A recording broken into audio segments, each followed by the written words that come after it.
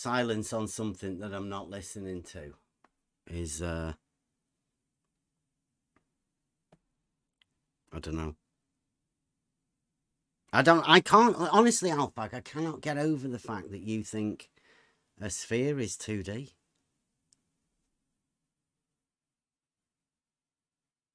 It's amazing. So how about that definition? Book 3, definition 7. You familiar with it? Yeah, it's an axiomatic system, right? I want to know what your thoughts on that specific definition. Is that like I need to get sorted first. Do you think that's in a circle or on a sphere?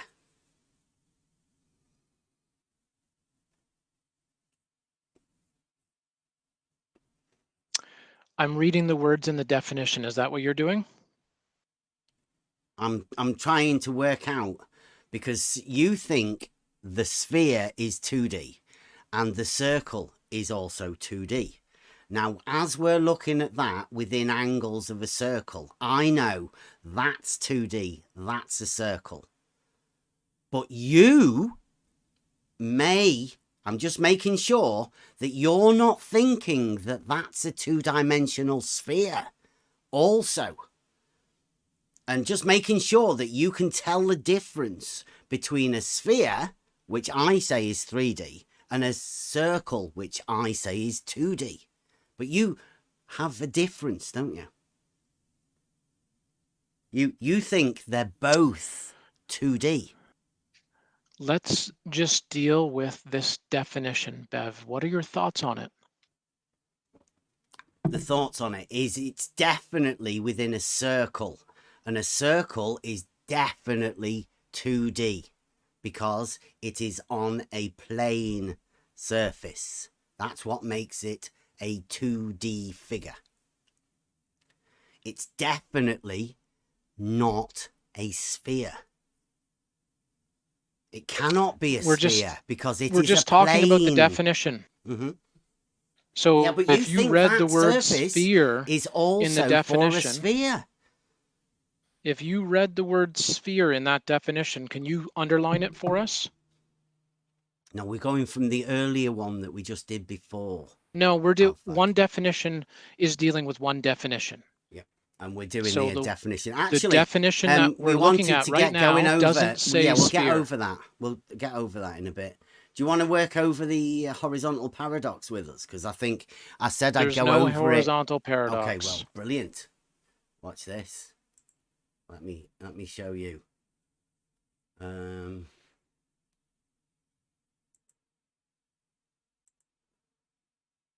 you go. How's that?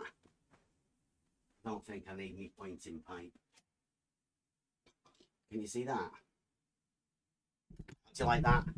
Can you see that on the camera? This is a quick demonstration of the horizontal paradox for anybody that doesn't understand what it is. This is a horizontal set by a level.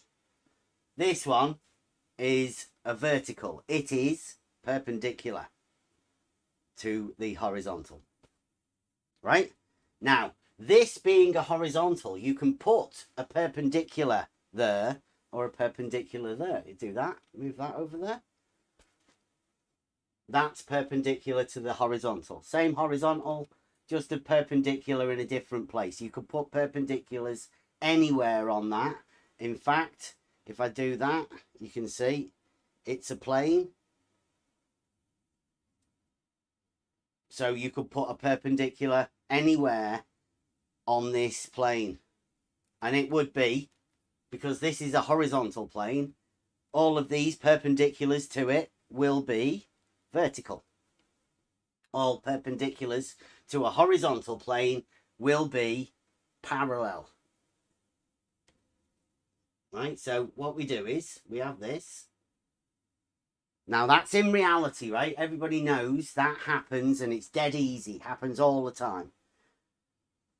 But what they want to do is they want to fix, I've fixed this line here about the bottom radius. We'll give it a fixed point down there. And I'm going to move this now. So, is that line perpendicular to this? Anyone? Is that line perpendicular to this horizontal plane? Because this one here is perpendicular to this in reality. Does everyone agree? I agree. Okay. So if we fix this line down here at the bottom and then move this, is there any way possible we could call this vertical?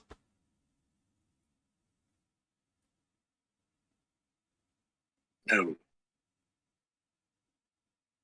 Okay, so what that means is that in reality, all the perpendiculars to this horizontal plane will be parallel, provably.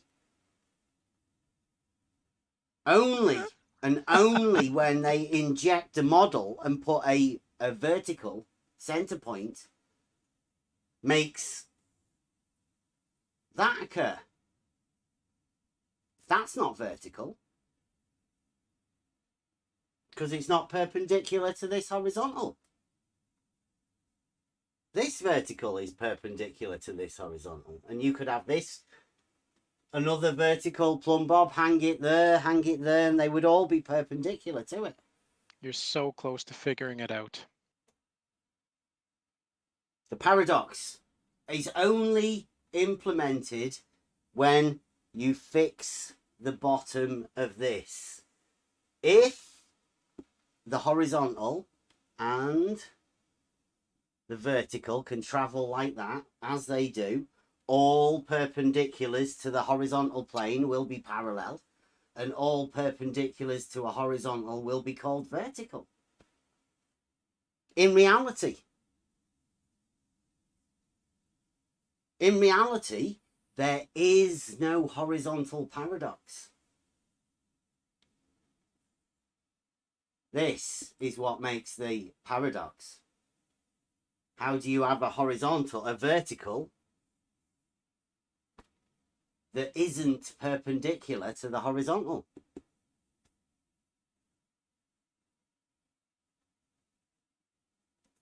Quite a simple answer. Can't. Horizontal planes exist in reality. Therefore, there is no horizontal paradox. It doesn't exist. It's not there.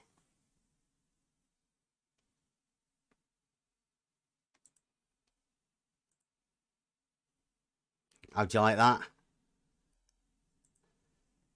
Is that a quick one for the horizontal paradox? For anybody unaware, I'll try and do better next time. It needs some pictures.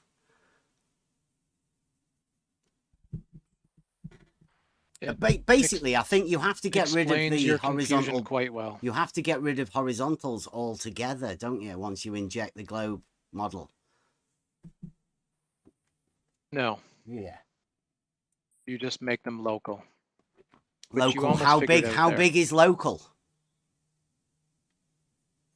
Well, you're local to your local position. The horizontal plane. Yes. How big is the horizontal plane locally? How long do you want to make it? Any size is too much for you, isn't it? Well, a plane. How big can you make a horizontal plane? Infinite. Yeah. Horizontal plane. Horizontal, Alfag. So what you're doing is you're representing a plane, but it's not actually a plane. Yeah, a horizontal plane is established. It's infinite, right? Okay. A plane is an infinite, yeah? But you can't have your verticals, can you? Is a plane Can you have infinite? All perpendiculars to a plane being parallel? Yes. Okay. Now, can you have that plane in the horizontal position? Sure. Okay, brilliant. There Now, is when no you go to a horizontal different, paradox. it's not a paradox No, because I know when you it's not a paradox move because you on don't the have to globe, inject the model you in. establish a different vertical and you make your horizontal plane based upon that vertical. So what you're doing there is exactly what everybody has told you, is you're measuring that there's an infinite number of horizontal planes on the surfaces of sphere and that plumb lines are not parallel. But all horizontals are parallel. You would need to prove that. Well, have a look at any elevation profile ever drawn. I'll put that as proof, right? Any elevation doesn't prove profile anything. ever drawn will show all horizontals are parallel. Elevation profiles don't prove anything.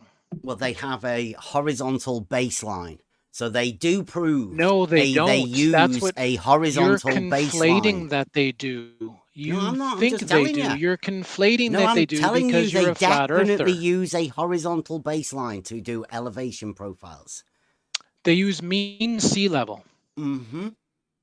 Right. So you're going to tell me that if I'm looking at mean sea level at Newlyn and I connect it to mean sea level in Liverpool, For an elevation profile? establishes a horizontal line between them. Are you talking about setting an elevation profile? Is that because that's what we're talking about? Any drawn elevation profile ever by anybody, apart from Blue Marble Science and maybe Stark Order, but anybody bar them, right? Yeah, all elevation profiles ever drawn by any architects, engineers, for any building projects.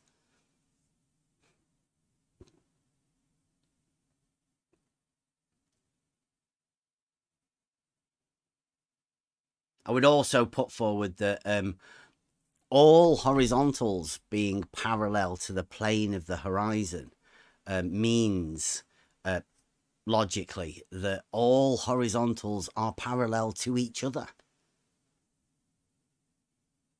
Just a brief one, right? But I mean, it's all part of the horizontal paradox. The fact that in reality, horizontals are parallel. All elevation profiles are done with a horizontal baseline, straight horizontal baseline. And even in mathematics with the X and Y graph and stuff, anytime you ever use the X and Y function within mathematics, they are established parallels. Have you read the geodetic leveling that was done in the UK? How they established Newlyn, etc.? How they established Newlyn? Correct. It was just timed on the level, wasn't it, of the sea? Read what's in there. I've already read it. There. Oh yeah, what does it say? It says it established the mean sea level over about 5 years, taking readings every 15 minutes. Read what's in the chat, you dumbass.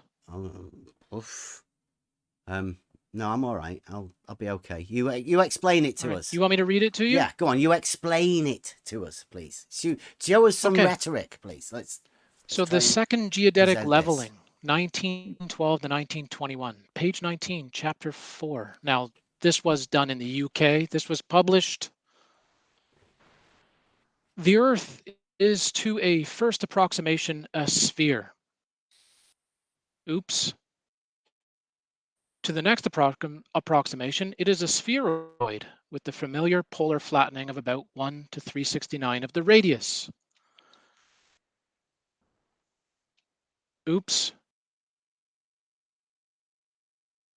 So Bev, why would the surveyors that surveyed the United Kingdom and established mean sea level, they used parallel not horizontals. Say that it's flat? They used parallel horizontals. Nobody said anything about flat. You can measure different elevations, right? Bev, you think mean sea level is a plane. No, therefore, I say it is flat. That all horizontals are parallel and that level is a straight line on a horizontal plane. That's what I say. Right. You say it because you're a flat earther. I'm Now, not a flat earther. what I posted Alphag, I'm not a flat shows earther. you are wrong. I don't even think the surface of a sphere is 2D. That's you. So what I You're much posted closer shows to a that flat you earther, are a flat wrong, baller than Bev. I am. I think that's ridiculous, So, Alphag. what I'm do you think definitely about way that? more 3D thinking than you are. You're So like this was stuck in published 2D. in the UK. These were surveyors that surveyed the entire UK to establish mean sea level. They say that Earth Dude, is a they didn't spheroid. establish. They didn't do the entire UK to establish mean sea level. They did that at Newlyn. Actually, After. they did that at didn't, Newlyn Bev. after they did it at They Liverpool. didn't. You don't even know that there was more than one station set up. It started off at Do you? Liverpool. Yes, I Yeah, do. but how do you survey the land to find mean sea level? That seems a bit weird. Why don't you read up on it, Buster? How else would it be done? I'm asking you. You said that phrase. They surveyed England to find the mean sea level. They did it in Pretty the sure you got US that as back. well, Buster. See, Well, then he does. how did He they? seriously thinks this. Seriously. Wow, If they published you got the everything that cart they before the did, horse. published, Bev. How would you go about So doing that? How do you survey everything the that's been land to get mean published, sea Bev, level when everything else disagrees with says your position. that you use mean sea level to establish your zero datum? So, Bev, why is that? Why is everything published go against what you believe and what you say is true? Every elevation mark in the UK is referenced to mean sea level at Newlyn. Doesn't mean they had to Has it always establish been all of that that way? first. No, it Has it always used to been that be. way? It used to be in Liverpool. It was established at both at the same time. It was first established at Then they Liverpool surveyed to find out if there was a difference they between the needed two of them. to do the Leeds to Liverpool Canal, which And they happens to found be out the that the stretch Liverpool of canal mark was which off I by more go than on. Newlyn was. You stop So then they fucking started talking, adopting Alphag. Newlyn as the baseline. Alphag. I'm sure you know all Alphag. this, though. Yes, I'm going to tell you now. The stretch of canal that I live near, the We're Leeds not to talking Liverpool about canal, the canal, the stretch Bev. was 27 miles without locks. We're not talking That about stretch that. is where they had to establish the first mean sea level in the UK because they needed to know where the water needed to go for the canal to get to the docks. They're very clever. So they established it there first in Liverpool. Then they moved it to Newlyn. But they had two other stations and they decided they couldn't do that because they couldn't get all three stations to marry up down south. So then they decided to go with just one. One average mean sea level for the entire UK.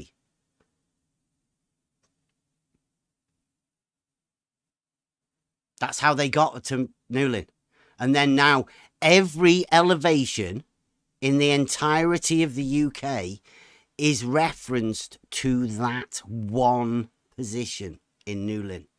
So if I'm 2 foot above mean sea level, guess what? I'm 2 foot above that mark in Newlyn. Whether I'm in Scotland or Wales or right next to it.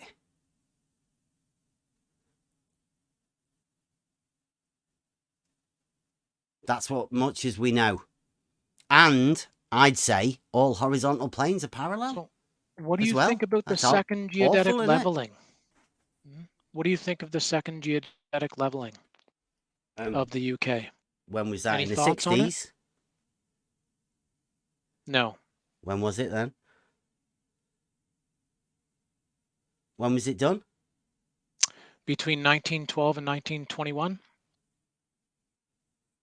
Mm-hmm.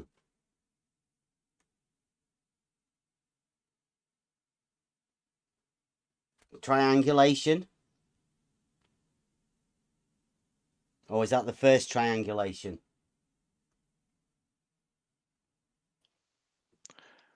Read the title of it.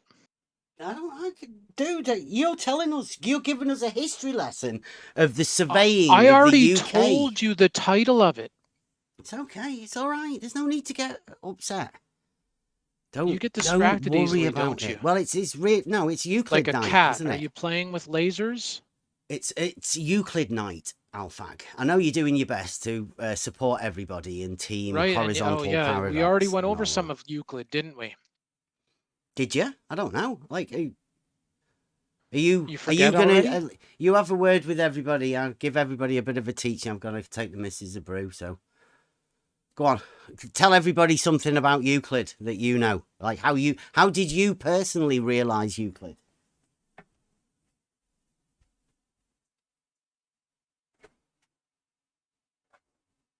Yeah, lay it on us, Alfag. We already went over Euclid definitions, didn't we, Bev? You didn't like them. Refresh us. Quite all right, asking. Tell us what you're so mad about then. Bev, we could talk about Euclid Book 3, Proposition 18. It's 2D balls. How about that? Brenda's jumped all over his balls, haven't he? Isn't that it? Brenda's got your 2D balls. It says you have to. It's one of the globe requirements, isn't it? 2D balls. We can talk about Euclid Book 3, Proposition 18. What do you think? I think we should. Maybe you could go over it for us and tell us what you understand about it. Anybody opposed to me applying it to some form of reality, observation? Not at all. Okay. So if we say establish a line. For Bev's sake, let's say it's, I don't know, a line that he should be, a longitudinal line that he should be well familiar with. So you know latitude and longitude is two-dimensional, right? Not in reality. I don't think anything like that right now is relevant. Now, Rob, do Okay, you? just remember that though when you continue on. It's not relevant. So Bev, any clue into what longitudinal line we're talking about here? I want to know what a form of reality is. What is that? You going to court? No, let's not get distracted. Let's continue on with book 3.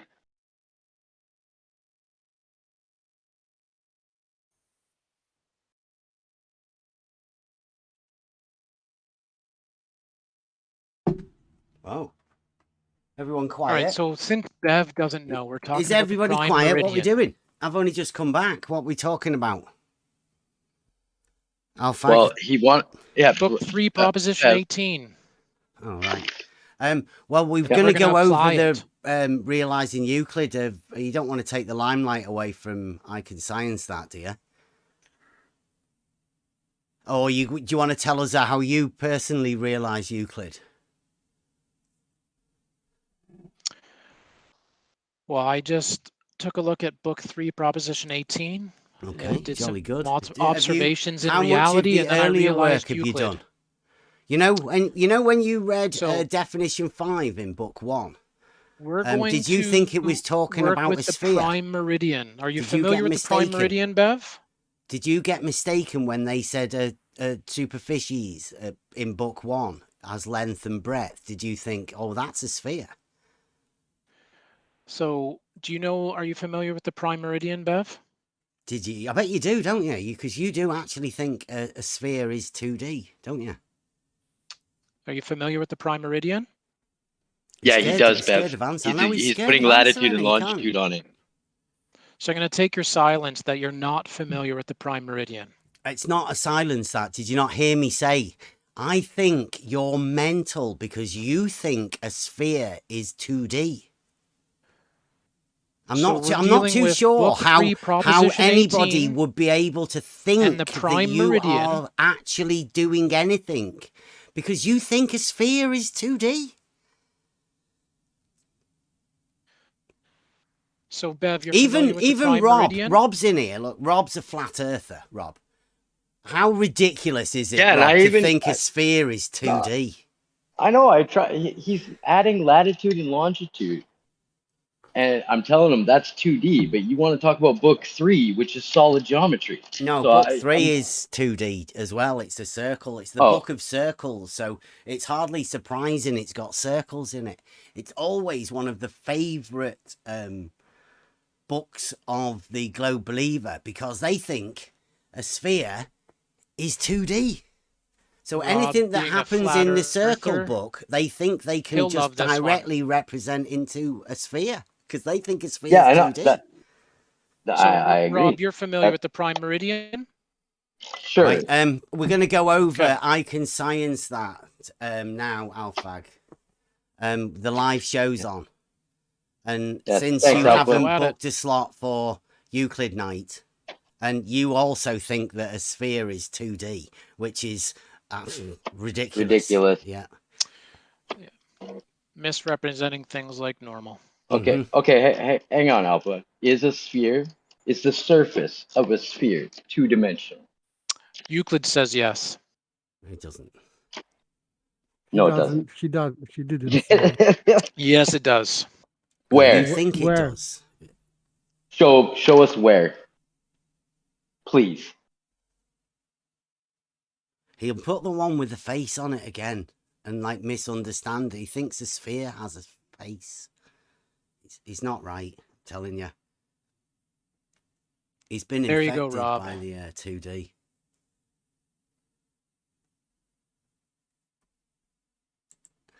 A sphere is a solid. Yeah, face. Face. You don't think a sphere has a face, do you? So, surface is that which length and breadth only. Now, I'm sure Bev agrees that a sphere has a surface.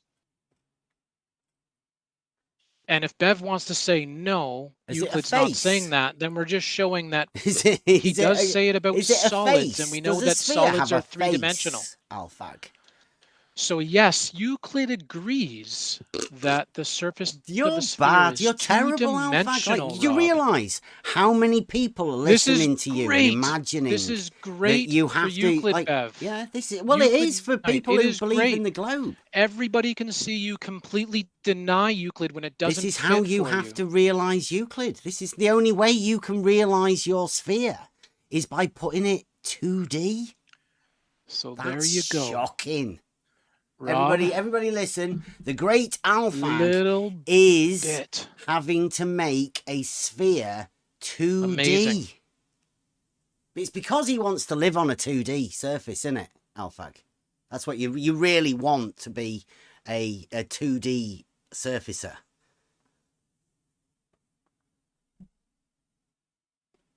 That's right, isn't it, Alfag? That's why you want a surface of a sphere to be 2D. He's gone. Right, well, good. We can go on to do... That was a bit embarrassing, to be honest. I have only one note about this Euclid's because I was while you were talking Welcome. with Alpha, I have read this definition and some notation about this definition in book 3, and it was put in by Euclid because some other geometers were in interest of this of this angle, but this author of this translation is referring to other authors like Proclus and other people, and they stated that this angle has no use. We didn't go over the angle. Yeah, I know. I'm not getting into that conversation, right? Especially not with people like Alfag. There's a special person that should be having that conversation, and I'm waiting for him to be able to come out. That's right, WS. He's the one that's told everybody all about that. And I'm waiting for her to have that conversation with him. We just had the conversation with Alfag about the surface of a sphere being 2D. He thinks the surface of a sphere is 2D. Even Blue Marble's in the chat. He thinks the surface of a sphere is 2D. That's how globe earthers have to do it. It's the only way they can possibly try and realize it is by making the surface of a sphere 2D, which is ridiculous. But they can't see it being ridiculous.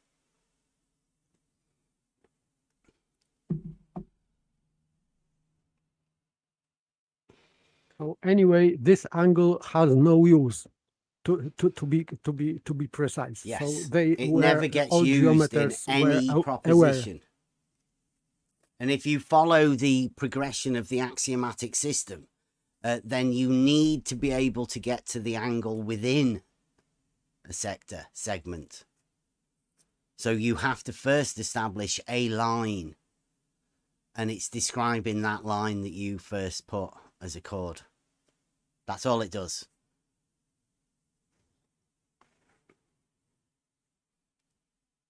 Yes, but this definition is talking about and is used in proposition 16 in tangent line. So this would be angle between circumference and tangent line, and this translator is. I've got a different version of that completely. Absolutely, it's a completely different version. Because Alpha said about proposition 16. Yeah. And the one that I've got is different than the one that they use. And here I have a picture of tangent line, which ends in the tangent point. And he is proving that the angle is increasing, and the geometers were aware that the acute angle, because this angle starts with acute angle, but will end with a wide angle, so would exceed right angle, and this is impossible. So they were aware that this angle has no use and is absurd. Proposition 16. Yeah? Yes, and it says a straight line drawn at right angles to the diameter of the circle from the extremity of it falls without the circle, and no straight line can be drawn from the extremity between that straight line and the circumference so as to not cut the circle. I have different phrasing, but it I think it means the same. That's, so, but in this comment, there is no use of this angle, and only he can prove that this angle is exceeding. The angle's not used. Absolutely, there is no use of this angle. So why talk about that one proposition, right? You can't link a definition to a proposition if that definition isn't used within the understanding of that proposition. It's ridiculous. I don't know why we're talking about it again. That's why this author of translation is calling this definition historical, because he put for favor or other geometers. That's why they're bringing it in here. That's why they're bringing the conversation in. And that's why he's disappeared, because he can't talk about it. He's left you to talk about it. And I don't want to be talking about it. If I talk about this, I want to be talking about this to WS. Then WS can justify why he thinks that justifies them being able to measure an angle to a curve. Because that's what WS has told everybody. That's why they keep bringing that up. That's why they want you talking about it, because then they can say they've shown you the definition that they can prove that they can make angles to curves, which is impossible But that's what they use. That's why they're doing it. But they still, according even to Euclid, it is unmeasurable angle. You cannot measure anything. Yes, it's not real, but somebody on some other side of a conversation has told a lot of people that that one particular definition proves a lot of things where it doesn't. And I want to have a conversation with that person, because at some point that person is going to be able to have the conversation and get in shit creek. But if we're having the conversation, then that person will definitely never come. That's why I don't want to be having the conversation. Okay, so I will restrain my horses. Yeah. Only at the right time for that particular thing, because it's one of these pivotal moments in all of this. And the one that we should be talking about is the one that Alfag exposed. The one where he wants to start off at 3D. He wants to start off at book 11. He then wants to say a sphere is 2D. He then wants to bring that 2D surface of a sphere back into book 1. And then he wants to start doing stuff on a circle in book 3. Yes, but this is still a circle. It has nothing to do with a sphere. It does, though, because spherical geometry in the minds of people is done in book 1. You can't tell the difference. When Euclid said a plane surface, he could have been talking about the surface of a sphere. Absolutely. If you follow Alfag's idea, right? No, it is impossible, because this circle is drawn on the piece of paper. It's so 2D. Yes, Yeah. this is But planar somebody's figure. told them that spherical geometry is the 2-dimensional surface of a sphere. So that's what they do. And I'm not joking. Yeah, but can I We've been just add doing something this. to that, We've been Bev? doing this for quite a while, and this is where they're at. That 2-dimensional surface that they think is a sphere, they then bring back and have in actual 2D. They can have the concept of both at the same time. But no elevation on that. Well, it's just a concept. Yeah, no, but that's the main point, is they want to treat Earth as that sphere, but then there's no elevation measurement ability when you're dealing in 2 dimensions. Yeah. Yeah, they're willing to give up completely the idea that you measure elevation from that plane. But that's okay to them, because that's what they've reshaped a plane to be. A 2-dimensional surface of a sphere. I'm telling you. In their minds, they have a 2-dimensional surface of a sphere. Alfag That showed us cannot tonight. measure any elevation. We But should add that on the end there. It still doesn't make any sense, because in this definition and in these two propositions, 16 and 18, it is angle between a semicircle and straight line. Mhm. And on the sphere, you cannot have this straight line. So it is complete utter nonsense. Yeah, what they're trying to do is, yes, obviously, but they've been playing a long trick on people of their own side. That they've got to be able to convince other people that the surface of a sphere is 2D. They've been doing it for a long time.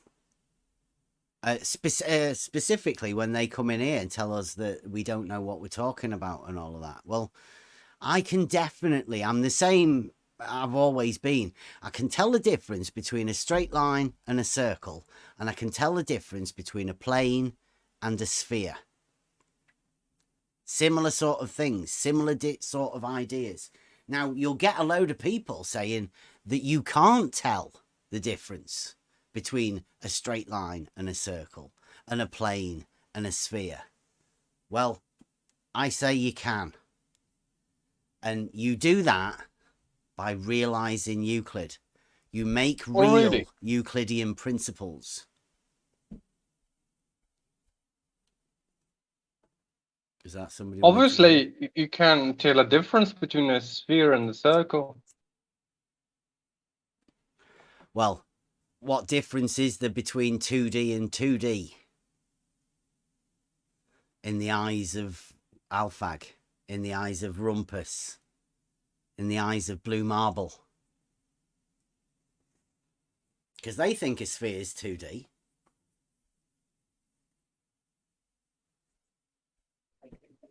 And But this they is have to. this is aporia, because if 2D sphere exists and 2D circle exists, it means that sphere and circle is the same, which is absurd. Mm-hmm. Yeah, but if they don't have absurdities, then how do they expect to have their globe model? They've got the horizontal paradox, right? That doesn't even appear until you put the model there. Then the paradox appears, but then they can't see the paradox. Obviously, because in reality, the paradox isn't there.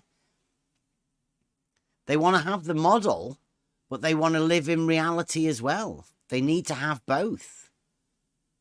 And there's an obvious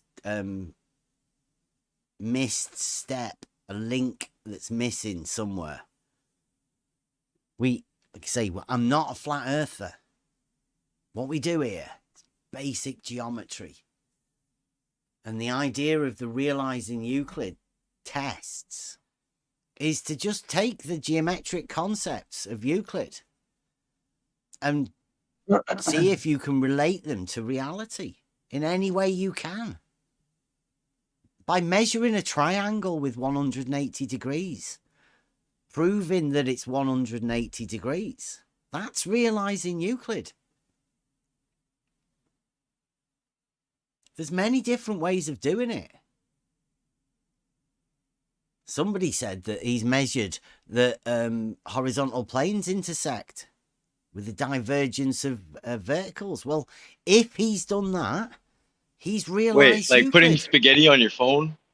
You just That's not because doing people do anything. that. Yeah, but he hasn't got any backing for it, has he? He's not put any geometric concepts together to formalize it. But if you have with a triangle, if you've drawn out a triangle and then cut off the edges, put them together, it showed that they add up to 180 degrees, a straight line. Then you've realized Euclid. If you've shown that planes are parallel, you've realized Euclid. If you've made a square and made sure that the diagonals are equal, you've realized Euclid again. There's many different ways of doing it. We just chose a water level to establish a plane. It's pretty sad that we're having to try and explain the basic concepts of stuff that anybody can do. And then we've got people saying that they think spheres are 2D. Lots of them. Blue Marble, Rumpus, they're all in the chat. Going frantic over the horizontal paradox. Blue said the sphere is 2D? Yeah, they have to. Wow, another one on blue. Nice. I mean, Alphag said it. And if Alphag says it, and Brenda, Rumpus. Interesting, actually. Yeah. Very. Well, they used to say a surface. To pretend that other people are appalling. Very negative. Hold on, they used to say the surface was 2D. Now they're saying the sphere itself is 2D? 2D? Well, how can it not be? How can you have a 3D inside a 2D? Well, that's ridiculous, isn't it? Yeah, well, yeah, Yeah, that goes without saying. Yeah, that's even worse. It's yeah. 2D. What's If the the surface what's is the 2D, wild claim? What's the wild claim? the surface of a sphere is 2D. Wow, A sphere is 2D. you definitely didn't. Whoever said that didn't really think about what they were saying. That's the globe model. The globe model says that. It dictates. Yeah. But That's right. normally sphere is 3D object, solid object, which has spherical shape. Just it.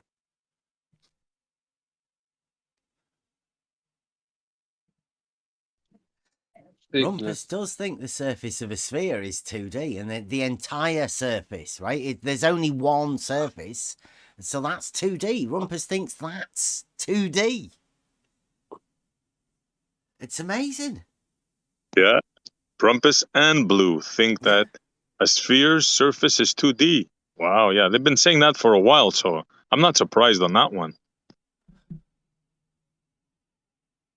I mean,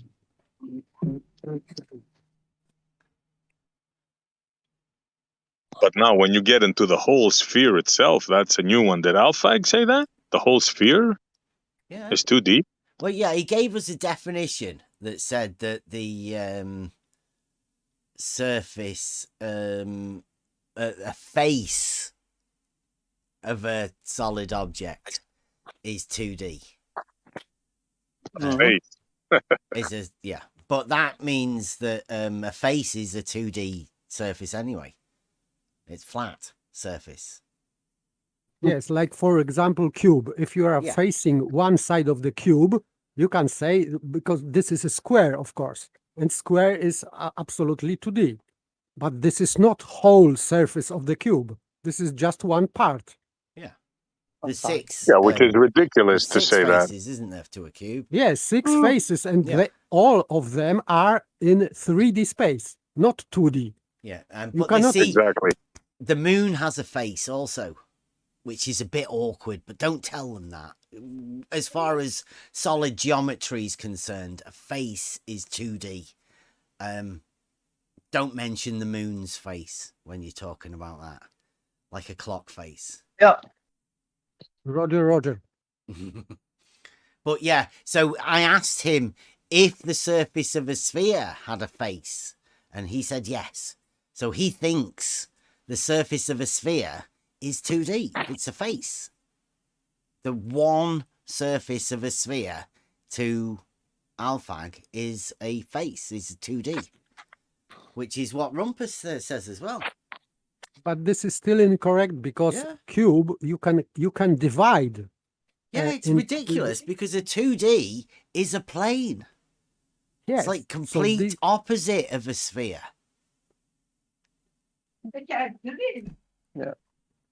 Yeah, so plane, it means not curved surface. And sphere is curved surface. So it cannot be 2D. 2D, yeah. There's an extra dimension within the curvature of a sphere and a curve. That's right. There's more than just the X and Y axis. Yeah. Obviously, because that's what book 11 is. It's solid geometry. Yeah. You cannot describe surface of the sphere in 2D. You cannot coordinate surface of the sphere in 2D coordinate system.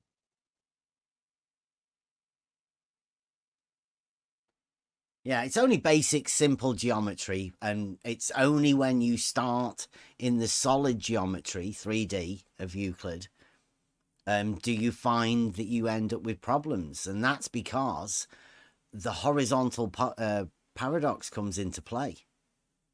Because as soon as you can have a horizontal plane, then all perpendiculars to that plane, as defined in definition 3, book 11, will be parallel. And once you have that, then all perpendiculars to a horizontal are called vertical, and the verticals become provably parallel. And that's a problem. Well, it's not a problem in reality. hence there not being a paradox.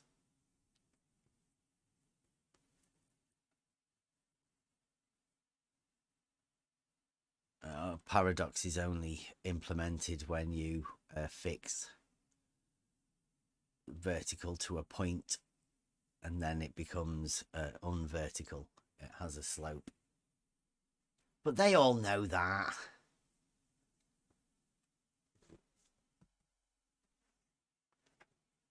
It's a quick hour for Alphag. We didn't even have a warm-up or anything there. Sorry, people. We were a little bit late because Alphag was in here. Got everybody wound up, didn't he? Can't believe that 2D, 3D is even an argument. It's astonishing. It's the same as the straight line in the circle. Like level, you can't tell, which is what we're going to go over tonight. I've got him ready.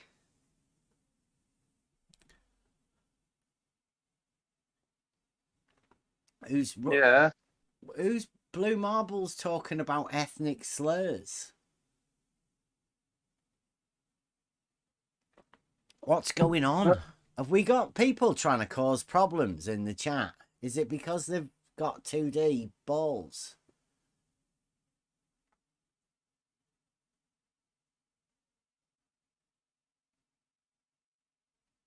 What's Blue going on about? Is he crying?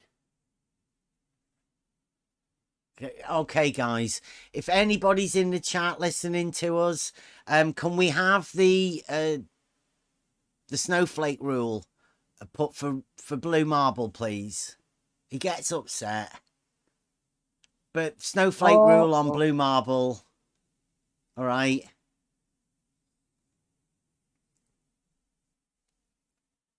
Call him trailer trash. That's not an ethnic slur. But, I mean, okay. But everybody, please, snowflake rule out for Blue Marble Science. He's gone all snowflakey. Don't upset him.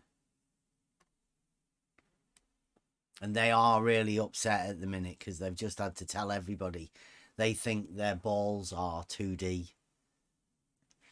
It must be upsetting.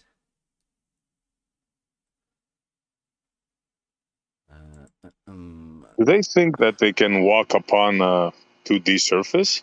That's just the tip of the iceberg. If they get their feelings hurt by that, then oh boy, are they in for it. Well, that's all they need at the minute. We don't want to be upsetting them. Like, they go at me for all sorts of things.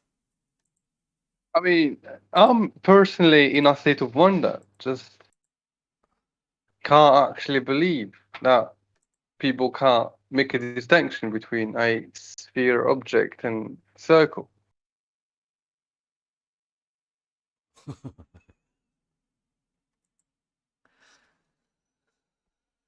Well,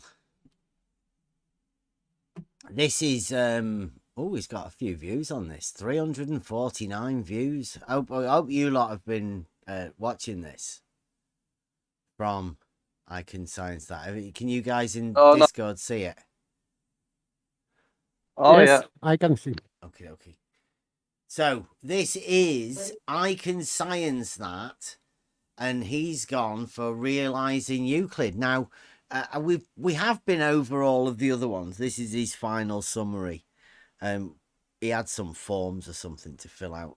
I'm not too sure how many people did do that, but no doubt he'll say. He has mistaken what me and Spot On did, the development of our personal realizing Euclid test. He's mistaken that and not shown anybody the geometric backing or any of the logical backing that went behind it. He's missed all of that and just gone to the actual test, and then misrepresented what the actual test was because you didn't understand, or he didn't show anybody the geometric backing behind it.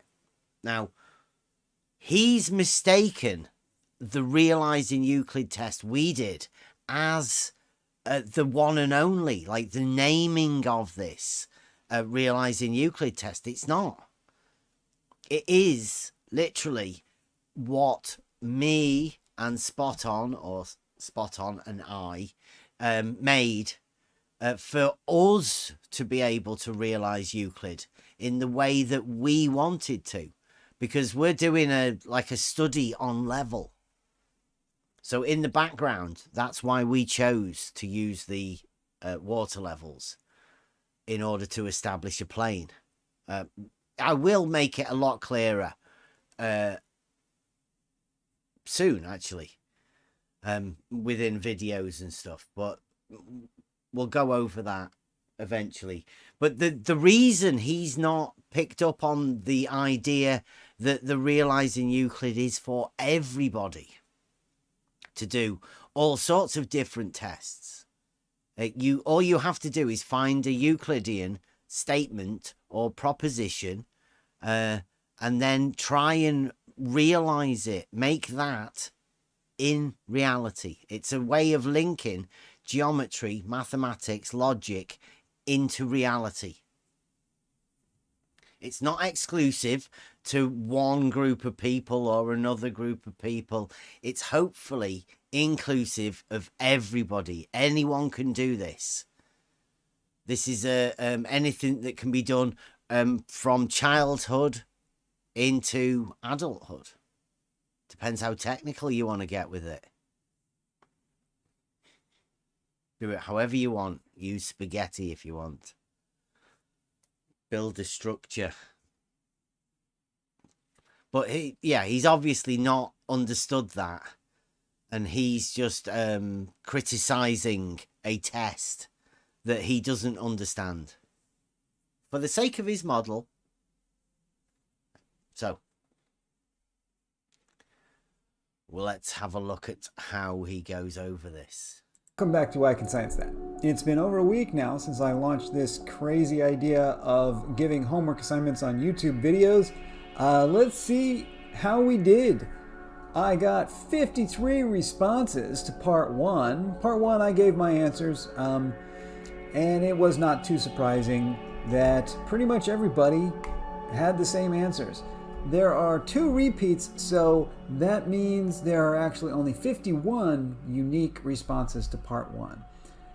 Let's move on to the more interesting questions, which start at part 3. Form number 3 is about what were your predictions going to be if the hypothesis number 1 is true, and that would be if the water levels form a plane, what do we predict to measure? We have here 46 responses, 2 repeats, so that means there's actually 44 unique responses here. Let's take a look at what did we get. Here are our predictions. 42 of those 44 said 0. There's one response that says 0, 0, and then a few math formulas that would all have ended up at 0 as well. Same thing down for M2 and M3. One thing that was clear from this form is everybody who participated agrees we're all getting the exact same prediction, and that prediction is 0. Those risers are expected to line up side by side if water forms a plane. A horizontal plane. If, you can remember what he said, if water forms a plane, then you cannot have a globe. It seems to say there that he would expect it to form a plane. But what about form number 7? Let's take a look at form number 7. It asks the same question about what if those water risers create some kind of a curve. And particularly, we were looking at what if it was a spherical shape that they create. What would we predict then? We got 43 unique responses here, and let's take a look at what those responses are. 38 of those are 0. Are you showing it in 4 Discord, of those Ben? are 0 meters. Hey. I think I should be, shouldn't I? I don't see it. Yeah, you're good. Yeah. It's Oh, there. it must be me then. Sorry. Okay. Good on those 4 of you to putting in the units. one. Another one says 0 meters, so that's actually 5 of you said 0 meters. Here's one that was a mistake. That's one of those repeats, so we won't put much weight on that one. And then this one writes the mathematical formula, which is going to end up at the same thing. Okay, so that's that. And the same answers are true here for all people who participated. For M1, M2, and M3, everyone who participated understands and agrees that if hypothesis 2 were true and for some reason these water levels create the spherical curve that I mentioned, then this test would show M1 equals 0, M2 equals 0, and M3 equals 0. What's interesting about that is it's the same exact predictions that we got if, in fact, that water level created a plane. That is amazing. Everyone who filled out his forms thinks that the mathematical formula for a plane is the same as for a curve. Isn't that weird? Almost as if they think the surface of a sphere is 2D. Same thing. Where is this happening? Who's saying this? I can science that.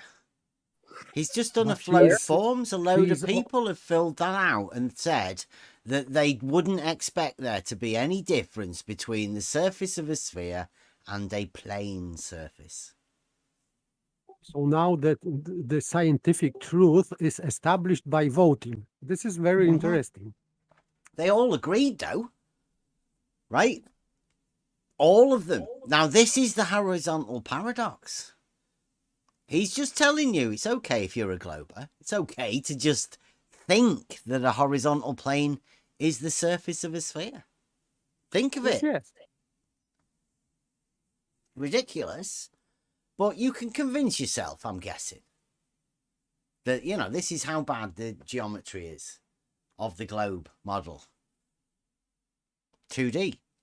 He thinks that 2D can be, there's no difference between a plane and a curve. You want to hear a funny statement I heard from somebody the other day? They told me that a curved surface has no changes in elevation. Yeah. Yeah, that's what he's saying. That's what they've been saying for a long time. That's what they're going to keep on saying. How do you figure? Mm-hmm. Yeah, it's impossible, but that's the state that they've been put in. So at some point, everybody has no changes in elevation. Yeah, at some point, everybody will come to the realizing Euclid and realize that these stupid statements that people make within geometry, you can prove them wrong. You can have a positive proof. Actually, real proof. But since they have no backup, geometrical and logical backup, they are just armless. They cannot do this for themselves for now. Well, he's only 3 minutes in and he's already come to the conclusion that you can't tell the difference between... Like, he's literally done what Alfag did. You start off by saying there's no difference between the two-dimensional surface of a plane and the two-dimensional surface of a sphere. And then let everybody else do the thing. It's literally magic tricks. Obviously, it fools a group of people because they're happy. Or they've all filled this form out for him to appease him. 50-odd people helped him out. Filled out a form and said, yeah, you carry on. We all agree with you. You know why? Because they've all got a globe model that they have to defend. This is great. Oh, great. Here we go. What's the big takeaway here? Every single person who filled out the forms understands completely and agrees that no matter which hypothesis is true, the ending measurement of M1, M2, M3 is going to come out the same. 0, 0, 0, 0 for all three of those. No matter whichever one is true. Come on. That's not diletheism. You can't tell the difference. It's terrible. No matter which hypothesis is true. Let's take a look at if there's anything here in the conclusions that we ought to take away from this. The conclusion statements that were offered to us. Just like with hypothesis number 1, hypothesis 2 predicts M1 equals M2 equals M3 equals 0. No matter which hypothesis is true, we get the exact same result. And here somebody just says equals 0. All water levels will be the same. All should be 0. Here's another one that says, same as hypothesis number 1, no difference in levels, aka realizing Euclid does not distinguish between either hypothesis as it is. He says, because that's where I think he's gone wrong, right? Realizing Euclid says that there's no difference between, well, yeah. Of course, if you realize Euclid, then you can definitely tell the difference between a sphere and a circle. Hopefully. But obviously these people haven't realized Euclid at all. They're going off a water level test that they actually don't understand or comprehend. But it means also that these hypotheses he formulated before are wrong. Because if they can exist together, it means they are not mutually exclusive. So this is just nonsense. It's not a very good non-scientific. scientific test, is it, for him sciencing this? If he Yes, starts off with things that you can't tell the difference between them. Yeah, this is just a joke. Yeah. Just a joke. But if people are going along with it, right? This science globe science bunny ears community that he's in is allowing him to do this. They're saying, yes, we can't tell the difference between a plane and a sphere. Which is, I think it's awful. But, Zero difference, all 0. No matter how we fill You could the try to water make levels, both a shape hypotheses, called M1 equals a planosphere, but it's not like a plane inside of a sphere, but a plane on a sphere. You could try to make one of those shapes in a computer program, right? I don't know. We're talking about realizing Euclid, not on a computer program. In What's real. that? I can just imagine somebody spending their whole life trying to fix a flat surface on a sphere in a computer program and just Can we go never over? doing it. M2 equals M3. Is there anything in here that's different? Here's one that says, however, taking a sighting from M1 directly to M2 would show a difference in height. Possibly. We could talk about that, but that's not part of this test. It was never done. When sighted, all points would not follow a collinear plane. Again, talking about sighting, we didn't do that with this test. Talking about sighting water levels. I mean, what crazy people is he listening to that are doing that? Well, why are they talking about that? It's realizing Euclid. It's crazy. They would all be equal to each other. You cannot see them all. What are you talking in the about? same Where am I line looking for this? Well, we didn't try. I'm watching a video. Oh, Discord. sorry. It's live. We are live on YouTube also. Oh. Okay. Carrying on. That, so we don't know whether that's true or not. They should all be the same value. Okay, so great. That's where we stand with this. So the big question that's on many people's minds, many people have asked, of course, has Bev participated? Did Bev answer these questions? And I'm afraid to say that no, Bev has declined to answer any of these questions.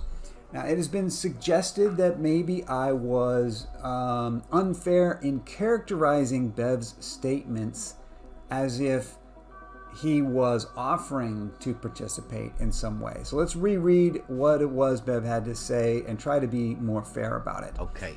If you want to work through the proofs we have from first principles and... Right. If you want to work through the proofs we have from first principles, show us how your proofs work from... and show us how your proofs work first principles. From first principles. I'd be glad to join you in working through them together. Did you hear that? I'll read that out again.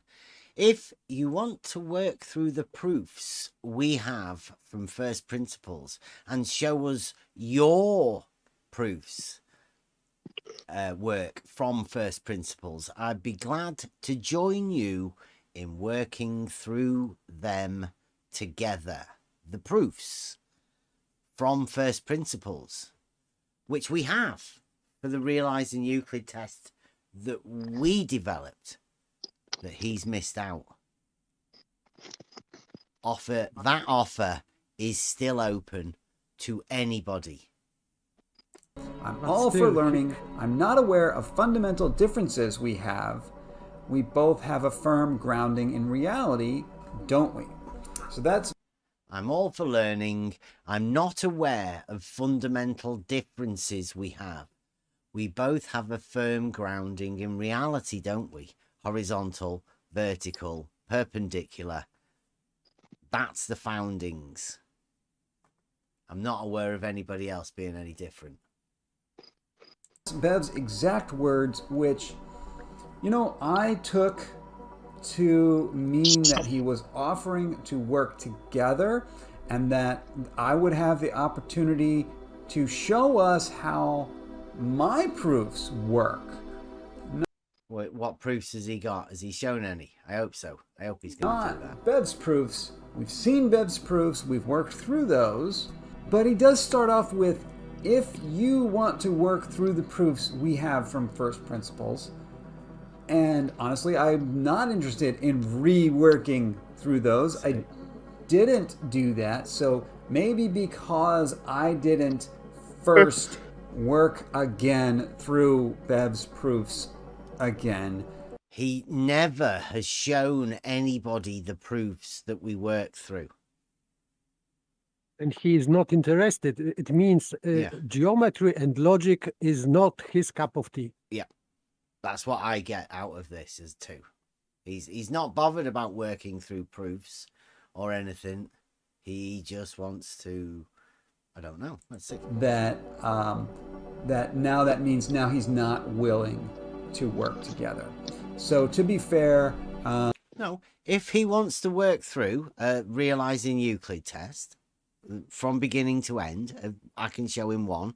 I can show him the next one. I've done an updated version of this one that I think we might be setting up to include verticals, plumb bobs, just to show everybody how it works. I'd be still interested in working through that. But, I mean, I would like to see him offer up a realizing Euclid test of his own to show that he's gone through the process, to see what proofs he's led through Euclid to realize his test. A different test, not my test, not Spot On's test, not the updated version of what we're going through, but one of his own. And that goes for anyone. Anybody that wants to try and work through a realizing Euclid test for themselves, come round, we'll have a chat. See whether we can get some schools involved in it. School projects. Ideal for any age. I guess that's the literal interpretation of what he wrote. No, he's not willing to work together with me under my terms, only under some other terms of his. He wanted us to fill out a form that obviously people decided that they couldn't tell the difference between a plane and a sphere. That was what his forms and his tests were, which is ridiculous. And I don't know if anybody filled it out. Said that he can't tell the difference between a plane and a sphere. Well, I didn't. I'd say you can definitely do that. If you understand geometry, then you can definitely tell the difference between a circle and a sphere. And to think you can't do it in reality, then you're definitely afflicted by a model. I did clarify that I would not be going through his proofs, but I would be going through the predictions. And I overstated the complexity of the problem. And then I said, if you're open to either of these approaches, let me know which is your preference. And he said, I'm up for you to explain with whatever means you have at your disposal. So, he is open to having me explain it. But once again, notice he does not explain specifically agree to answer any of my questions. See, this is where we're getting a bit iffy. What is he going to be explaining with his proofs? As far as I can see, he has not got a realizing Euclid test of his own. And if he's not willing to go through the proofs to find his own test, what would he have to explain? What has he got to talk about? Nothing. It's sad. A guy that claims science but doesn't even understand what the realizing Euclid tests are. And he's appealing only to consensus of, let's say, 100 people or whatever. So 50 people. 50 people. Yeah. So this is just ridiculous. Yeah. Yeah, Spaghetti Science Boy has decided that he is willing to work through the proofs of a test that he hasn't done. That he's not willing to work through any proofs of how I managed to do it or how me and Spot On, all of the stuff that we put together to put the realizing Euclid test that we did, Proposition 1, Book 11, the direct representation of that proposition into a realizing Euclid test. We did it last year. It's, you know, like it's over and done with. It has been done, but it can be done again. But so can others. Anybody can do any of these tests to realize Euclid on their own. And I offer I Can Science that to actually do something. It would not be fair to necessarily characterize anything Bev said as specifically agreeing to answer my questions directly. But he was true to his word in that he did watch the explanation that I offered. He did watch the videos, he watched that live and commented on them. Yeah. And during that comment, he actually provided enough to go off of to glean what his answers would be, I think. Let's hear it directly from Beth. Is he going to go through the... Okay, this is going to be good. It's going to be good. This is a live stream that Bev did. It's on YouTube. I'll throw a link down in the description. And here at 2 hours and 44 minutes, we'll hear Bev summarize my questions. I can see the way he's tried to set it up, right? He's setting it up, whereas within his hypothesis, there's no difference ever. There's no difference between either of the models, i.e., there's no difference between a straight line and a circle. Now, everybody knows that in reality, that's obviously not true. But within the framework that he's set up, there is no difference between the tests. Within the measurements, there's no difference.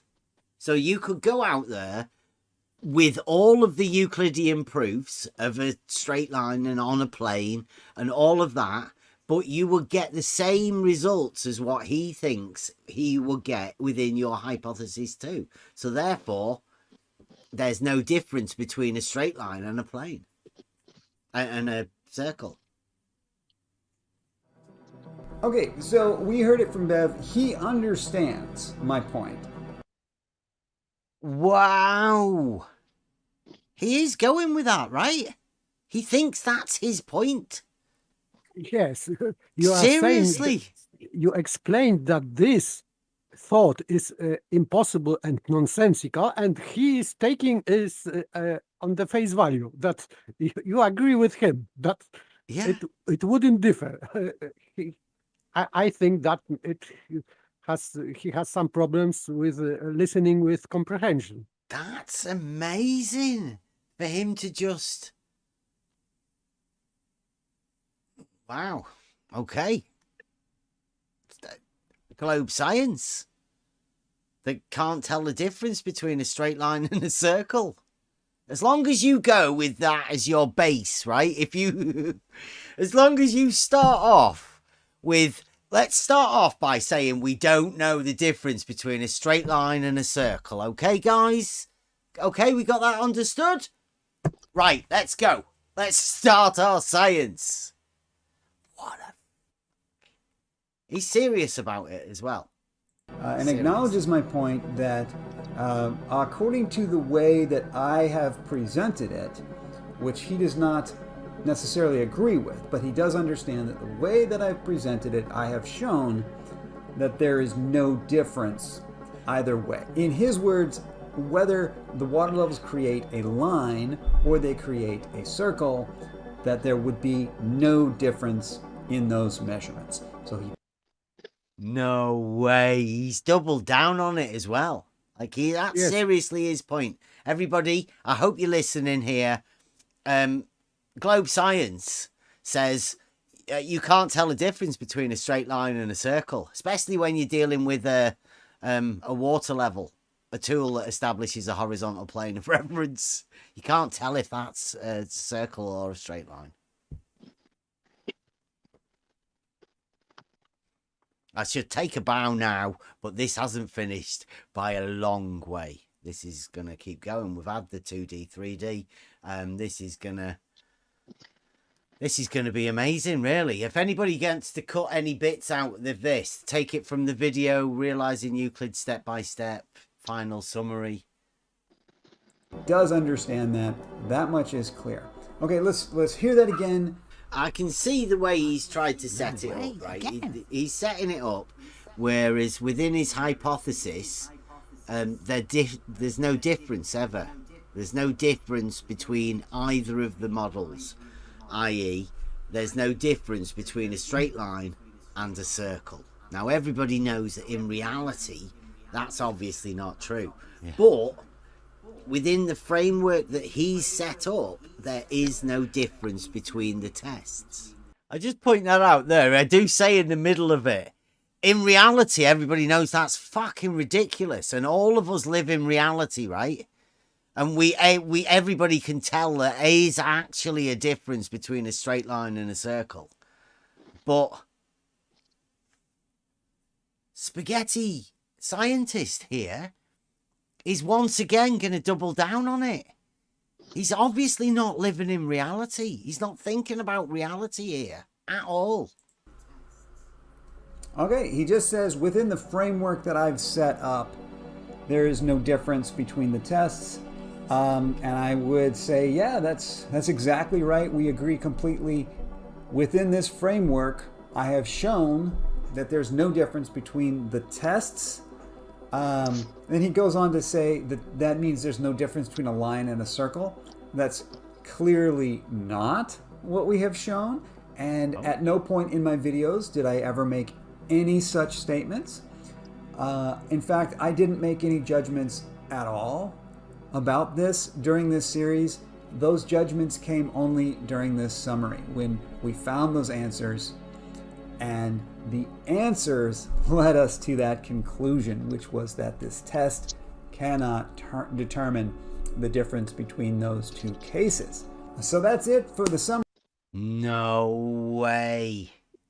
That's it. It's like the summary is there's no difference between a straight line or a plane and a surface of a sphere. Yes, but he disclaimed that after. Of course, it is not what I said. He said that because he was aware that it makes him like stupid, because he cannot discern between a straight line and a circle, and he said no, it is not about that.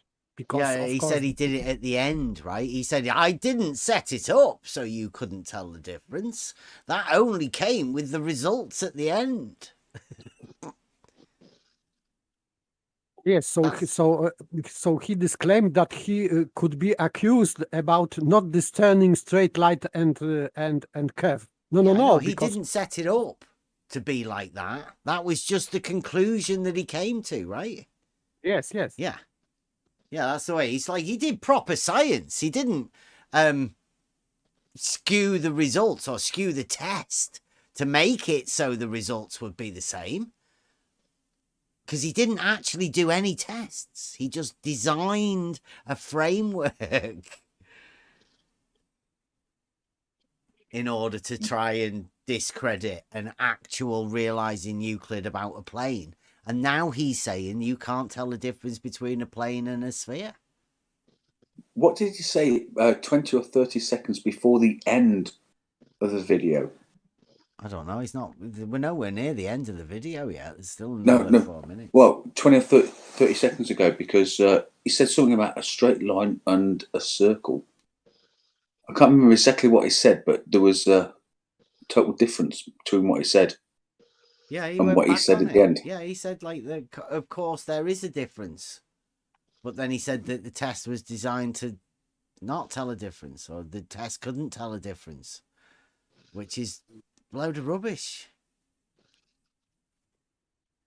But I mean, I don't know, let's see. We'll go back this bit again. Summary. Thank you all for participating. Those of you who did we get any participants from the next level, or now they call it the on the level server? Yeah.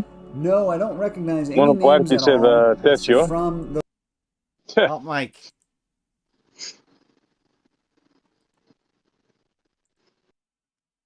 I got him. Those people. Bev obviously did not fill out the forms, but we did hear his response in the video, which made it clear that he understands the ramifications of what I've presented.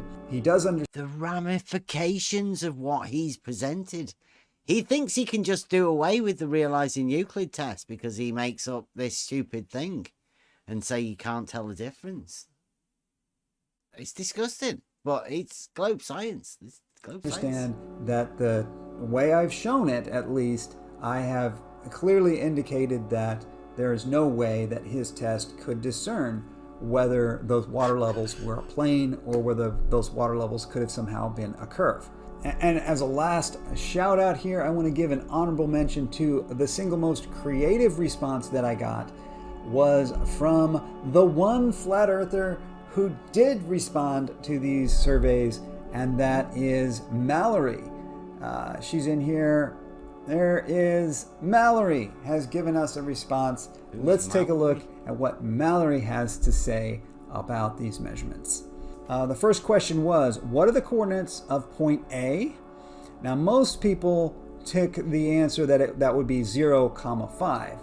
But Mallory took an answer saying, I'm trying to embrace it. Next up, point number B. Most people seem to think that it was 200, 5. But Mallory's answer is with my arms. And point number C. Most of us thought 300, 5, but that's because we're thinking inside the box. Mallory's got right here, right now. And for point D, finally, 400, 5 would be the regular math answer, but Mallory's got right now, right here. So thank you very much for obviously the most creative response there, and for contributing to this effort. Thank you, Mallory, and looking forward to seeing you more in the streams. That's it, folks. That's the summary. Bev did not choose to answer, neither did any of the participants from the On the Level server. None of them participated here with us tonight. But we did hear straight from Bev's voice where he did understand that this test indicated that there would be no difference between those hypotheses. So he understands that that's the case. All right, so that's it. That's the wrap up. We've seen now that this crazy approach that I tried was not completely successful at engaging with people and getting people to participate, but we did get at least that one statement from Bev indicating that he does at least understand the point that I'm trying to make. And you know, that's a great step forward. Until next time, we'll see you out there. Right. So you now understand. Oh, wait a minute. He's put a bit on the end of it here. And you know, that's a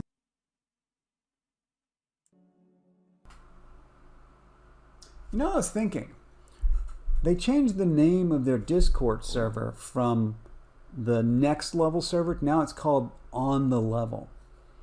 I've heard that phrase before somewhere.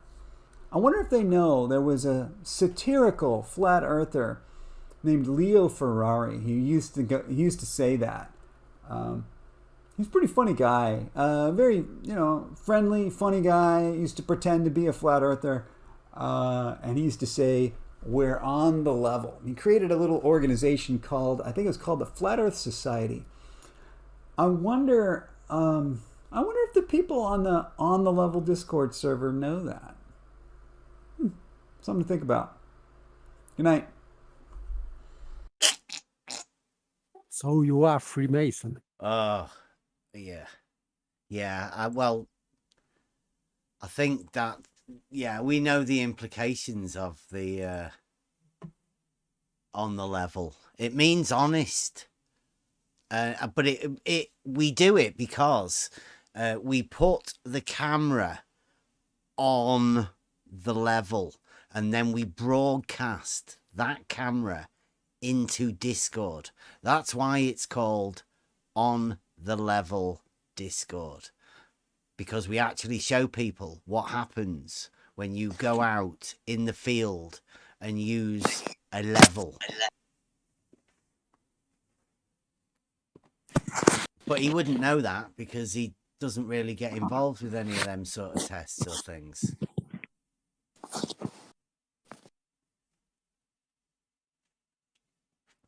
Yeah. God says Hitler said on the level once, apparently. So it's quite interesting that he thinks that. After being a dishonest shit of a spaghetti scientist, completely misrepresenting and thinking that with a realizing Euclid test, he thinks that Euclid can't tell the difference between a plane and a sphere. That is the worst scientist I've ever known.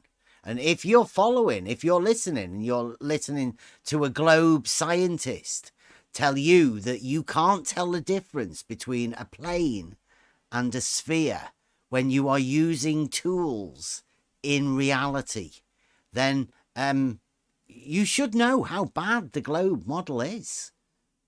How much it's struggling if they're having to use people to do shit like that. That's disgusting. Because you can tell the difference between a plane and a sphere. You can tell the difference of an elevation change. Dishonest shit. I hope you're listening. By the way, he has to have a word with Kozłowski, because he is just denying what supposedly Jesse Kozłowski measured. Because according to this, what he said, You cannot measure the difference. Therefore, Jesse Kozłowski couldn't measure. So he's defying Jesse Kozłowski experiment.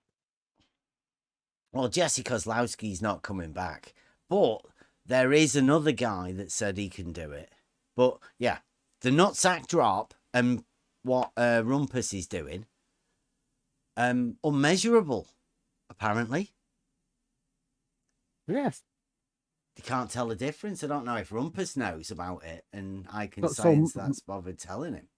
So maybe Rumpus has to have a word with I can science that, because this will be very difficult, because it means that his Rumpus's experiment may turn out that it is impossible. Shout out to the nutsack drop over the Bedford, the full nutsack drop.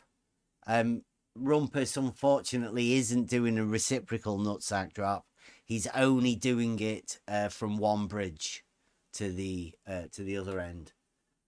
But hopefully it should be soon. Hopefully we should be seeing Rumpus's video of I don't know, introduction to the globe. It was the adult's introduction to the globe. That's the video we're waiting for Rumpus. And I think that if he's doing only one drop and not two, I think it is maybe his version of advanced simplicity. Yeah. Well, yeah, we're hoping for the geometric backing for it too. But as we've just found out, it seems pretty difficult for globe science to tell the difference between a plane and a sphere. So I'm not too sure what they're going to be doing. Like we only dealt in reality. Realizing Euclid Test only had a basis in reality, and it was only talking about a straight line lying within a plane. Had nothing to do with the Earth at all. It's just a plain, simple realizing Euclid test with plenty of backing, plenty of definitions, plenty of propositions that lead up to it, and plenty of geometric principles to help you work through how to get from A to B, which is the start, and then to the conclusion of what you think the water level test, the realizing Euclid test, would be for yourself.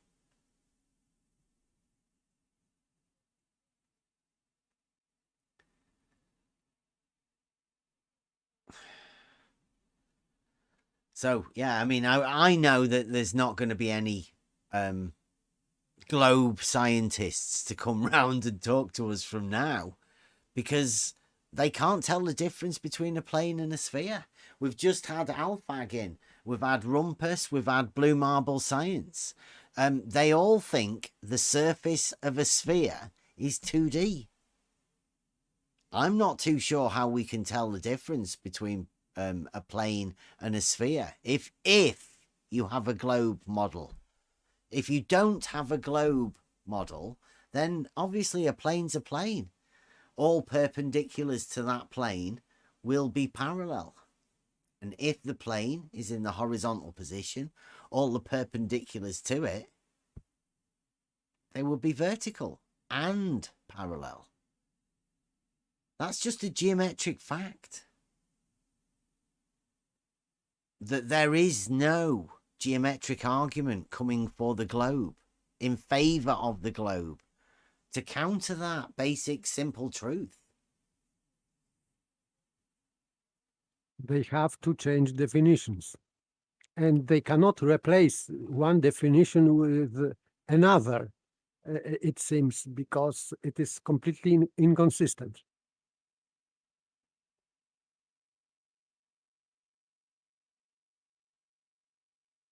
Oh, they have nothing. No axioms, no definitions, no common notions, nothing. Yeah. Nothing to predicate upon. There's literally nothing there. And all they have is people with really bad attitudes.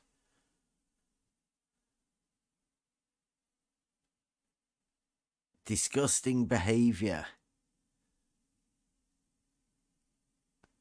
And stupid statements as well.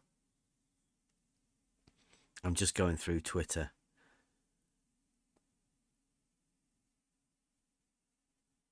Horizontals are not parallel, they say. They just make statements. Why are horizontals not parallel? Because globe. But the globe is 2D. And the horizontal plane is 2D. So if the surface is 2D, how can horizontal planes not be parallel? It's very strange. The geometric understanding that they must go through.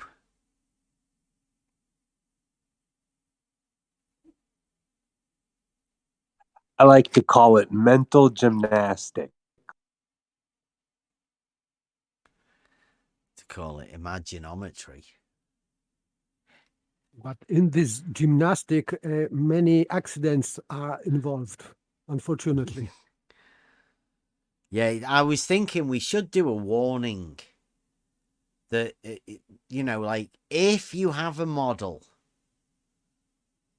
and I mean the globe model in particular, do not attempt to think about the horizontal paradox. Just leave it. Anybody mentions it, and the model will probably shut it off and not allow you to think about it anyway. But please don't, because there's some serious mental conditions that occur. Yeah, it's like processor overheating and very harsh consequences. Yeah, there's a lot of people, especially on Twitter, and Chaiki as well. Chaiki's are really upset on Twitter, but he is doing a promotional tour. He's putting it around, and I'm not too sure whether he's taking the warning and letting people know how dangerous this horizontal paradox could be, how dangerous realizing Euclid could be for their model.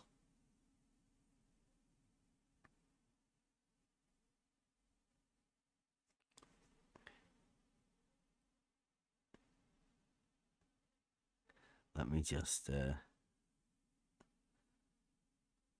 he's getting told off.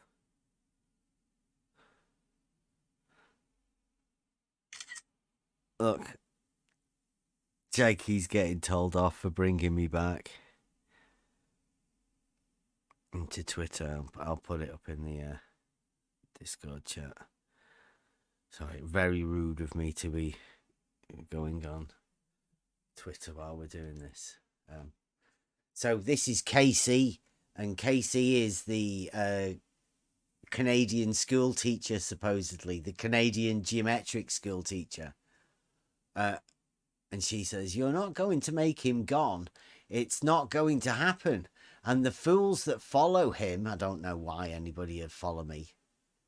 The fools that follow him don't have a clue in hell what you are talking about. Being overly nitpicky is going to make them think that you are the stupid ones. She's talking to Chike. It's a fine line you have to walk with flirfs. I don't think many flirfs follow us. I think with slightly different crowd were out of that arena. But so Chike says, "Thanks for your opinion, but all my threads, if interrupted, end at dead end with Bev not responding." Because he's crazy. He just keeps fucking tagging me and everything. He never ends. While you guys been debating him for years. So take no offense if I think nothing of your opinion. Chaiki thinks that because he posts a load of shit to me, that when I don't reply, that he thinks that's him winning.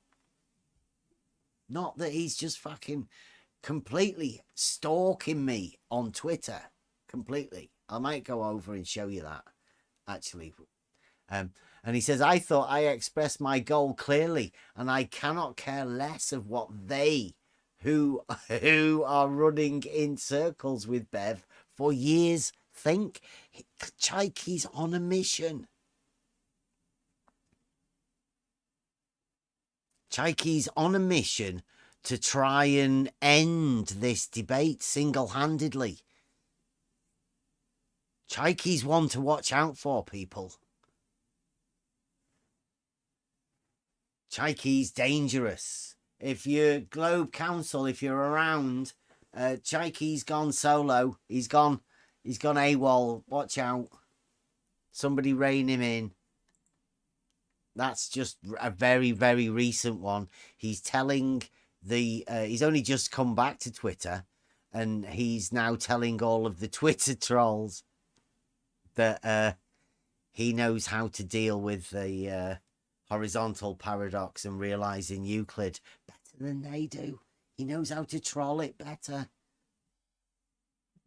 So let me just get this, and then I can take you through. Shake.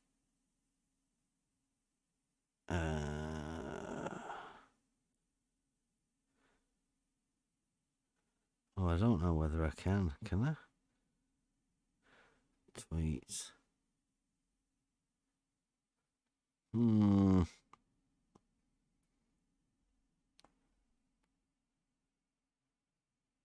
Maybe I forget the tweet.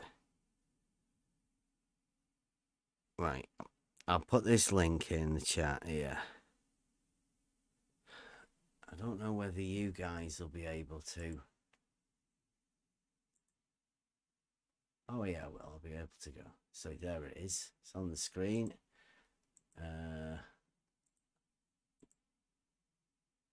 I don't know whether you guys are aware of how Twitter works. But like if we find Chaik here, right now, this is Chaik's account on Twitter. He's following one person there, and he has 11 followers. Who do you reckon the one person that Chaiki's following on Twitter is going to be? Click it. Should we have a look? Boom. Oh, he's following me. So Chaiki has an account where he follows one person, me. Now, these are here's his actual tweets. This one says, "Stupid things try thinking never said. Bev is dumb." Here's another one. "This must be a joke. Try thinking right. Your knowledge in geometry." Here's the one where Quantum Chicken posts a really bad, awful thing about me. I've never wrote that. I've never said that. That's ridiculous. That's defamatory, and it's just to stop people from coming in here and having a chat with us. This is the lens that Quantum Chicken it is that's doing that. He was replying to Farmer's Boy, who you might have heard of. Chaiki is another one talking to Try Thinking. This is all of Chaiki's tweets, and that's it. That's all of the actual just tweets. But then we can go in the tweets and replies here. And now these 11 minutes ago, 13 minutes ago, 1 hour ago. Chaiki talking to me, replying to Slice Barcane. It's all about me. All of it. Everything. Even got Rakir's pictures on Twitter.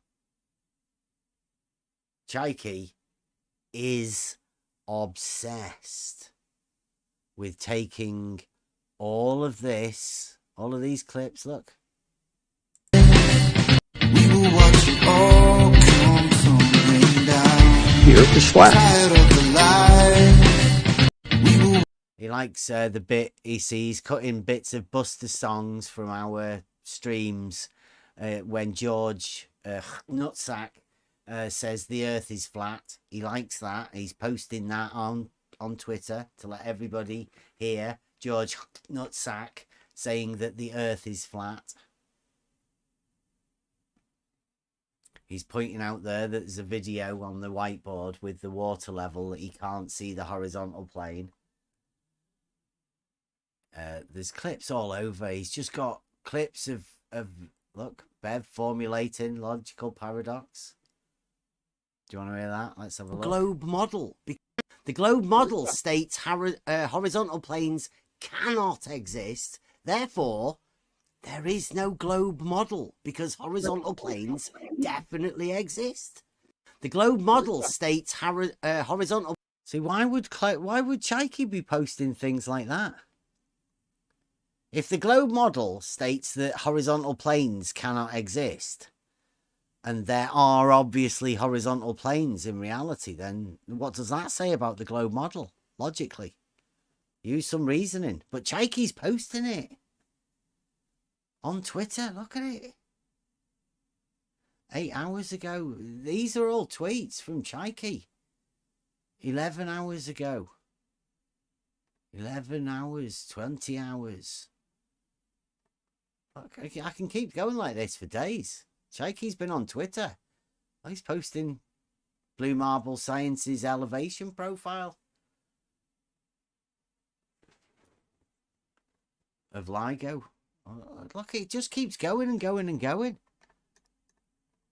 How could anybody be this obsessed? He's made this account. That would say that he's creative. He's made this account to just do this. Chaiki talking to me. Chaiki's talking to Try Thinking and Euclid and bring in the paradox. Look at it. August the 23rd. He's obsessed. He's obsessed. So we should definitely put a warning on anything to do with the horizontal paradox.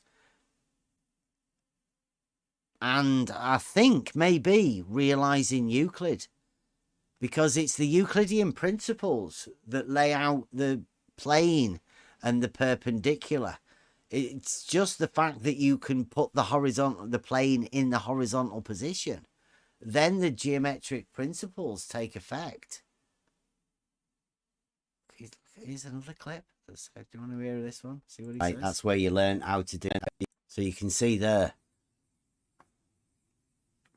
how the stadia hair works. We've done all of that, right? That's where you learn how to do stadiometric range finding, right? We taught you that, didn't we? So you can see. See? It's all about how we taught him to do. What's up with him?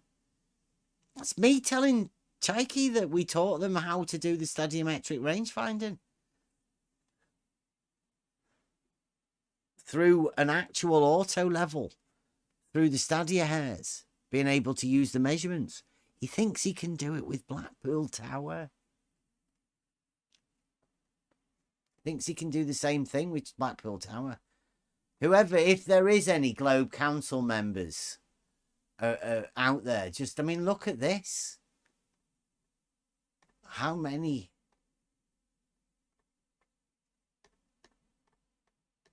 Keep going. Keep going and keep going and keep going for days. And he's only just made this account. See, here's Phenomena. Phenomena's not around and much more. I think he helped Chaiki at the beginning, but then seems to have disappeared. Look at it. It's ridiculous. The amount of tweets he's put. I might be able to see how many. 325 tweets he's made. And he joined in August this month. And he's already made 325 tweets.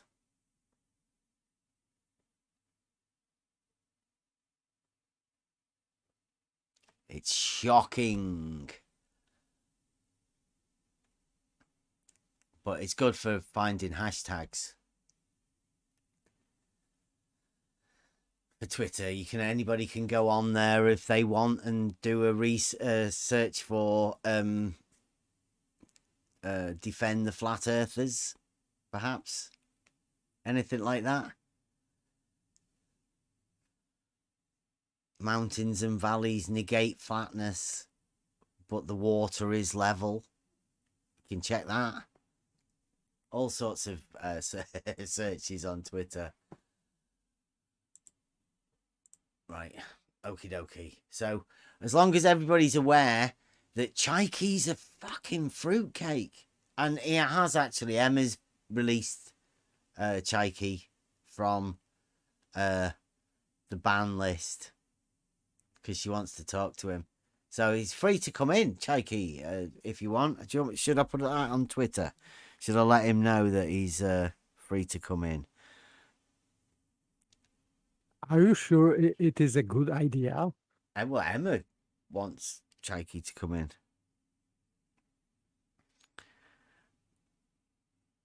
I'll let him know.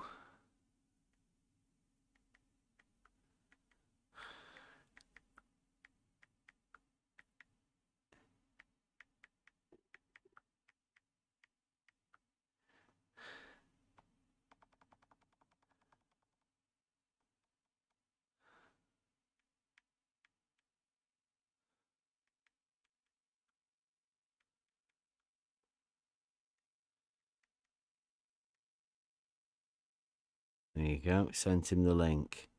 Also.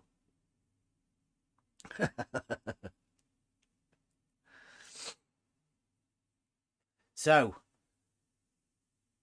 realizing Euclid. The horizontal paradox obviously doesn't exist in reality. Because in reality, horizontal and vertical are perpendicular. And I think deep down, everybody knows how that relationship works between horizontal and vertical. It's very easy. The difference is, in order to have the globe model, you have to suspend that knowledge. Because quite literally, geometrically, the globe model it's incompatible to the perpendicular relationship of horizontal and vertical. So that's why the horizontal paradox is only placed in once you inject the globe model to horizontal and vertical and the perpendicularity of it.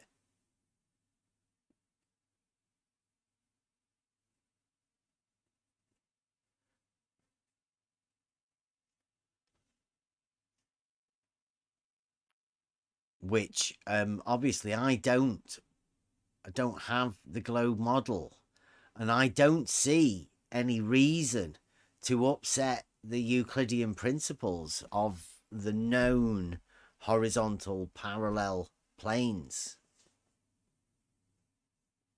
I personally don't see the need to do that.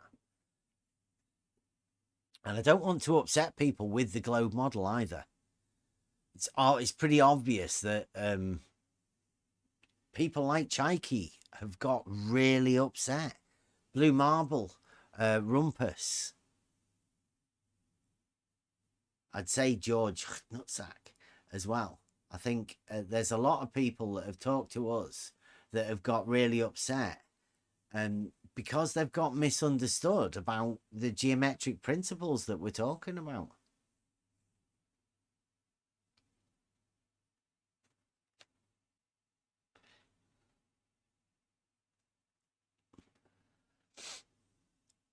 And I don't really know how to make it any clearer. I think there's probably a way I could do the horizontal paradox, I think, within a few slides of horizontals. Maybe stickmen. I might have a go with stickmen.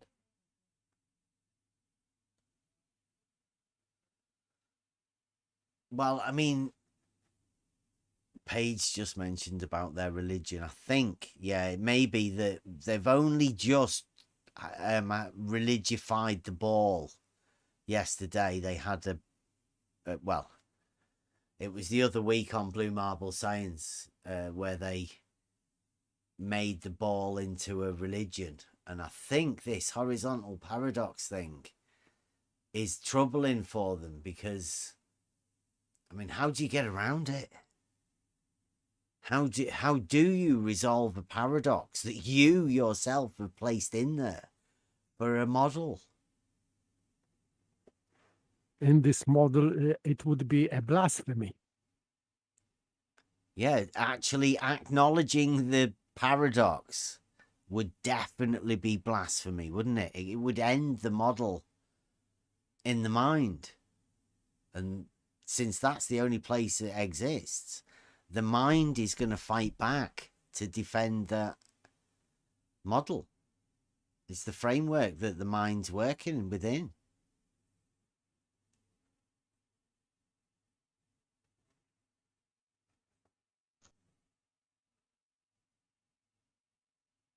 It's a very strange concept to have to inject a model that also brings with it a paradox, not just one, multiple paradoxes.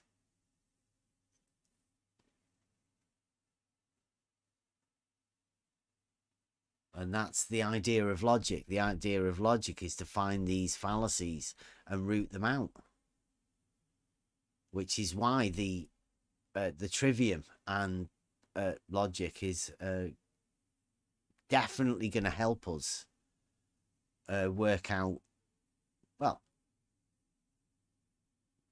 the basic truths are already known by everybody. It's coming to terms with them and being able to trust yourself as being the one that's sort of cleverer than Rumpus. Can you do that? Is there anybody here that could imagine themselves as being cleverer than Rumpus about, well, a fictional model?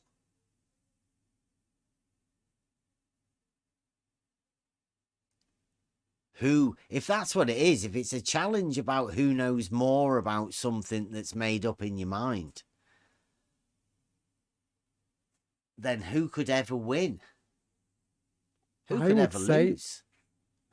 I would say that, for example, Brian Leakey showed that he knows a globe model better than globers.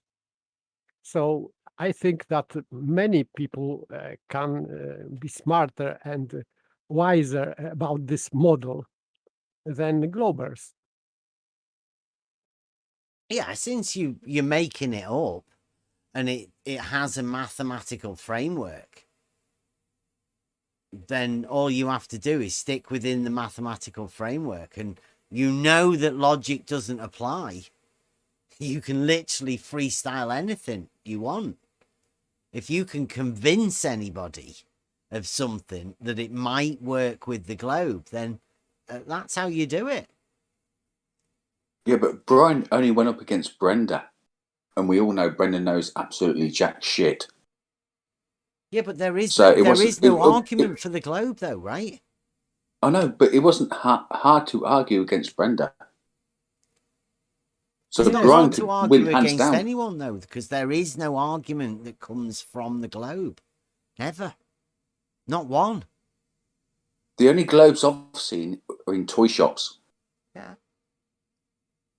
Yeah, the actual forming of an argument. Like if you were to say, if all horizontals are parallel to the plane of the horizon, then all horizontals are parallel to each other. That's the way to formulate an argument, right? You've set up a series of statements. All you then have to do is to prove that the horizontals are parallel to the plane of the horizon. And then the rest of it, the reasoning is followed through, that the horizontals are already parallel. Once you've established that they are parallel to the plane of the horizon, then they are all parallel to each other. It's a statement that follows through. That's literally an argument. Now, there is no statement that could be made like that, that could be proved for the globe. None. There isn't one.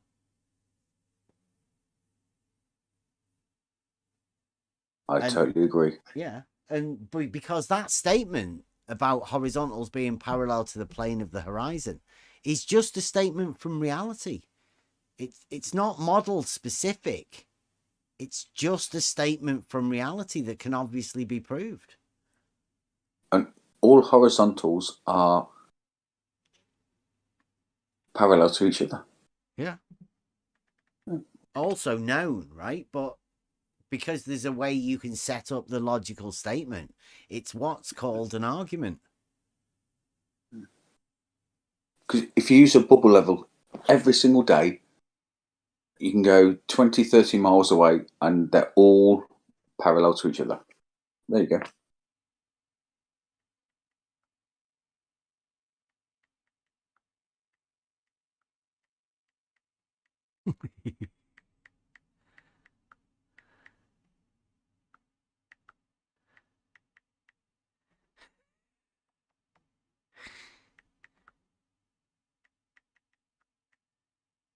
Oh, a minute.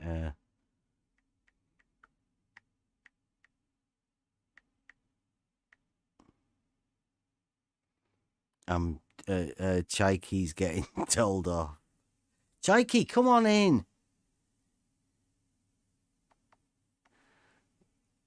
You'd obviously be better off here. Come back to Discord. You don't belong on Twitter.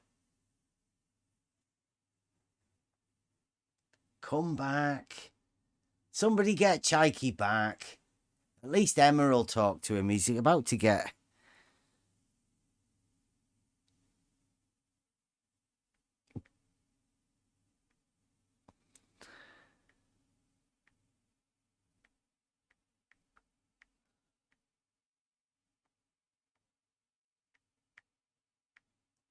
I'm just pointing out that Chaikey's here for the horizontal paradox and promotion for us. So thank you very much, Chaikey. It seems like your time on Twitter may be coming to an end. But thanks for everything you've done. I don't think they wanted you over there.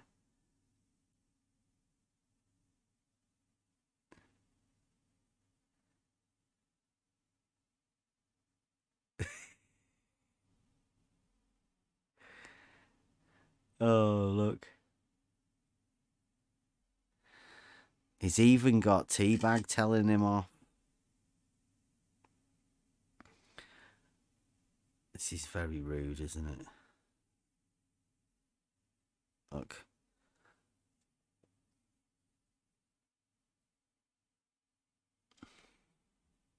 Oh. Come on.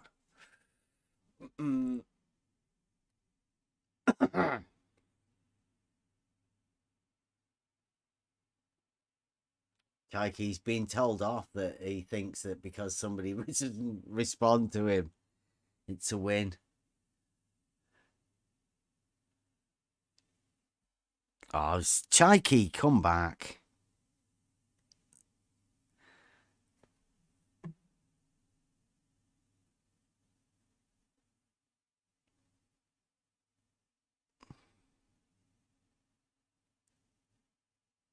Oh, look.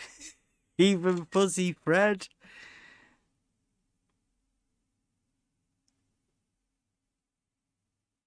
You tried it for us, Chaikey. You did. Not this one here. Somebody says it sounds a bit obsessive. Perhaps you should just relax, take it easy, have a drink, go for a walk or something. Oh, Chikey. Didn't work.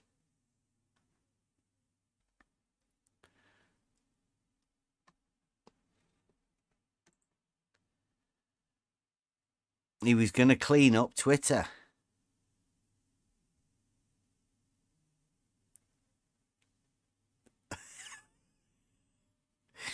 Oh, he is. Chikey's going after all of the Twitter trolls. Seek him out, Chikey. And if anybody's on Twitter, go and check him out.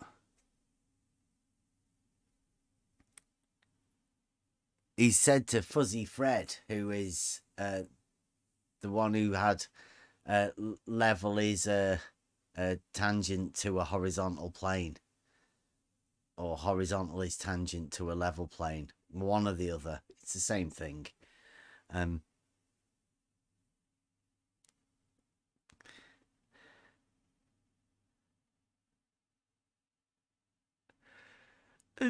He's put to him, he said, "Lol, you also new here, or do you dance with Bev in circles too?"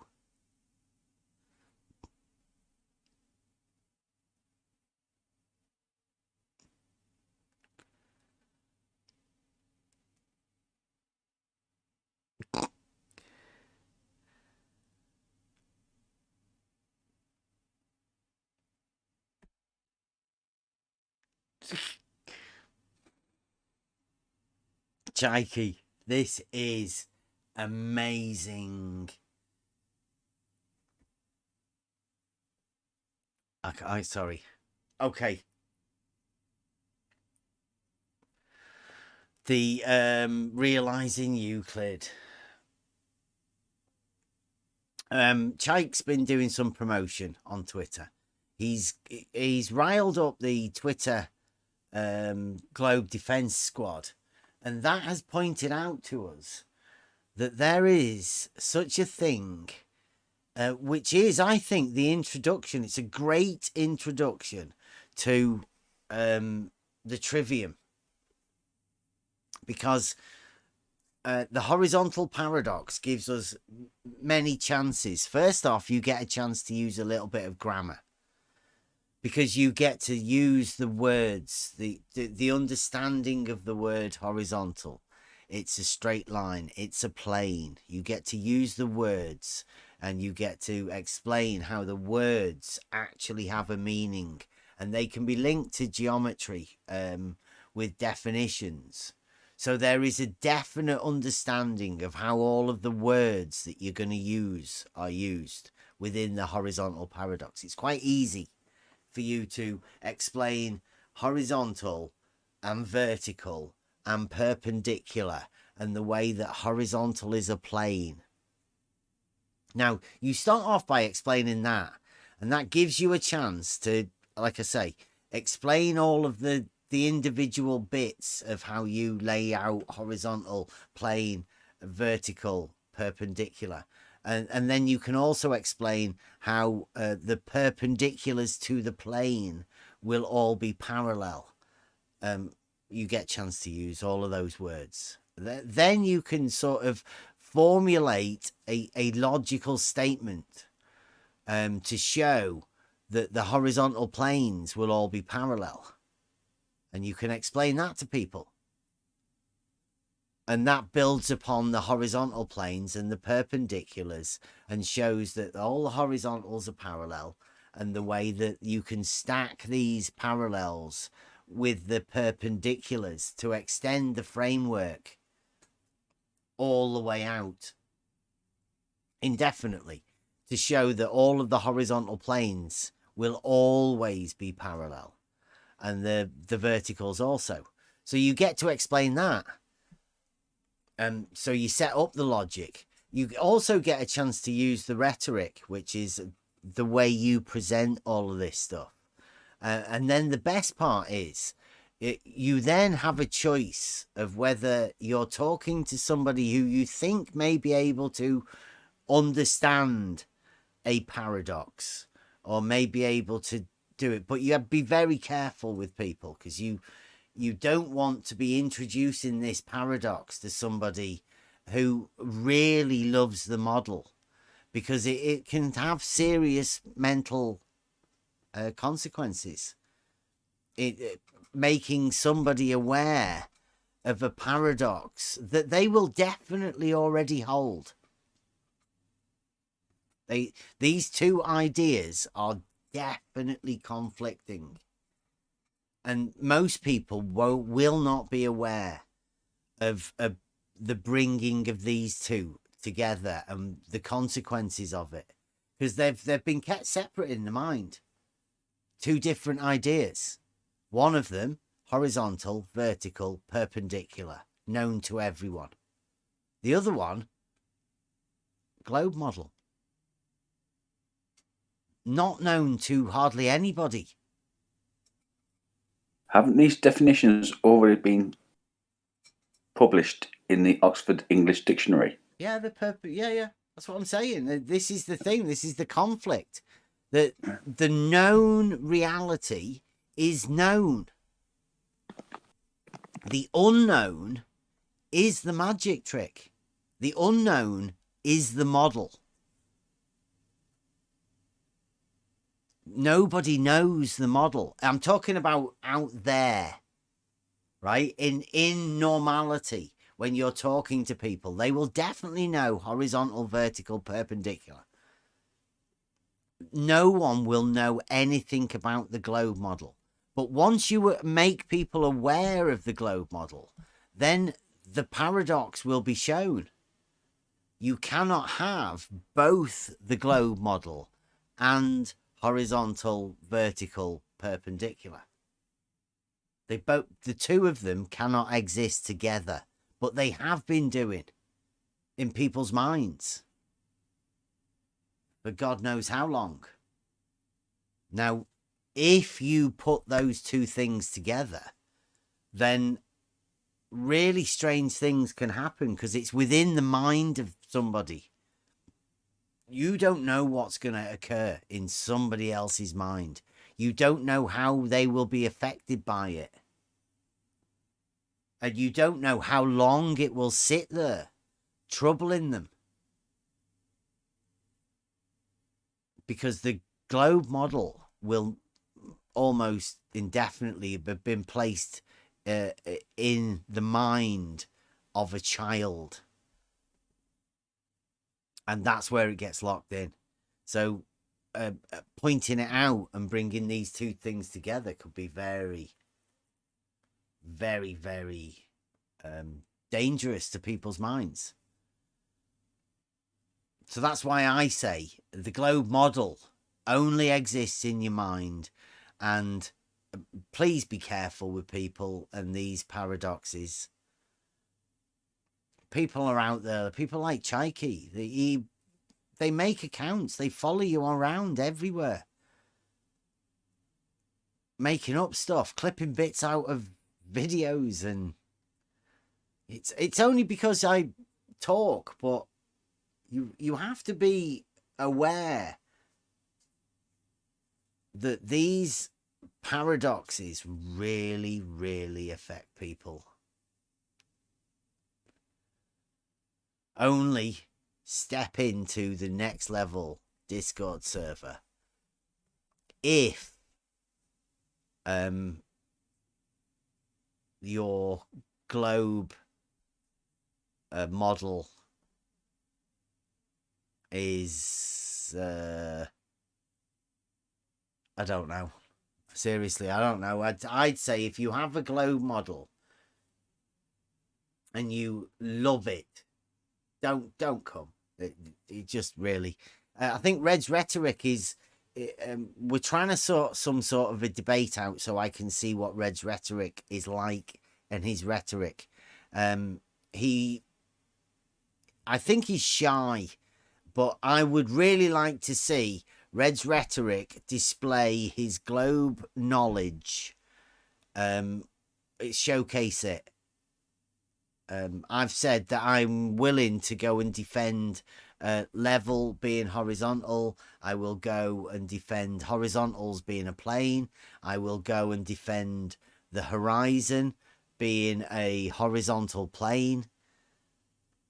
Anything like that, just so we can get Red's Rhetoric together to have some sort of a debate or discussion. I was hoping to be able to show him the Realizing Euclid tests. I'm hoping to show anybody, but Red's Rhetoric in particular wanted to have a debate. Now, I think he's going to back down. I don't think he's ready for it yet. He might be in a bit, but I've said because he's been away for a bit, Red's Rhetoric, we won't talk about why he's been away. But he's back, and I've said he needs a bit of time to learn the new arguments that we're bringing, the geometric arguments. And now that we know that the globe model has 0 arguments, there are no globe science arguments for the globe, and there are no proofs for the globe. We know that. They know that, and they know that we know that now. So I don't think the globe will ever put up anybody for an argument or a debate.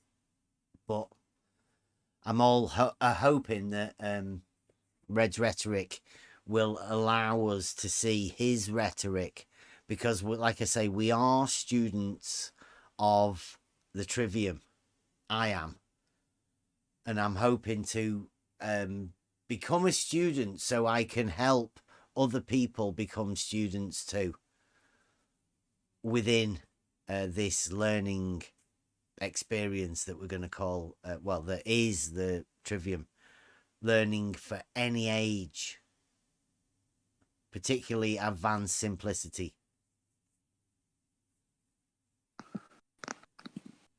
There's so many people on here, on this Discord channel. They've got their own channels which are commenting on yourself speaking in chat. Why don't they come in and actually talk? They've never been able to talk. That's the whole problem. They never come in. And it's much easier for them to make up things that they think we would have said rather than come and ask us. Because I don't know whether you've noticed, there's a trend that goes on, whereas they ask me a question, I answer it as clearly as I can, and then they say, you haven't answered the question. Well, that trend goes on in all of this sort of stuff at the minute. They're just I think it's a paralogism. It's something that they're not allowed to see. The model takes over their brains, and it doesn't allow them to see anything that might damage the model. Yeah, because you got the likes of Rumpus. He comes in, he doesn't actually want to debate. He just comes in and goes off 100 miles an hour. Doesn't let you actually say anything. He just wants to have his say, and then he goes off and goes, "All right, I won that point." I don't. No, you didn't. Because at the end of the day, a debate is you put your point across, then you give the person time to put their answer across, and then you can counteract that. But Rumpus never does that. But unfortunately, you've got other people who are in here just typing in chat or whatever, and they never ever come in here and say anything.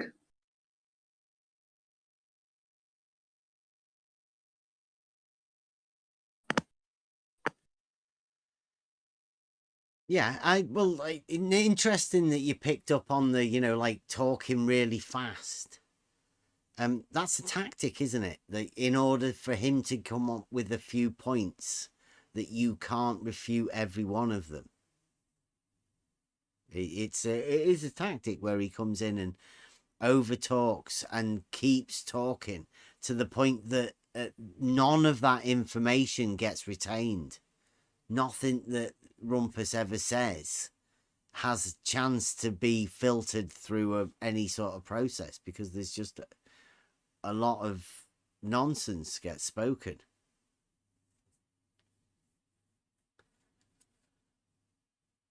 But yeah, anybody out there is free to come in and have a conversation. I'll even step back at some points. If somebody wants to have a conversation with somebody else, come into the Discord and let us know.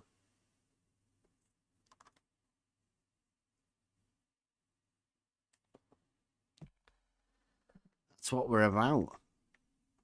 Because I am a student of the trivium at the minute. And any conversation, any discussion, any way that I can present the things that I have, the better for me. I will get better at doing it.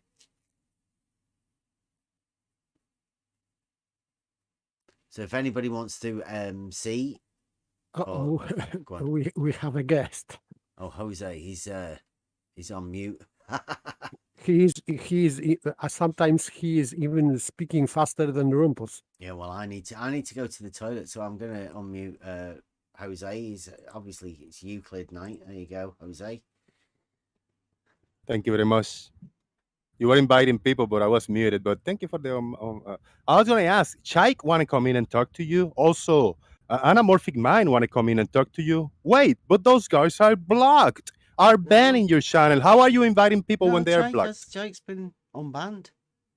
Oh, you're banning him yesterday, I guess, right? Does Anamorphic want to come in? Really? Of course, but you blocked him a long time ago. You don't even know who he is. Exactly, but you block him without even knowing. I don't know. I haven't banned him, but he might have been banned. Is he under what name is Anamorphic Mind? He's Anamorphic on Mind this server. Everywhere. I don't know, in this server everywhere. Yeah. Okay. Are you there, Emma? Do you know what Anamorphic is? Because apparently he wants to come in. Chaiki can come in, Jose. There you go. Yeah. Thank you. They might be listening, lurking in the background. Yeah, I've told him. Wondering if I am being invited, why can't I join? Maybe, I don't know if they can join or not. Well, Anamorphic, come on in. Let's see. I think Anamorphic's a great globe defender, isn't he? No, he's just a down-to-earth guy. Very humble and honest, down-to-earth guy. Really? Just like every Glober that I know. I'd like to see him come in then. Humble and down-to-earth and honest. How about that? So the lies have already started. Hey, neighbor. Have a good one. Enjoy work. No, Jose is just paying homage to Globers. Hashtag free Shaik.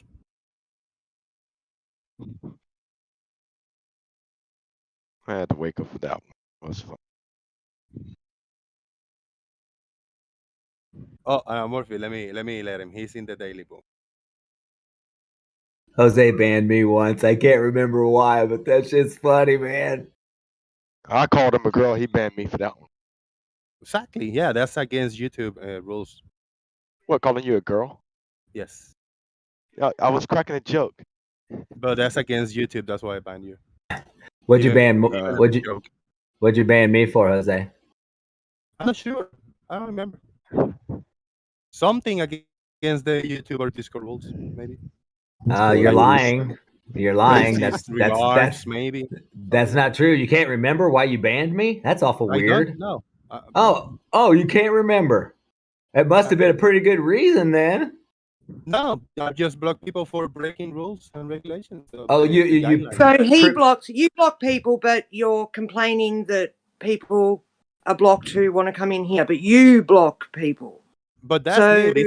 Channel. Hang on. Isn't this very hypocritical? No, I do me in my channel. If everyone do whatever he want to do in his channel, that's him. Exactly. What I So do. who I are don't do you? what he does, you know. Who are Right, you to come we're on in Bev's and channel now, so shall we about just get away from who blocked who and whatever it is, just move on and we'll Yeah. carry on This with the program. isn't my channel. We just do a live show from this channel. Good, yeah. Yeah. Okay. I want the bitch to apologize to me for banning me for no reason. No, it was a reason for the blocking, but well, it is what it is. his reasons are okay to block people, but Bev's reasons to block people aren't okay. All right, Jose, you had your chance, buddy. Yeah. His reason was, he did say his reason. His reason was he's a bitch. Yeah, the reason was he broke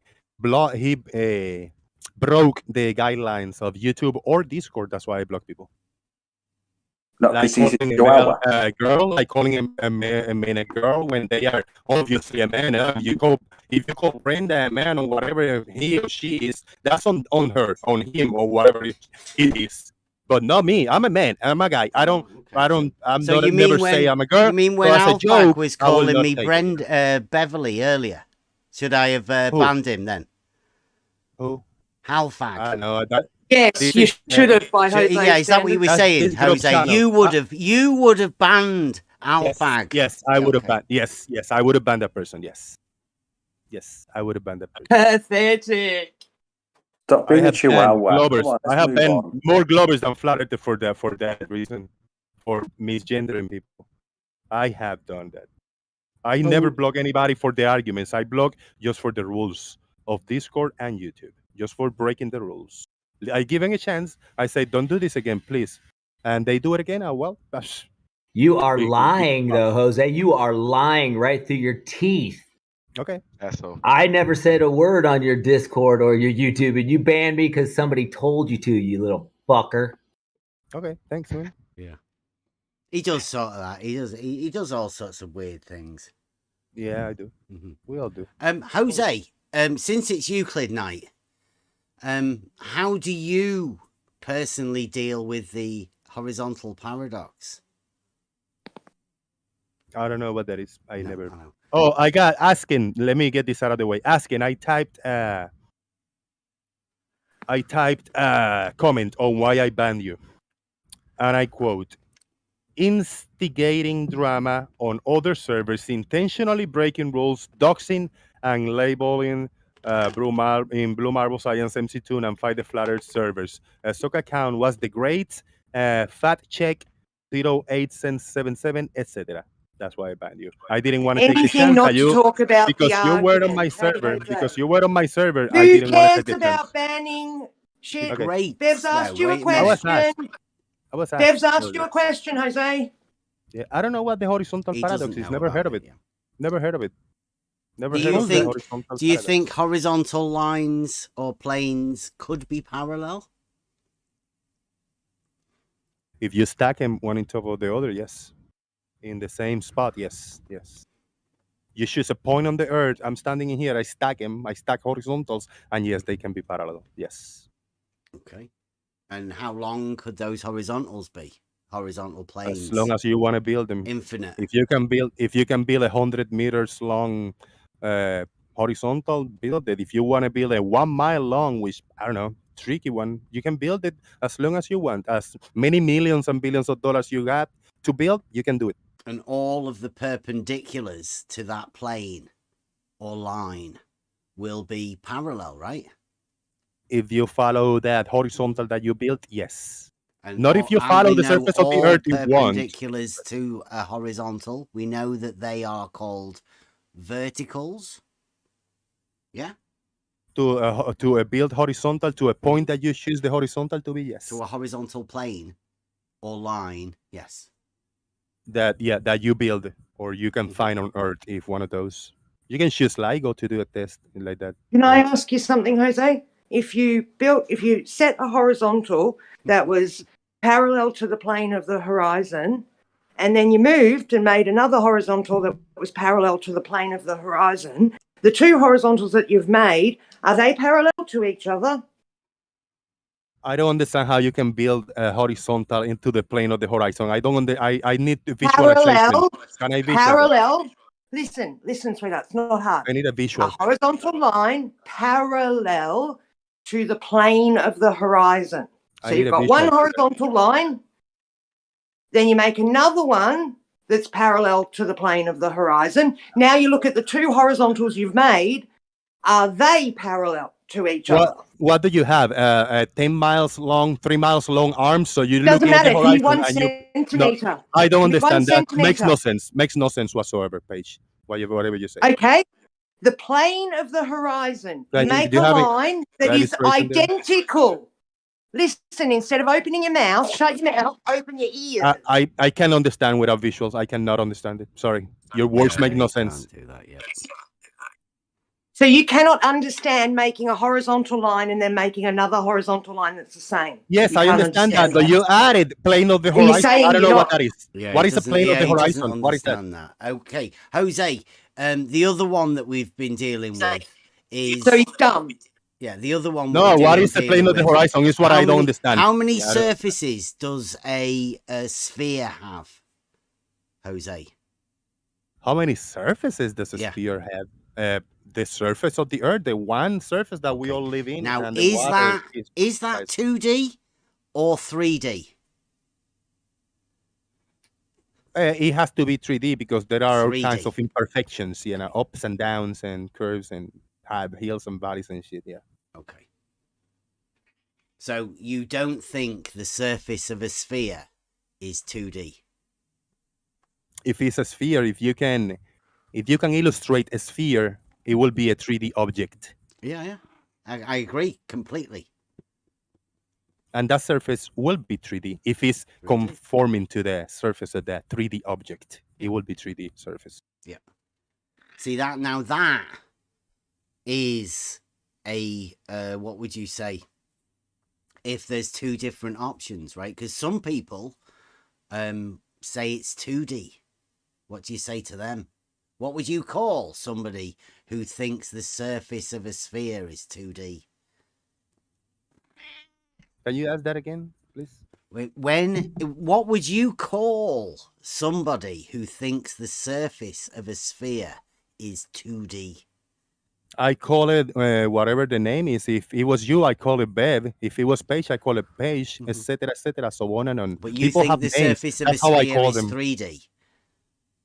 I do. Yeah. What would you call somebody that has the surface of a sphere being 2D?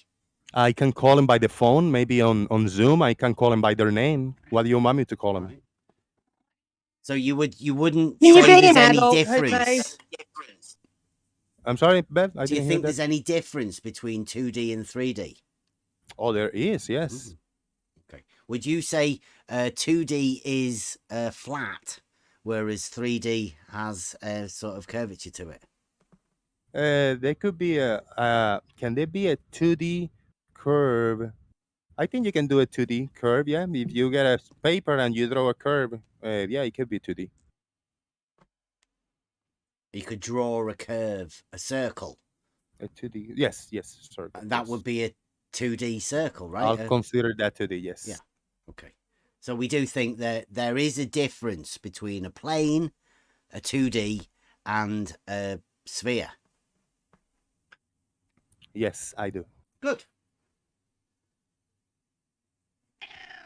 Seems like we're getting somewhere, Jose. It's basic Yeah. logic, yeah. It is basic logic, isn't it? Very good. Yeah. Would But you be still, surprised to hear that Rumpus and Blue Marble and Alphag? I mean, you probably don't know who Alphag is. But all of those people think the surface of a sphere is 2D. Well, I wouldn't be surprised. I don't know what the way they are thinking to arrive to that conclusion. 2D Maybe they are thinking. right and I'm wrong. Maybe I'm right and they are wrong. So I don't know. I need to hear them say that. I think they're and doing explain the 2D reasons. thinking. Yeah, I know. You'd have to have a word with them, yeah. Yeah. But it seems like we have a different understanding than some of those. Oh, I got a very different understanding from everybody because I am illiterate in 99% of how everything works. So maybe, I don't know, I'm starting to think that I might be wrong, even though I think I'm right. You mean ignorant? Illiterate. Yes, I don't learn easy. No, you're not illiterate. You would not be able to read or write if you were illiterate. Ignorant is I'm just when you illiterate, haven't but learned something yet. I'm an No, illiterate you're that not knows how to read and illiterate. write. Yeah, you're just ignorant of some No, not other ignorant. people's Not arguments because you ignorant. haven't heard Ignorant of is them. ignorant is ignorant if I means haven't heard it. If I haven't haven't been heard it. introduced to it, heard it, or taught it, that would be ignorant. But I have been introduced to the things, show them, present them, and taught them. I just don't learn them. That makes me illiterate. Well, I don't know. I don't know if it's possible for you to be illiterate No. juggler. Right? No, it doesn't make you illiterate. It just makes you a bit slow if you're not understanding it. Oh no, I'm very fast, faster than many. Fast as fuck, boy. Very fast in what needs to be, in what I need to be. So, do you understand? You're actually. Oh, go on. Sorry, I was just going to say he's actually right. Like I've heard Jose say more right things than blue marble science, rumpus, I can science that, all those guys. So, all he has to do is just stop with this ego shit about flat Earth and actually just sit and listen. And he just like having fun. I gotta twist the sense of humor. I like picking on people and pushing their buttons. I really do. I'm sorry, it's in my blood, for reals. Nah, it's all good.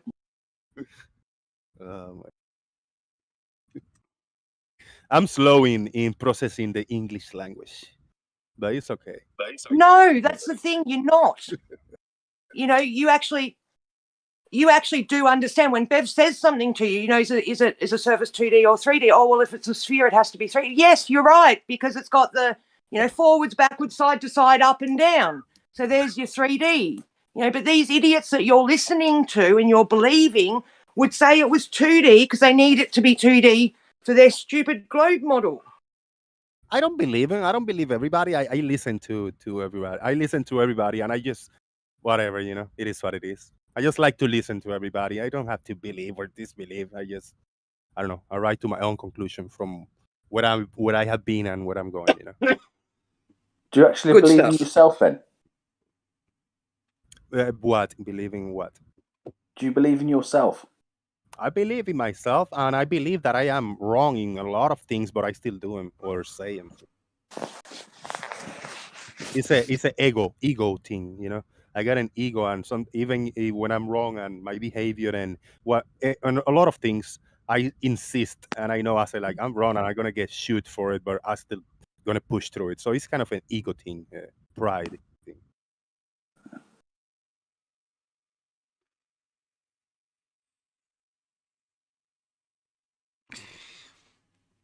Where's Chaiki? Come on, he needs some support, Jose. He's getting a battering on Twitter. Let me invite Chaiki. He's getting an absolute wrecking. He's out of his depth. He doesn't know how to troll. He's new to the Twitter, guys. He's like miles out of his depth. Reel him in. I don't think Anamorphic Mind gonna join because he won't. He's got no argument. He talks big in the background. That's where he's best. Maybe he's mute. Maybe he can't speak. Like, hold me back, Jose. Hold me back. You don't want me to go in there. Stop me from going in there, Jose. Don't let me go in there. Given the benefit of the doubt, maybe he can't speak. Door is open. He can walk through it.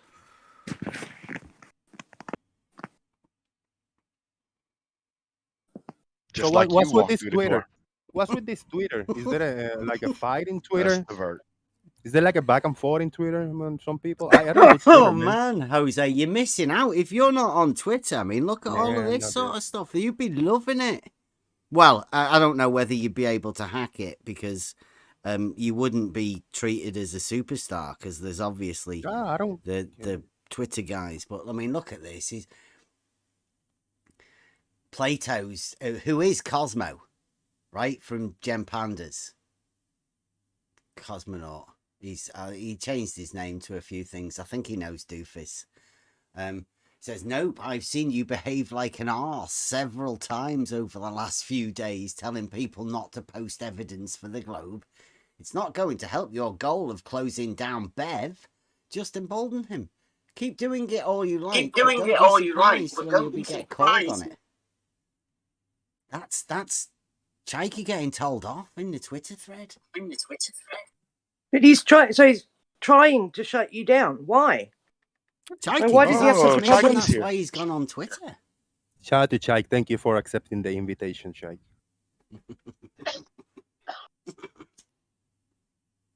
See? Sorry, Chike, I Chike- put you in the spot and I called you out over here. That's fine, Jose. Is this a Euclid night today? Yeah, it is Euclid night, yeah. Okay, Yeah. let's start. Book 11, definition 1.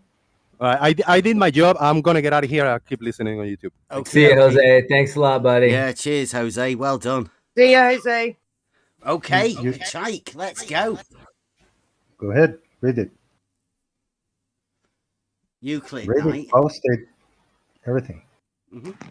Go on then, have you got your one? No, I don't want mine. I want yours. You want my what? You want me? Okay, I'll Euclid definition, book 11, definition 1. Okay, let's see. Book 11. There you go. There's the definitions. The first. There you go. Everyone can see that. It's on the chat. Go on. Off you go, Chikey. A solid is which has length, breadth, and thickness. Yep. Good. 3 dimensions. 1, 2, 3. That which bound the solid is superficies. Yes. That which yes. bounds Can you a get solid. us? Yeah, I read it. If you want to read, you read. But you told me to read, I read. So can you find us all the definitions you know of Euclid of superficies? No, that's the redefinition, Chikey. No. Three dimensions. No, there is not the read definition. Of course He uses something he already defined. Don't try to lie here, Bev. Find all the definitions of superficies. That's the definition. Superficies. Chikey. No. Definition is a superficies is. That's definition. Yeah, that which what you're bounds trying a to do solid now, is a superficies. Yes. No. It's just redefined a solid No, as a it 3 dimensions. Yes. No. Yes. He uses definition to the bounds of the solid. A definition he already made. Superficies. It doesn't redefine a Superficies. superficies in any other definition. It's only because he's added another dimension, the third dimension. He has to redefine the superficies to bound the solid. Yes. You're now lying, trying to deceive. I want you to read all the definitions of superficies of Euclid.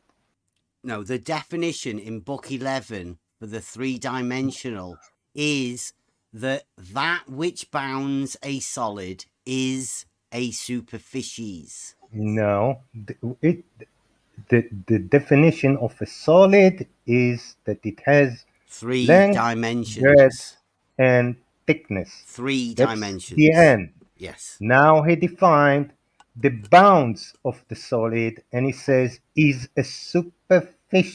Yes. What is a superficies? It's that which bounds the solid. No. What is a superficies? It's in book 11. It is that which bounds the solid. That which bounds the solid is a superficies. Yes. A predefined term he did before. What is it? That's the redefinition every time. For the third dimension. A straight line is perpendicular. Next to it is redefined perpendicular. He's redefined perpendicular. Is he redefining perpendicular? Or, yes, to the plane, not on the plane. He redefines it to the plane. If you read it, a straight line. It says a straight line is perpendicular. Or at is he right defining, angles to the plane. The third dimension, Chaiki. The plane is to the right angles. The straight line is perpendicular to it. It's the third dimension. He's added it. Yes. Is he redefined perpendicular? To the plane, Chaiki. Why the perpendicular wasn't defined to a plane? We're talking about 3D. Why it was define? on the plane to a line perpendicular before. Really? This one, because it's 3 dimensions, they've made the perpendicular to the plane. Added the third dimension in. As if the plane is horizontal. The other one would be perpendicular. That would be vertical, giving it the extra dimension. Chaiki. Well, it didn't add no dimensions here. A plane is a plane. I think it's a shame they've left you to do this, Chaiki. No, it's a plane is a no. You just lying your head off because you know you caught. Superficies is defined, and you need to find its definition. Is only say what perpendicular is in a right angle in all directions to the plane, because plane has different directions unlike a line. It doesn't redefine perpendicular. It's a line which is at right angle or 90 degrees. To the plane, Chaiki. To anything it is right angle to. To a plane is in every which direction. Now, I want the definitions of superficies. That which bounds a solid is a superficies. That's the definition in book 11 for solid geometry. What does that mean? What do we learn from it? It means all the way round any solid is what they call a superficies. Well, we call superficies to anything that is superficies, and we can't have 2 definitions of superficies. You get it? Otherwise, we don't know what. Because if I tell you, look, I went on the superficies, you would know if I'm talking about a plane or a solid, right? Because they have the same definition. No. Different definitions. Sorry. No, it doesn't say that which bounds. It just says in the first book, book 1, where they do plane geometry, it states that a superficies has length times breadth. But as you can see, they have added. Now, that was the definition of superficies in book 1. But now they've added another dimension.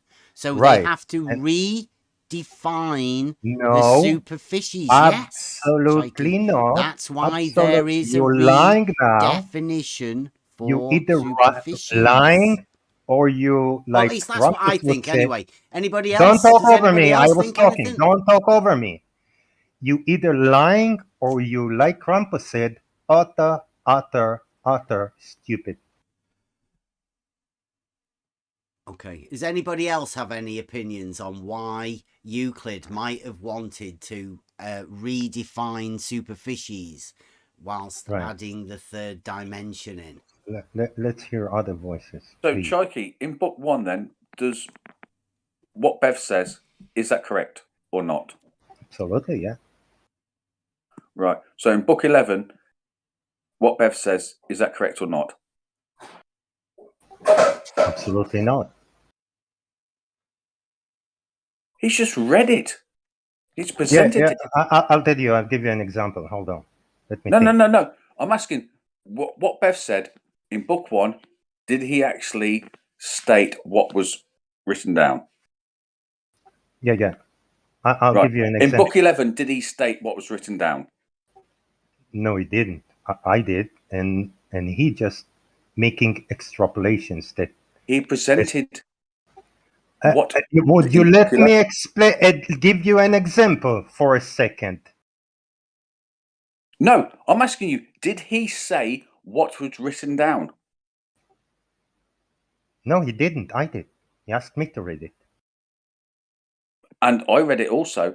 And did he actually state all the words that were written down? Yeah, I did. Thank you. Okay, now to my example. A fence is a kind of what you call it, a material that you can bound stuff with.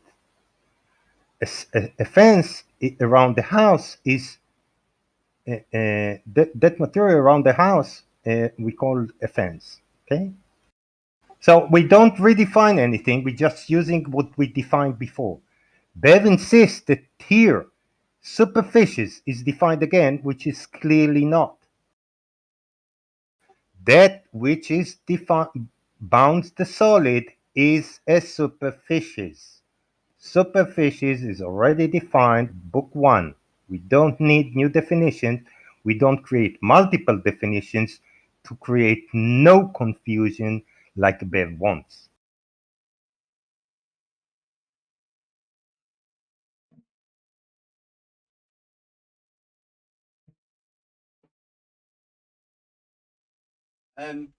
If I know you're talking about confusion, but at the end of what at the end at the end of what Chaiki you're talking about, you end up with the surface of a sphere being 2D, don't you? Is the sphere solid? Yeah. Yes. Okay, then I end with the surface of a sphere. Would that be 2D?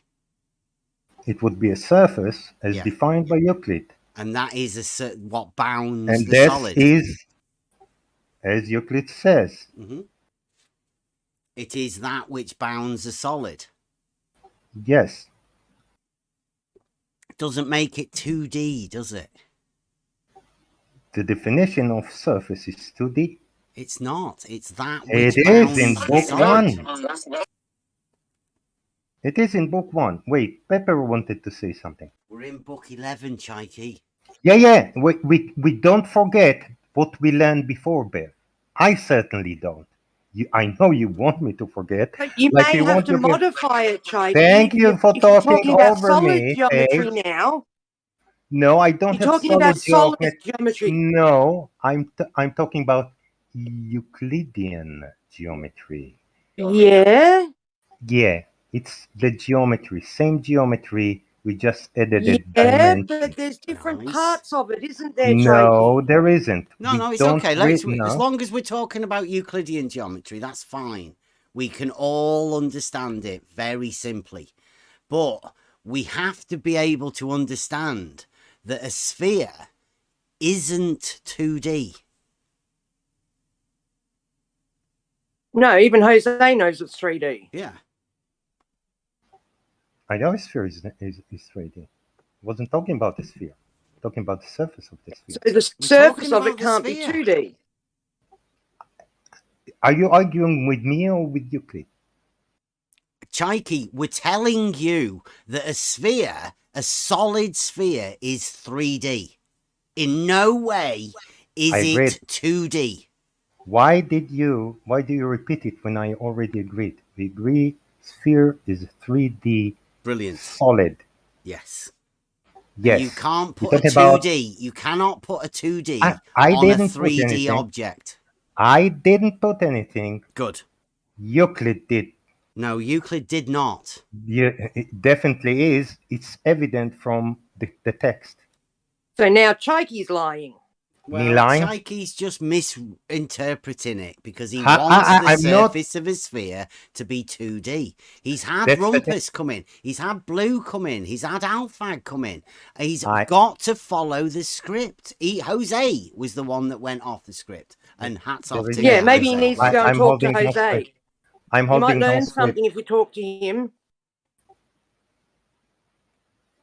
I don't hold the script. Listen. I'm not interpreting anything. I try to follow what I learned. I don't interpret sentences as if they are new. No, I already know this word, superficies. Euclid is not going to change his mind about this word. Neither do I. Okay, so It's you already know defined. a I plane. follow. You know a plane, Shaiki. It's a Yes. 2D plane. Whenever you make a circle, it's 2D. It's a plane. Bev. Yeah, can we just get a yes, Shaiki? Is it? Right, it is, isn't it? Now, what is a line? when you put a plane on top of a sphere, does it surround the sphere? What is a line, Bev? Oh, fucking hell, Shaiki. The No, it 2D doesn't. plane, when you put it on a sphere, what happens? What do you mean? What? Is it like a tangent plane? No, it's the surface of the sphere. Well, What so is if you line, get like Bev? a circle that's a 2D plane surface and you put it on top of a sphere, what happens, Shaiki? Bev, what is the definition of a line?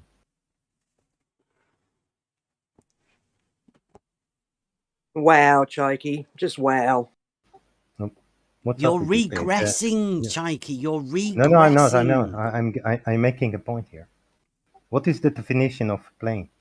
A plane now. A line. Sorry. A line. Like which one? A line or a straight line? A line. A line. Length without breadth. Good. How many times line defined by Euclid? Pardon? How many times does Euclid define line? One. Quite You sure? obviously for that reason. Are you sure about it? Well, go on then.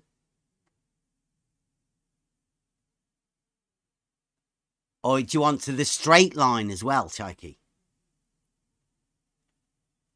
No.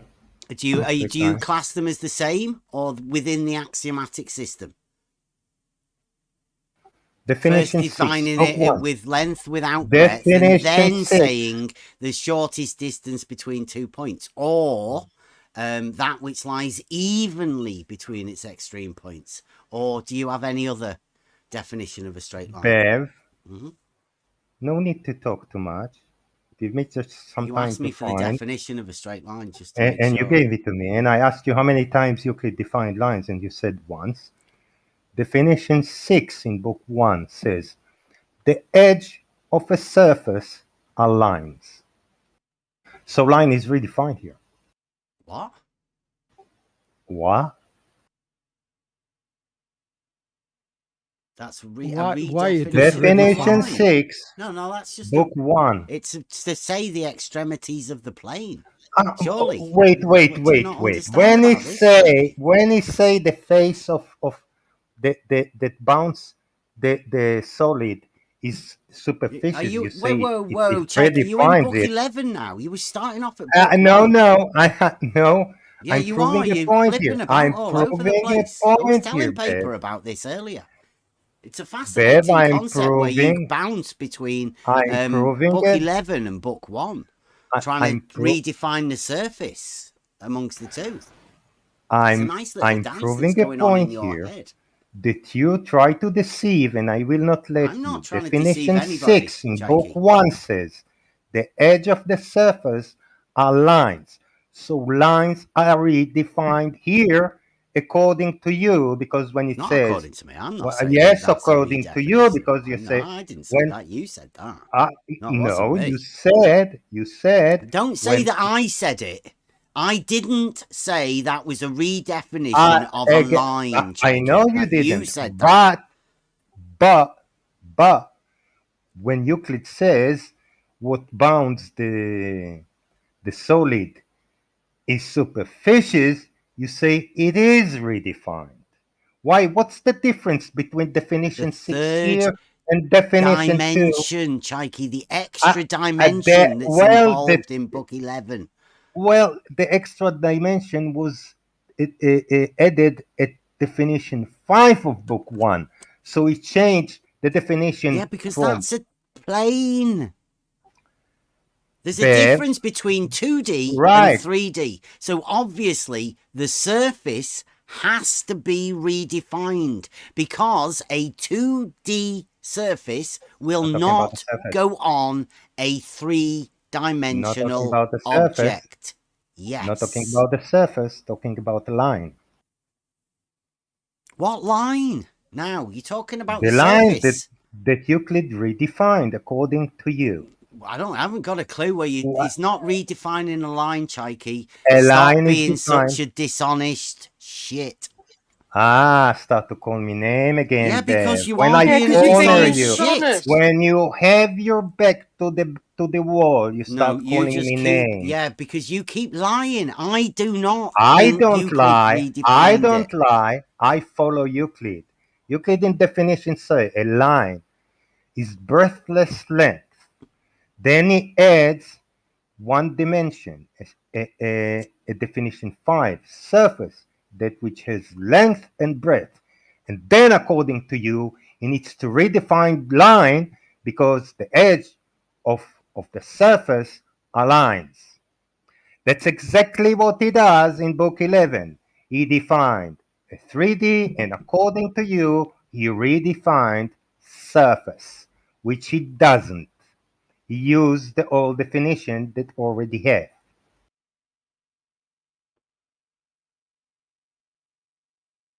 But Did I beat you enough? Yeah, No, sorry. Chikey, Go on. Chikey, you've ended Let's up. never talk. You've ended up with a two-dimensional surface of a sphere, following your ideas of the way you've interpreted it. That's dangerous, Chikey. That's like a 2D sphere. That's weird. I just follow what Euclid says. I don't Euclid turn didn't right say or that. left Obviously or didn't left. say that. I don't make assumptions or interpretations. yes, Pepper, you were saying. you are making your own interpretation. What interpretation did I make? You think that if extremity of a plane is line, so extremity of two-dimensional surface or plane is one dimension, then you think that extremity of three-dimensional object has to be a two-dimensional surface. I don't think it has to be. It's So what what's the Euclid point? say. So what's the point? It's what Euclid say. Wait, why when you added the dimension added dimension before, you didn't need to redefine line, and now that when you added the dimension, you need to redefine surface? Because to encompass, because surfaces are different than lines. Because to encompass a plane, you need a line. Because this is plane. I don't need, you need a line to encompass a plane. But you, when you are trying to encompass a three-dimensional solid object, you still need 3 dimensions, not 2. The surface, we don't talk about the object. The object has 3 dimensions, like the plane has, like the surface has 2 dimensions. This has 3 dimensions. We don't talk about it. We talk about the line and the surface, which are not redefined. Neither of them is redefined. Bev wants to redefine it to meet his definition of surface that is now 3D, but Euclid won't let him. It is 3D, right? I'm just trying to match No, it with Euclid reality and said, take it I as don't close care to about literal as reality I think now. we could. You don't care about reality. We are talking about spheres and 3D, right? This is the reality part of Euclid, right? We're not discussing reality. No, this is solid geometry, Chikey. This is what is solid? Reality, 3D. What is solid? Reality, real. No, what is solid? Real, Chikey. Real no, things. It doesn't say lid. Euclid defines solid specifically. It doesn't say it's reality. It just says reality which is has length, 3D, breadth, Chaiki. and thickness. Yeah, it's Reality is 3D. Chaiki. 3D. Reality. 3D, thank you very much. Nothing to do with reality. Just like we had 2Ds before. We live in 3D. We're not discussing right now where we live in. We're Yes, discussing we Euclid. are. This is geometry, Chaiki. Is this Euclid night or Yes, reality night? 3D. Which is it? Chaiki, do you not understand that solid geometry Wait, is yeah, the are you saying- geometry of reality? Did you just say that 2D is not reality? Yeah, there's no such thing 2D as is 2D. 2D. It's So a how do you concept. have planes in reality? You don't. They'll There be is 3D, only Chaiki. 3D, Chaiki. Day night. I hear you Holy say we have horizontal planes in reality, and now you're We going to can deny establish it. a horizontal plane in reality, You yes. say establish? What do you mean establish? A horizontal, Chaiki. It's pretty obvious, right, Do that you don't horizontal understand the planes- reality link for Do horizontal. horizontal planes exist in reality? Yes, you can establish them. Yes. I don't care if you can establish them. I ask, do they exist in reality? Yes. Yes. Can you give me a picture of one? Of a horizontal plane. Once Yes. established, yes. I'll be large with you, and I'll settle for any plane. Well, a plane's 2D. Well, give me a picture. I can establish a horizontal plane. I don't fucking care what you can establish. I want to see it existing in Calm reality. down, Chaiki, please. Don't make us ban you again. But there's no need to get aggressive. Why would- It's only like No, you keep establishing a repeating yourself. horizontal plane. You keep repeating we can establish. I don't care what you can establish. I want to see it in reality. You said it exists. If I tell you something A exists in 2D reality, plane won't a exist. page, thank you, I was talking. If I say something exists in reality, I can go and take a picture of it. I can bring evidence for it, measurements for it. You cannot bring me evidence for a plane. Yeah, there's a tool called an auto level that establishes a horizontal plane. When you Really? take the pictures for the crosshair, then that's the horizontal plane that you've established. I thought that non-standard surveying procedure. What you saying now? Is that establishing a horizontal plane or not, Chaiki? You tell me. Is it? Can you take a picture of it?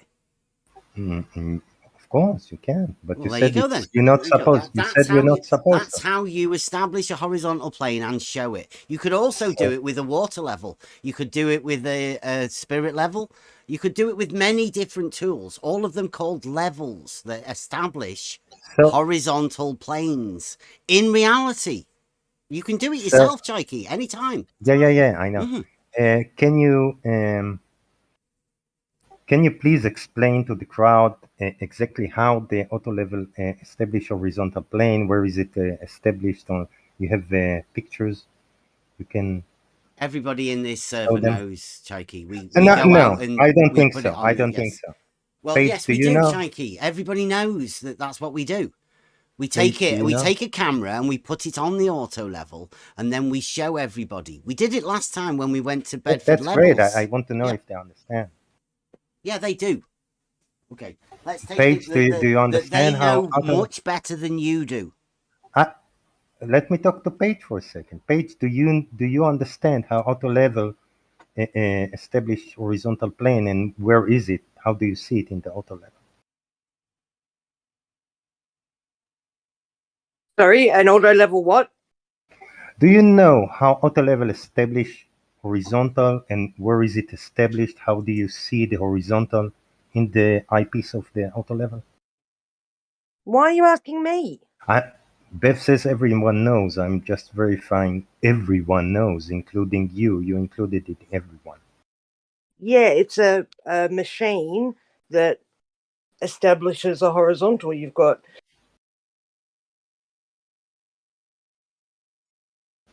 Go on. Horizontal position of this Mhm. device. Yeah, sure. Yeah, there you go, Chaiki. Right, so No. established. I didn't Everybody knows finish. what a horizontal plane is, right? That's what you get. that's what you Mhm. get insufficient in school on such an Right, answer. can I just check with you, Chaiki? Have you ever done any surveying? What does it has to do with that? Have you ever I'm not going set to up? deflect. Have you ever set up an auto level? I'm not going to deflect. Now, do we know that you know how to set up an auto level and establish a I'm horizontal asking plane you. I within an didn't auto make it. level? I didn't make any claims. Well, yeah, but you seem to be asking to make sure that everybody else knew. Are we just making sure that you, in But I fact, didn't do make a actually claim know either. yourself? No, Paige, Bev make a claim on your behalf. Made a claim of what? He never made a claim that I know Yes, how to he use said auto level. everyone in I this said, room knows. Chaiki, I said, everybody in this room knows better than you. And as you've just established, you don't know fuck all about it. So, No, yeah, you they said obviously everyone do know a knows. bit more than you. You said everyone knows how auto level works. Yeah, they've seen it. I don't We care do that it. We they've go seen it. live on this channel, Chaiki. Look, I don't know I've what's seen up many with you. things. Chaiki, look, you've made a YouTube, Twitter account. You've made a YouTube account as well. That's very brave I of had you. a YouTube account Like for, it, yeah. for some time. If Chaiki's got a YouTube account, he's putting clips out. He's you'll get a few out of this bit tonight, right? You'll be able to find some little bloopers that you'll find somewhere within the conversation. Yeah, that's why he's here, right? Yeah. I don't understand why he wants somebody who, like, I need Rakia or you, Bev, or whoever to explain to me how an auto, like, I've watched you do it, how an Because, auto level works, a water level works. So that's how I learned, was by listening to Rakia and you. Now Chaiki wants me, rather than ask you, rather than ask who I was taught by, he wants me. So secondhand information. Like, really, Chaiki, you're not looking to be taught. You're looking to try and find.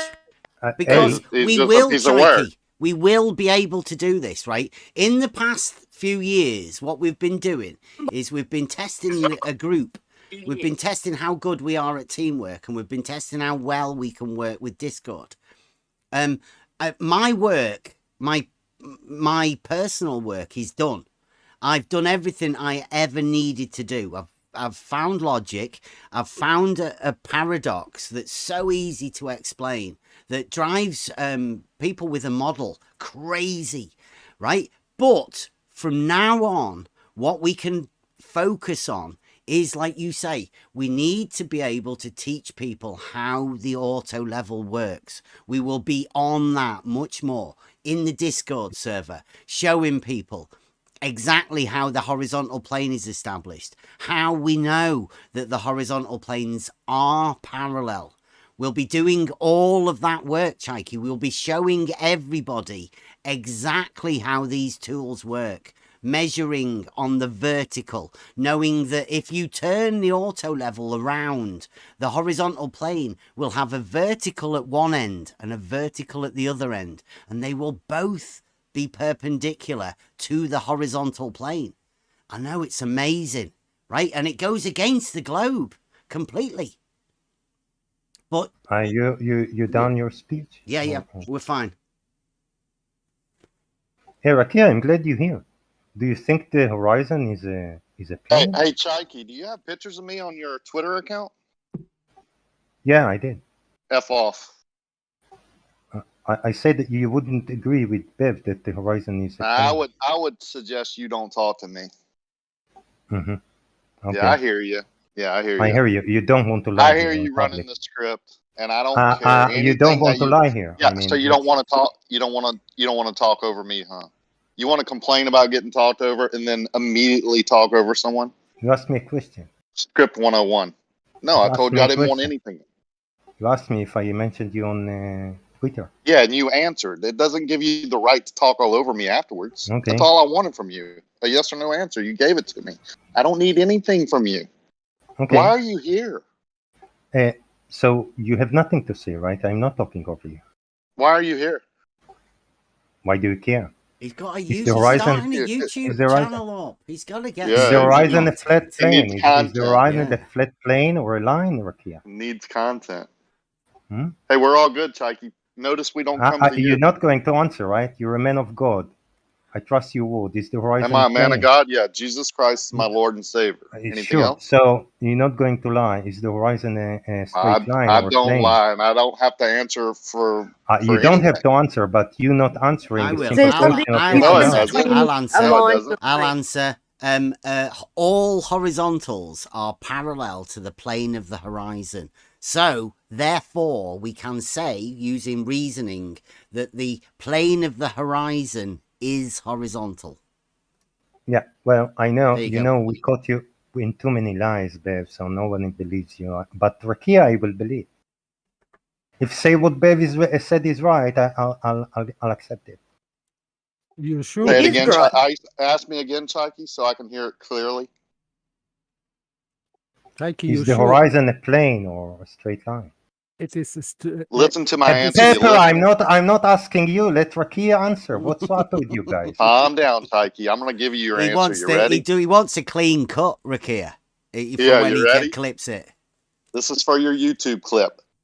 I don't care what you want.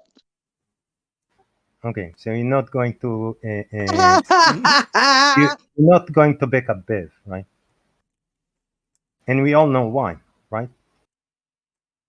You're Is not that you going to making answer me. assumptions? Maybe I didn't make myself clear. I Yeah, don't yeah, care you what made it you ask. very clear that you don't want to answer. It's very No, It clear. that's won't just you affect being the a dick. horizon at all, Chaiki. Whatever Rakia thinks. No, it won't. No, It won't. I think won't make any difference to it at all. I'm sure. Yeah. But I told you Rakia will disagree. You can ask him in private and tell me what he told you. Jolly good. Is that what you Talking came about in here auto for? This is levels. the best it gets these days. Yeah. It's just like, holy shit. Chaiki used to sit in the back and listen to all day and just make a comment here and there and be snarky about it. Now he's got a YouTube account and a Twitter. And now he's got to come here I and had a create YouTube content. account for quite a while. What's your problem? How long you had the Twitter But account? now you're doing something with it, are you? Twitter account I have for 10 days, I think, and I posted more facts than Bev did in 6 Hey, well, years. good for you. Hey, welcome here. Thank you. That's why you're here. I mean, I hadn't What's seen you fun? around, Chaiki. I was banned. For good reason, I'm sure. Did I back up Bev on the ban? You should say thank you to Emma, Chaiki. Yeah. I'm not going to say thank you to Emma. She's the one that unbanned you. Maybe you should say sorry. Me Yeah, sorry because for I what? didn't What did unban I you. do? What did I Promise. do, Paige? Emma said, you best go. What did you get banned I'm going to for? have to unban Chaiki. Why you ask me? Ask them. Because Chaiki starts to bring arguments about putting guns to people's heads.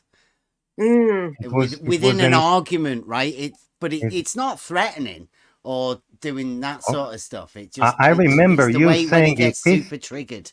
He has to go to that sort of stage of the argument, and at that point, I say it's a bit too much. That Chaiki. Well, He a bit doesn't over stop. at He that just point. goes even You further. know, Bev. Then You know, Bev, that I can go and find records. You say I did threat people, and you know I don't say things without backup. If I'll go, I'll find it. Chaiki, you want to learn about auto levels, do you?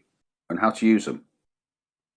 Yeah, here we have an image taken through an auto level. Bev, can you care to explain to us where is the horizontal plane? Right.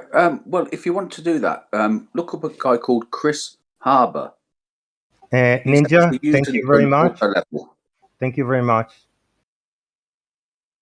Can you explain in this image, show everyone the image and explain where is the horizontal plane here? Bev? well, have a look up Chris Harbour and he will explain how to use one. Kawasaki, I'm not interested. I wouldn't be able to tell. I didn't set the auto level up, Chaiki. You don't you horizontal auto level creates a horizontal plane and you can't tell where it is. How do you tell? I didn't set the auto level up, Chaiki. I didn't say you did. I didn't set the auto I didn't level say you up. did. So I how did. would he know where it set the horizontal plane I don't to? know. How He do you hasn't know? set it up. Paige, how do you normally know where the horizontal plane is? You set it up. If you set it up, you know. How do you know? Who set it up? What do you mean? How do you Yeah, know? Bev, probably. That's what the tool's for. Paige, you're not coming up. He doesn't very even dry. know how to set it You up, so better he not hasn't got a speak clue. He's when already you told don't you he's know never things. done anything himself. It's better you not speak. If you know, even if you don't say anything, people may think you're smart. Where was it set up? Is that advice for yourself? I don't give a shit what other people think about me, Chaiki. They can think whatever they Make yourself want. a fool then. Dude, there's only one person who seems a fool at the moment. I was just told that auto level creates a horizontal plane, and I want to know how do I identify Yeah, where you the can make that horizontal plane anywhere. Really? You make sure it's set up properly first, Shaky. Is that true? Is what Paige said now is true, Bev? First off, you make sure it's set up properly, Chaiki. Yeah, I heard you. You make Is sure that- it's calibrated. Is you what Paige first said off, now? that should be the first step. Is sure what it's Paige said- calibrated properly by performing a two-peg test. Okay. Is what Paige said now is true? Yes, you can make a horizontal with an auto level on the was top of a asking Bev, Paige. mountain, Thank down you. on the ground, anywhere. You can make it at 1 foot high, 2 foot high, 3 foot high, 4 foot high. What the fuck are you talking about, Chaiki? Paige, the auto level has a eyepiece, has a telescope. You need to look through it, and in this eyepiece, in the image you see, Is that what you there did, is the Chaiki? horizontal plane. Have you ever There is actually the done hor- that? Or are you, There is the horizontal. speaking from... Are you all going to talk over me? Yeah, all have the you time? have you ever done this, Chaiki, or are you just going from... I had my eye in a telescope more than you will ever. Right, an So, auto level? Better not speak. An auto level, Chaiki? Doesn't no. No. Telescope. Okay, you've just been looking through holes. No, I've I been said looking a through telescope. holes. I said a telescope. Quite a bit. I said a telescope. Mm-hmm. It's a sight, and you can What about measure. a microscope? It's a bit like a you microscope. I said as a well. sight. I said a sight. You know what a sight is? That you sight through, and you can make angle measurements with it, no problem. So don't you make talk to angle me measurements about with eyepieces, an auto about Are crosshair you and stuff talking like about this. making angle Ever. measurements with an auto level that you've never I actually did. done? I actually did. What you I meant? actually And did. you measured an angle measurement with an auto level, Chaiki. My God, you're ridiculous. My God. How did you do I that? did it. Okay. You've never even Paige, used an auto Paige, level. I'm not going to tell you. Have you done that? I'm not going to tell you. I'm not going to tell you. Go read the book. Chaiki, come on, you're making the I'm globe asking look you a ridiculous. simple question here. What's How I up with you, identify? Chaiki? Come on, Chaiki. How What's I up? identify? Are Why you you okay? dancing around? You seem Why to you be dancing having a bit of around? an episode or something. This isn't Why normal are you behavior, Chaiki. dancing around and not answering a simple question? When I Because you're look not through asking the any thing, questions. You're I lost, did Chaiki. ask, and when you talk about me, it's hard to hear them. Your When you look mind's gone, through Chaiki. when you look through the telescope, how do you identify the telescope? horizon telescope of the auto level? How do you When you look, we identify? just call it the Why auto why you level. keep talking It's not over a me, Dave? telescope. You It's don't just the, want people it's to just the hear the auto level. question. Do you don't want the people to hear the question? I just like to be. We're going, like I say. No, I'm we asking. Are, Do you Chaiki, not want it's also a question? Jake, we are students of the trivium here. So, first Students one is now. You're a student now. I thought you the teacher. Step one is the grammar. We have to get be precise with the words we're using. I can't be precise when you talk over me, babe. Okay.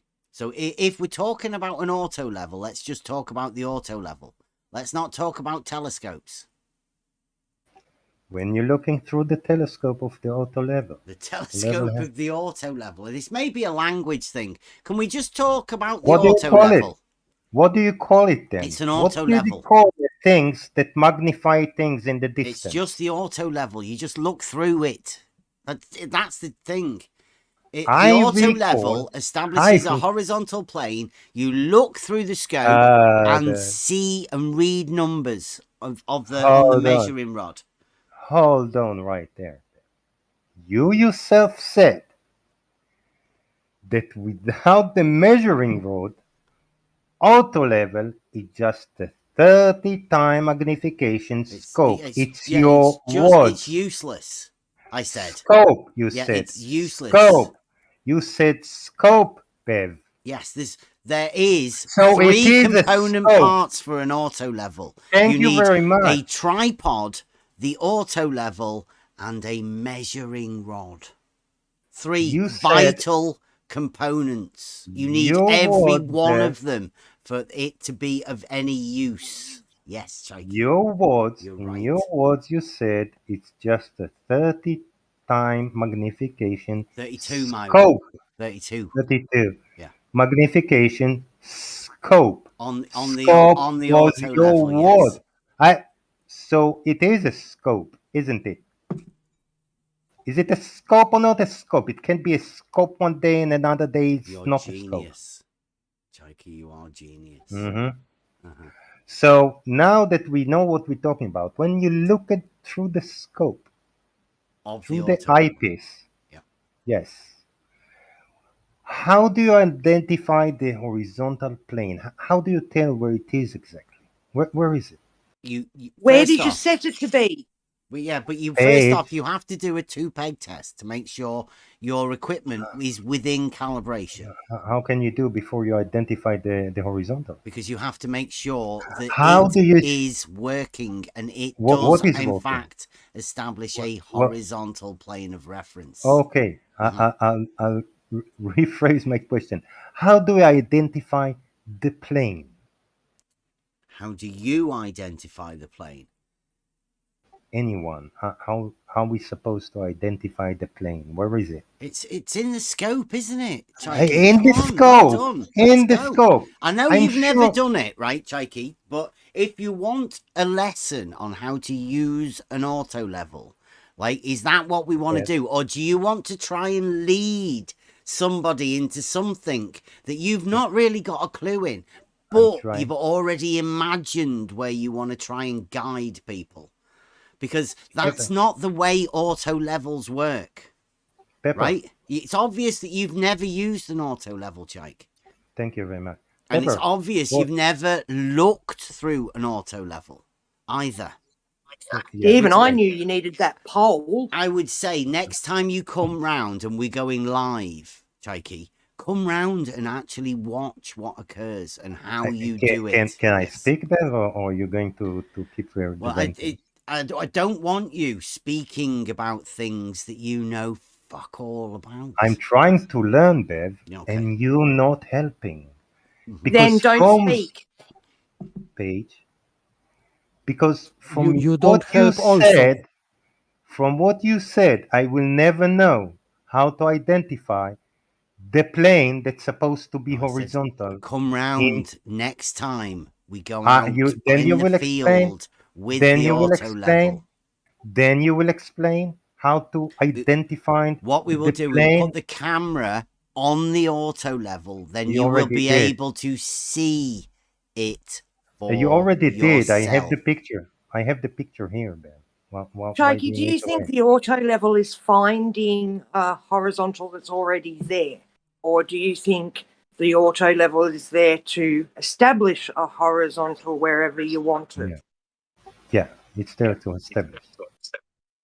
Establish it wherever you want it. So why are you asking how does it identify the horizontal? Listen. The fact that it establishes a horizontal plane is not in dispute. What I'm trying to do is identify that horizontal plane that it established. Sweetie, well then when you've established it, that's it. That's the horizontal, you've identified it. Because you establish it at the point you want it, and then it's there. You go, there it is. I've established it. Really? Yeah. Where really. is there? Oh, Paige? come on, Wherever you want, like, Chike. Where is wherever there? you You want can making the establish a horizontal plane. Fuck's sake. I know I can. Right, brilliant. Not in the Right, suit. let's go there. Why are you arguing We're about not where it can arguing be? about the horizontal plane. I just want to identify it. I can't, babe. You didn't tell You me how. identify it after you make it. You have to make it Absolutely. first. How? My question is With the how? auto level. With the How, little, Oh, like, come well, then on, come Chike. back This and is go getting through it. Listen, old. go You're just through it like asking I have with stupid these guys. questions, Chike. Yeah, This he is knows getting fine well. fucking This is ridiculous. stupid How old are question. you, Chike? Come You, on. Bev, I know you Snap want out to of it. obfuscate. You want to obfuscate. Paige No. here. Paige Chikey. here. Chike. Page here. Yes, if she we've got a needs to tool establish called her- auto level that establishes horizontal planes. What is it that make your argument? Bev, if Page here needs to point and says No. this What's is the horizontal argument, plane, Chikey? What's the argument that you want to make? I will finish. Please, I'm make making it. my argument. If Page here needs to point and say this is the horizontal plane, she can't. Right, is that your argument? Because that's fucking shit, Jake. Make Yeah, a this is proper my argument argument. Yeah, now. because you Now make you a didn't real argument that doesn't involve Paige. Please. Page. Just make an argument. I Try can't. for us. You Go on. involved her. You involved her. Make an argument, Chikey, please. I asked you how, because I want every one of your viewers to know how They're to listening. identify. They're listening now. Give us the Thank- argument. I didn't know it, Bev. If you didn't say it, I would be completely oblivion. You Make had your to argument. say it, right? I want all your audience to understand exactly how this equipment establish horizontal plane and how where do we see and how we use this horizontal plane. It's very simple. Okay, everybody knows whenever we go live, we will let them know and they will be able to see it. Make an argument, Chikey. Other than do you want us to promote it a bit more? If you want to see what happens when we go out with the auto level and how we establish the horizontal plane and how it works, and get yourself a full screen view of what you would see through the auto level sites, then come round and do that. We can explain all of that at any time. That's why we are called On the Level, because we put cameras on the level and we broadcast them to Discord. Now, what's your argument, Chikey? Just tell me when you finish. I've finished. We've done the promotion. We've let everybody know, because you've helped us out. Thank you very much. That we would do that. That's how we will show people how to establish the horizontal plane and how it's done. I thought in reality. you're finished and you keep talking. Make your argument now, please, Chikey.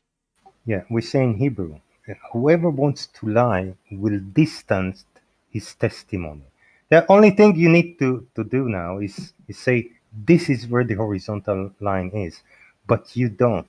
You want to postpone it to some point in the future that will never come. But surveyors are doing that all the time. So you are talking as it were the first time in history that someone is establishing horizontal plane. So can you explain This is just Petra? nonsense. Can you explain it in 2 words? How do we Can you where do we explain find? how? Not how do we establish. Can you explain? Don't interrupt. Can you explain that surveyors are not doing what they are doing? That was a nonsense question. Suppose we have an auto level Pepper, I was talking, properly set up, and that already established Know how to a horizontal. Don't let me speak, Beth. and already Don't- you mean you established the don't wanna horizontal. speak? Don't let me speak, Bev. Are you Don't tell following? me to not Are let you you complaining speak about and then people get talking over you? upset about people telling you to not speak. You're Ah. telling us to not let you speak. Sarcasm. You never heard of it, Bev. Well, Yeah, but you're it complaining literal about people talking sarcasm? over you. Yeah, Rakia does it all the time. He Chaiki, says, you don't want talk people to over talk me. over you. Why don't you talk over me? Right, Rakia? What? You don't want people to talk over you. Is that what you're complaining about? He said, "Don't let me talk." You're very confused. Yeah, every time you today, interrupted, Chaiki. I said it, Bev. think Every you're time you going- interrupted. You want to watch that, Chaiki? Am 'Cause I it going to sounds- finish? Can I finish my sentence? Well, it depends what you're going to say. If you're probably I- going I'm to to- talk a I'm- load of I'm shit much more about something concise. about an auto level that you've I'm never much done. more con- You're just imagining stuff. Because you don't It's let like me. fantasy. I'm conscience, Bev. You don't Yeah. hear me talking more than 50 seconds. I don't go on 3 minutes in a row. So who can we imagine that's using this auto level that isn't you? Because we know that you haven't. So can I we was talking imagine to- somebody else is doing it? I was asking Pepper. Mm-hmm. Suppose I have an auto level. No, suppose somebody else has, because it's not you, Don't 'cause let you me haven't. speak again, That would Bev. be, Rakia, that can would you be a moderate? lie. Can you moderate, Rakia? But Bev, sorry, not Bev, Chaiki, we are talking about people, surveyors, who use auto level every day. And the question is if they establish a horizontal plane with their tools every day or not. Look, don't talk to me about surveyors that are not here. If they're here, we no, can talk about them. this is my question for you. If they're here, we'll talk about them. Do surveyors every day establish horizontal plane during their work? Most of them actually not. They don't care about the horizontal at all. So they are Say that not one more using time. I auto want to level. clip that out. They don't care about the Tell me horizontal when you're ready, at all. Rakia. Repeat it. Yeah, go ahead right now. You ready? On three. 3, 2, 1. Surveyors don't care about the horizontals. They set vertical. And now that is With classic. auto level. That's right. I didn't say without. Did I say auto level? Did you hear this word coming from? Because Anna? I was talking about horizontal plane, not vertical plane. And how does the auto level establish horizontal plane in your mind, Pepper? Because level is on the level, it is horizontal by itself. So How does it do it? How Pepper? level has what level has to do with vertical? That's Yeah, what I'm asking Chaiki, you. how does an auto level establish a vertical? Tell them. Ben. Do you care to tell them how it established vertical? Chaiki, you it was don't your know, so- claim, you muppet. You claim that, and now you are asking how to do that. It's a Okay. versal, we call Okay. that. It's Okay. a really shit tactic, but it Yes. is wrote in No, imaginary. I thought you know, but since you don't know, Bev, I'll You've tell them. taught us that shit, right, That's Chaiki? okay. That's okay, Bev. You don't made know. the claim, and then you ask somebody to verify your claim as if they made it. It's a really Bev, old, shitty tactic. Chaiki. Reversal burden of proof. This is Bev, just very shitty tactic. Okay, thank you. Told you, Chaiki, Bev, we are students of the yeah, trivium. am I allowed to talk Practical at some point? street Tell me, talk. just tell me when I'm allowed to talk. Okay, go on mute. We'll let you know. Okay. Yeah, because we need to go over a few of the basic facts. That Chaiki's come in because he's super triggered about something. He's made a Twitter account and he's posting all sorts of pictures like he's some sort of genius. He's debunking Euclid through statements about two-dimensional surfaces and spheres, and he seems to be following a general trend though about this. People who are really upset. I don't know whether it's the horizontal paradox or whether it's the realizing Euclid part. but it's obviously troubling them. And I would advise anybody that if you have a strong love of the globe model, either like wrap it up really safe in a little box and lock it, pack it away, and then you can listen well, I wouldn't listen at all. I'd just switch off, go and watch Blue Marble Science or something like that. But maybe you want to Chaikey's going to audition for Blue Marble. You know, anytime you want, Chaikey, off you go. Now you can speak. Thank you very much. So I just wanted to give you the chance to look smart, but you didn't want to. Didn't know. Pepper, the auto level has a pendulum inside. Can you speak louder? I didn't hear exactly. I posted a picture. You see my picture? It has a pendulum prism that established vertical. Funny, right? And that transfer with the other two prisms, the vertical to horizontal.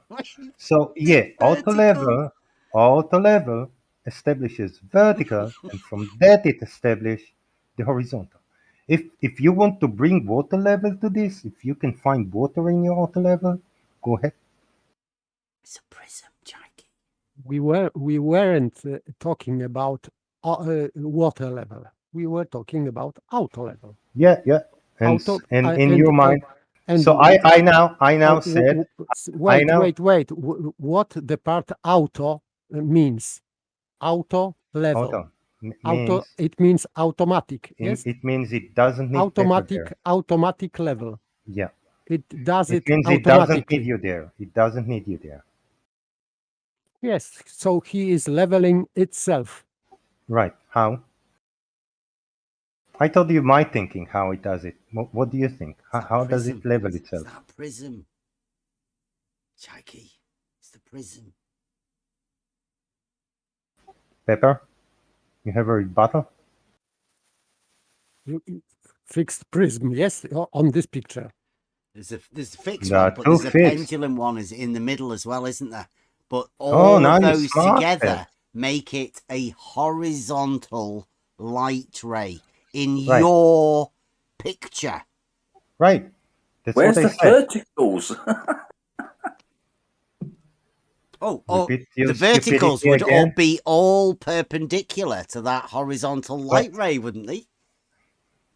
Repeat your stupidity, Kawasaki, so everyone can hear you again. All perpendicular to the horizontal light ray, Chaikey, meaning all perpendiculars to the plane will be parallel.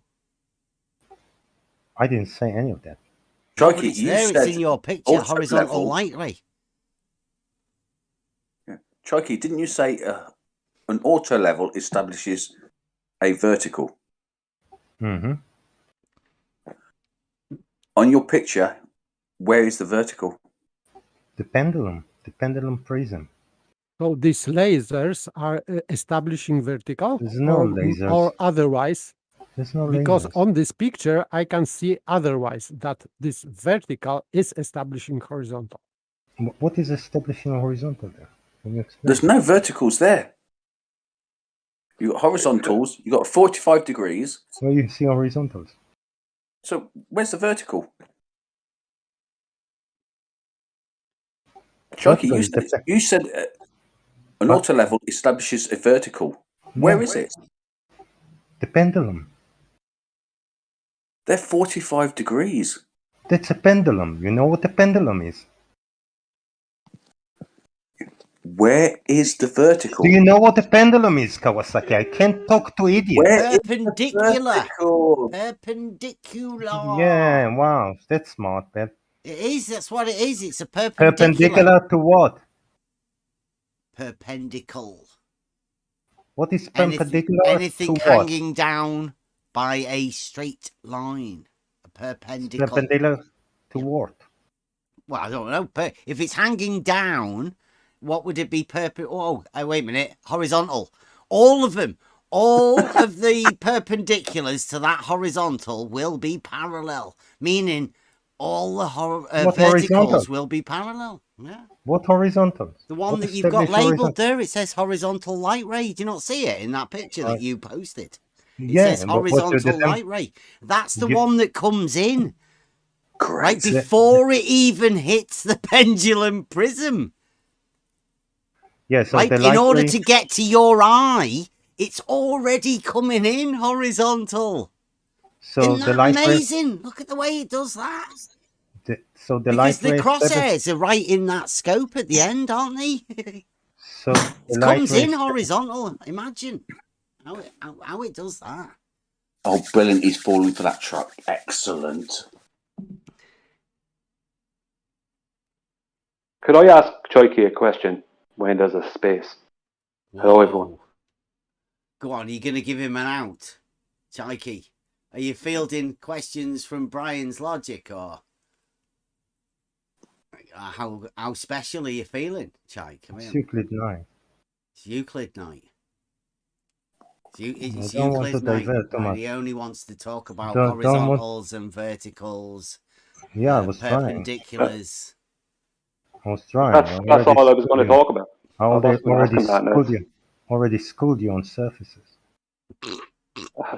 He thinks the surface of a sphere is 2D. Not Flat me. balls. Yeah, you do. I don't think. I know that Euclid said that the boundary of a solid object is a surface. That's what I know.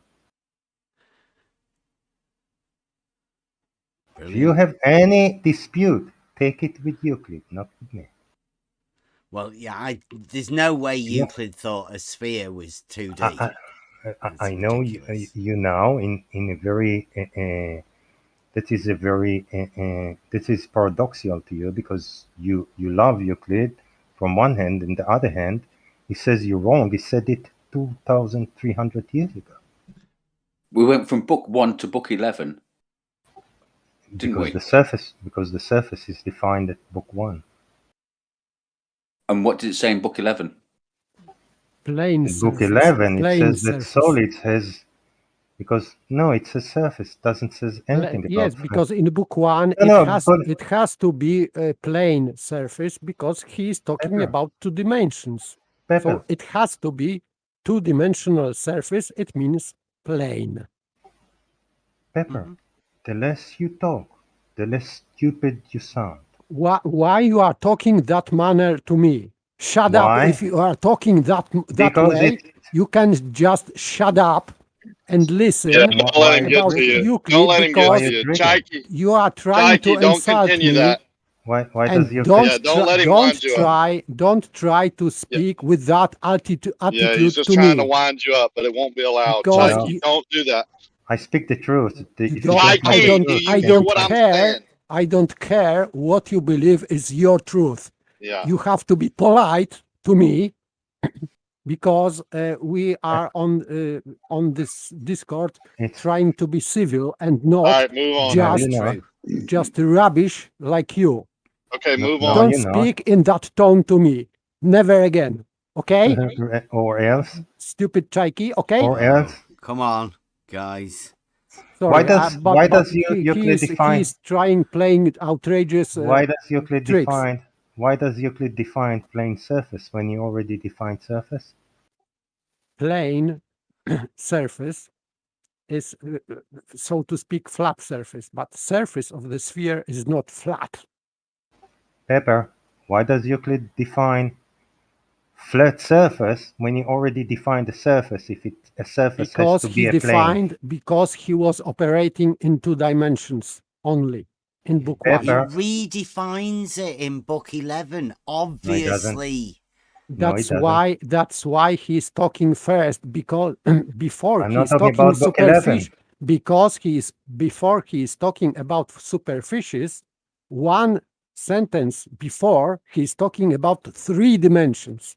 not 2 dimensions. And he's Yeah. talking about a line, and line before No, he's talking about 2 he's not dimensions. talking about lines in book 11. He's talking book- about 3 dimensions, and You in the guys next can't sentence, and follow. he's talking about You can't superficies. think 2 books at once, can you?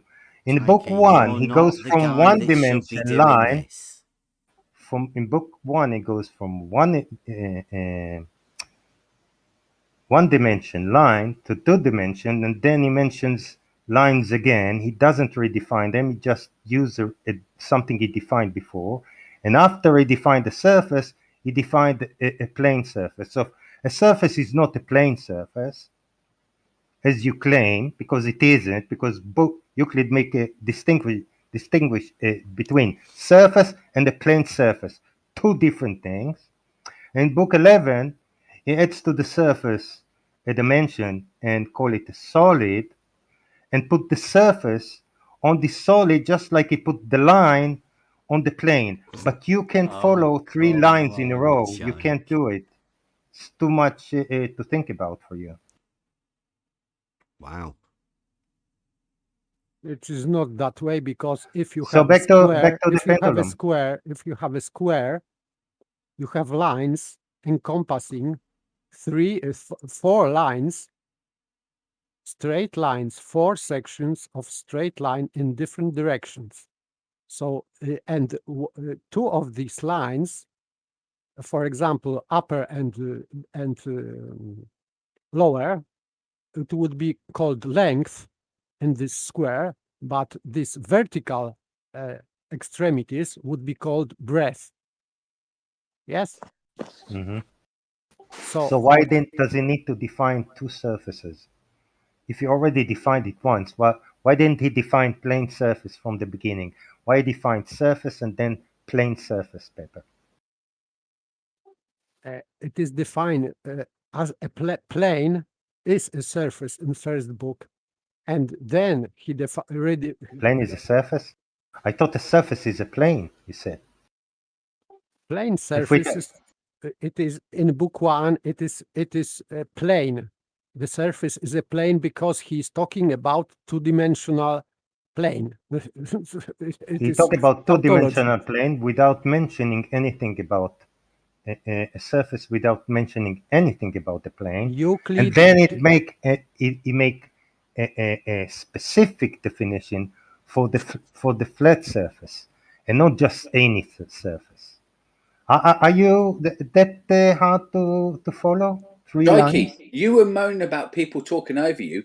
The other guy was supposed to be answering, and you talked straight over the top of him. So let him answer, No, please. no. He did. So in Euclid's elements are constructed in that manner that he is not introducing new meaning of anything if he's operating on a previous basis. So till book 11, he is operating only in 2 dimensions. So every word like surface or superficies is related to 2-dimensional objects or planes, whatever.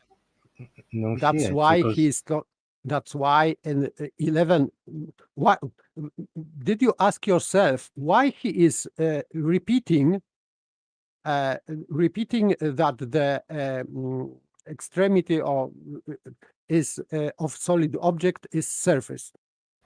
because he had no solid objects before? Yes. So he needs to define their boundaries? Yes. Yes. Yes. So he had a line, he didn't have a surface, so we couldn't talk about any surface until he had a surface. Once he had a surface, he mentioned the line in relation to the surface, which is surface is 2-dimensional. The boundary of the surface is a line. Don't tell me no. If the surface Don't lie. was 2D, it wouldn't need to be redefined. It's not. Yes, because It's not extremity of a plane is line. And this surface was a plane. That's why it's line. Why did it need to redefine line? Euclid redefined the shape because he didn't want to deal with what can't be dealt with. He put boundaries to everything that he dealt with. Obviously, for obvious reasons. What's the boundaries of a surface? What, for a circle or a square Surface. or a triangle? You know what these boundaries are. Surface. What the boundaries for a surface is that which bounds the solid. No. Yes. Are you okay, Bev? What is the boundary of a surface? That which bounds the solid. Chaiki. We're not talking about solids. I'm asking you about surface. You're talking about solid. The surface is that which bounds the solid. That's what Euclid said? I don't think so. But lines are extremities in plane. Because he was operating in a plane before, I want citation. then I don't want interrupt citation in the middle of the sentence.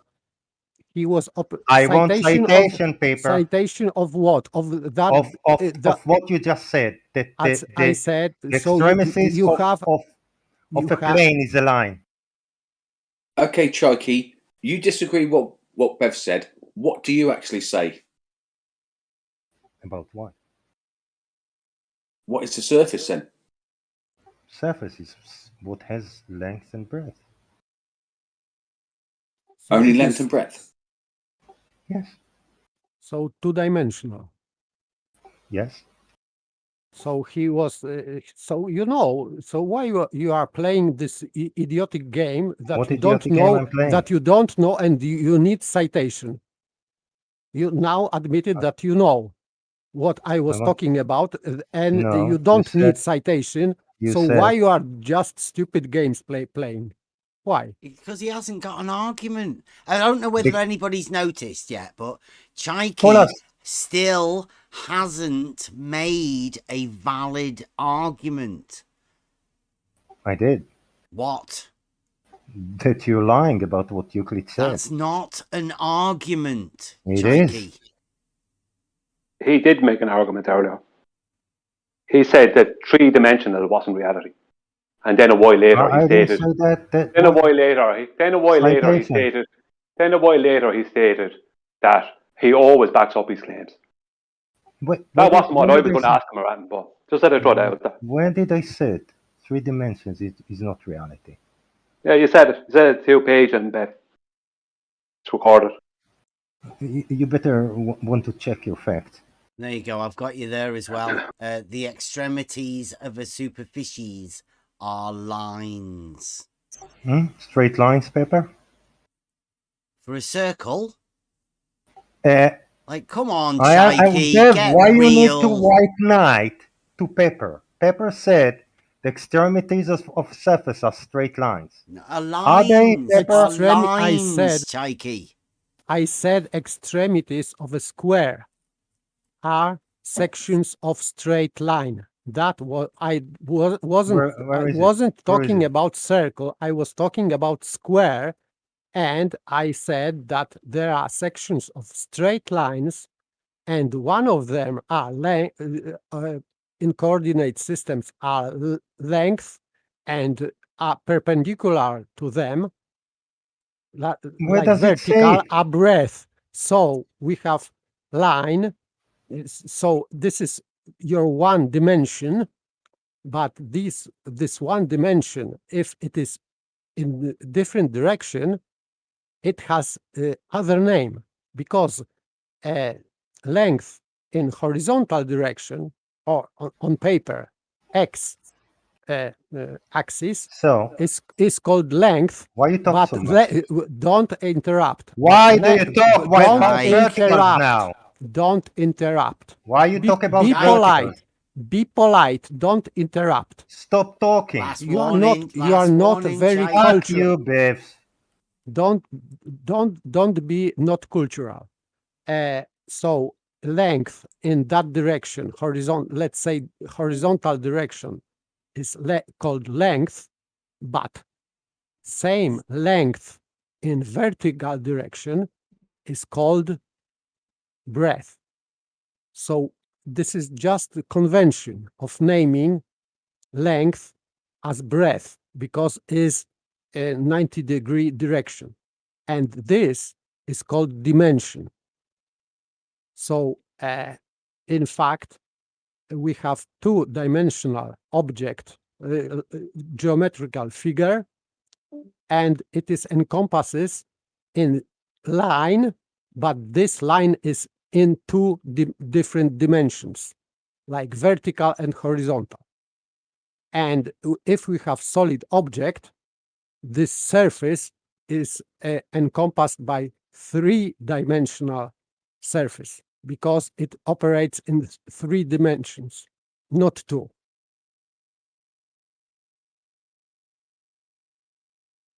Oh, he left.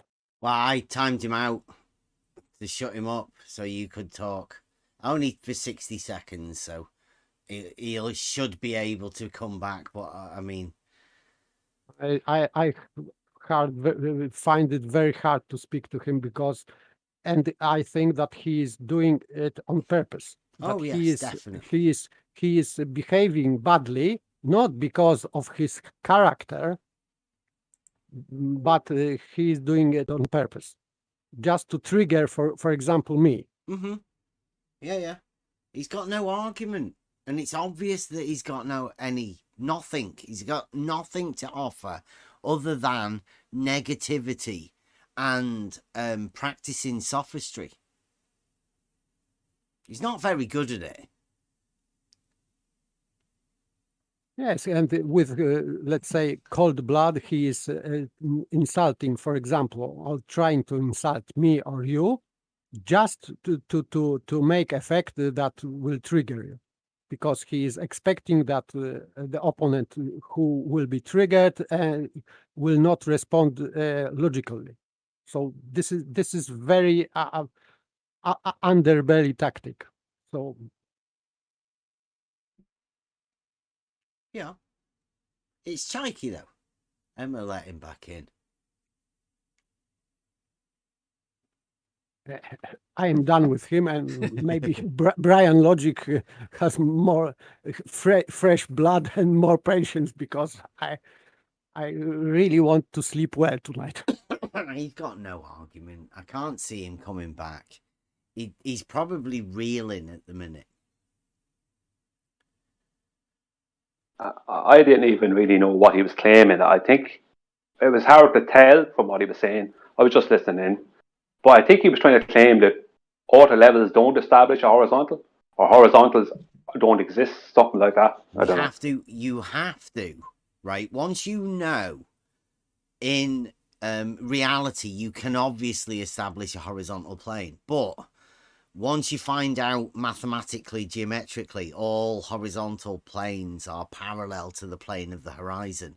That makes the plane of the horizon horizontal. It also gives you a logical way to realize Euclid and to say therefore all horizontal planes are parallel to each other. And once you say that, then obviously all perpendiculars to a plane are parallel, and the horizontal planes exist. The perpendiculars to the horizontal plane will be vertical and geometrically parallel. But their model says it can't happen, so that's it. Game over. Well, yeah, if verticals are not parallel, then horizontals cannot exist. Mm-hmm. Because you can't establish a horizontal that is. They try to claim that horizontal is not a constant. They want to claim that you can create different horizontals, but that would be horizontals at different angles. Which one is horizontal? You can't do that. A local horizontal. Self-refute, right? Because in order for you to find out that there isn't a horizontal. You're going to need a horizontal, and you can't make a self-refuting statement, which that's what they say. They have to do away with the horizontal plane because the model dictates it. Simple. Well, yeah, all horizontals are parallel to each other, and they're all parallel to the horizon, and the horizon is parallel to all of them. They both establish each other. Mm-hmm. But I understand what their argument is, because they have to claim diverging zeniths. But zeniths can't diverge. Horizontal exists. Yeah, I'll get this one. We've got the latest one. You know, Jesse Kozlowski's disappeared. He's done a runner, so they've been left surveillance. Well, you can take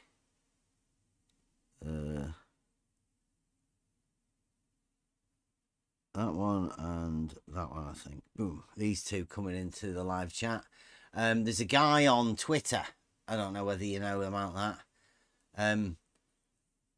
He says he's measured horizontal lines with a degree difference between them, obviously, measured from the horizontal. So that's the equipotential angle of adjustment. The angle between two horizontal planes. And then he says later on, he's measured the diversion of vertical up.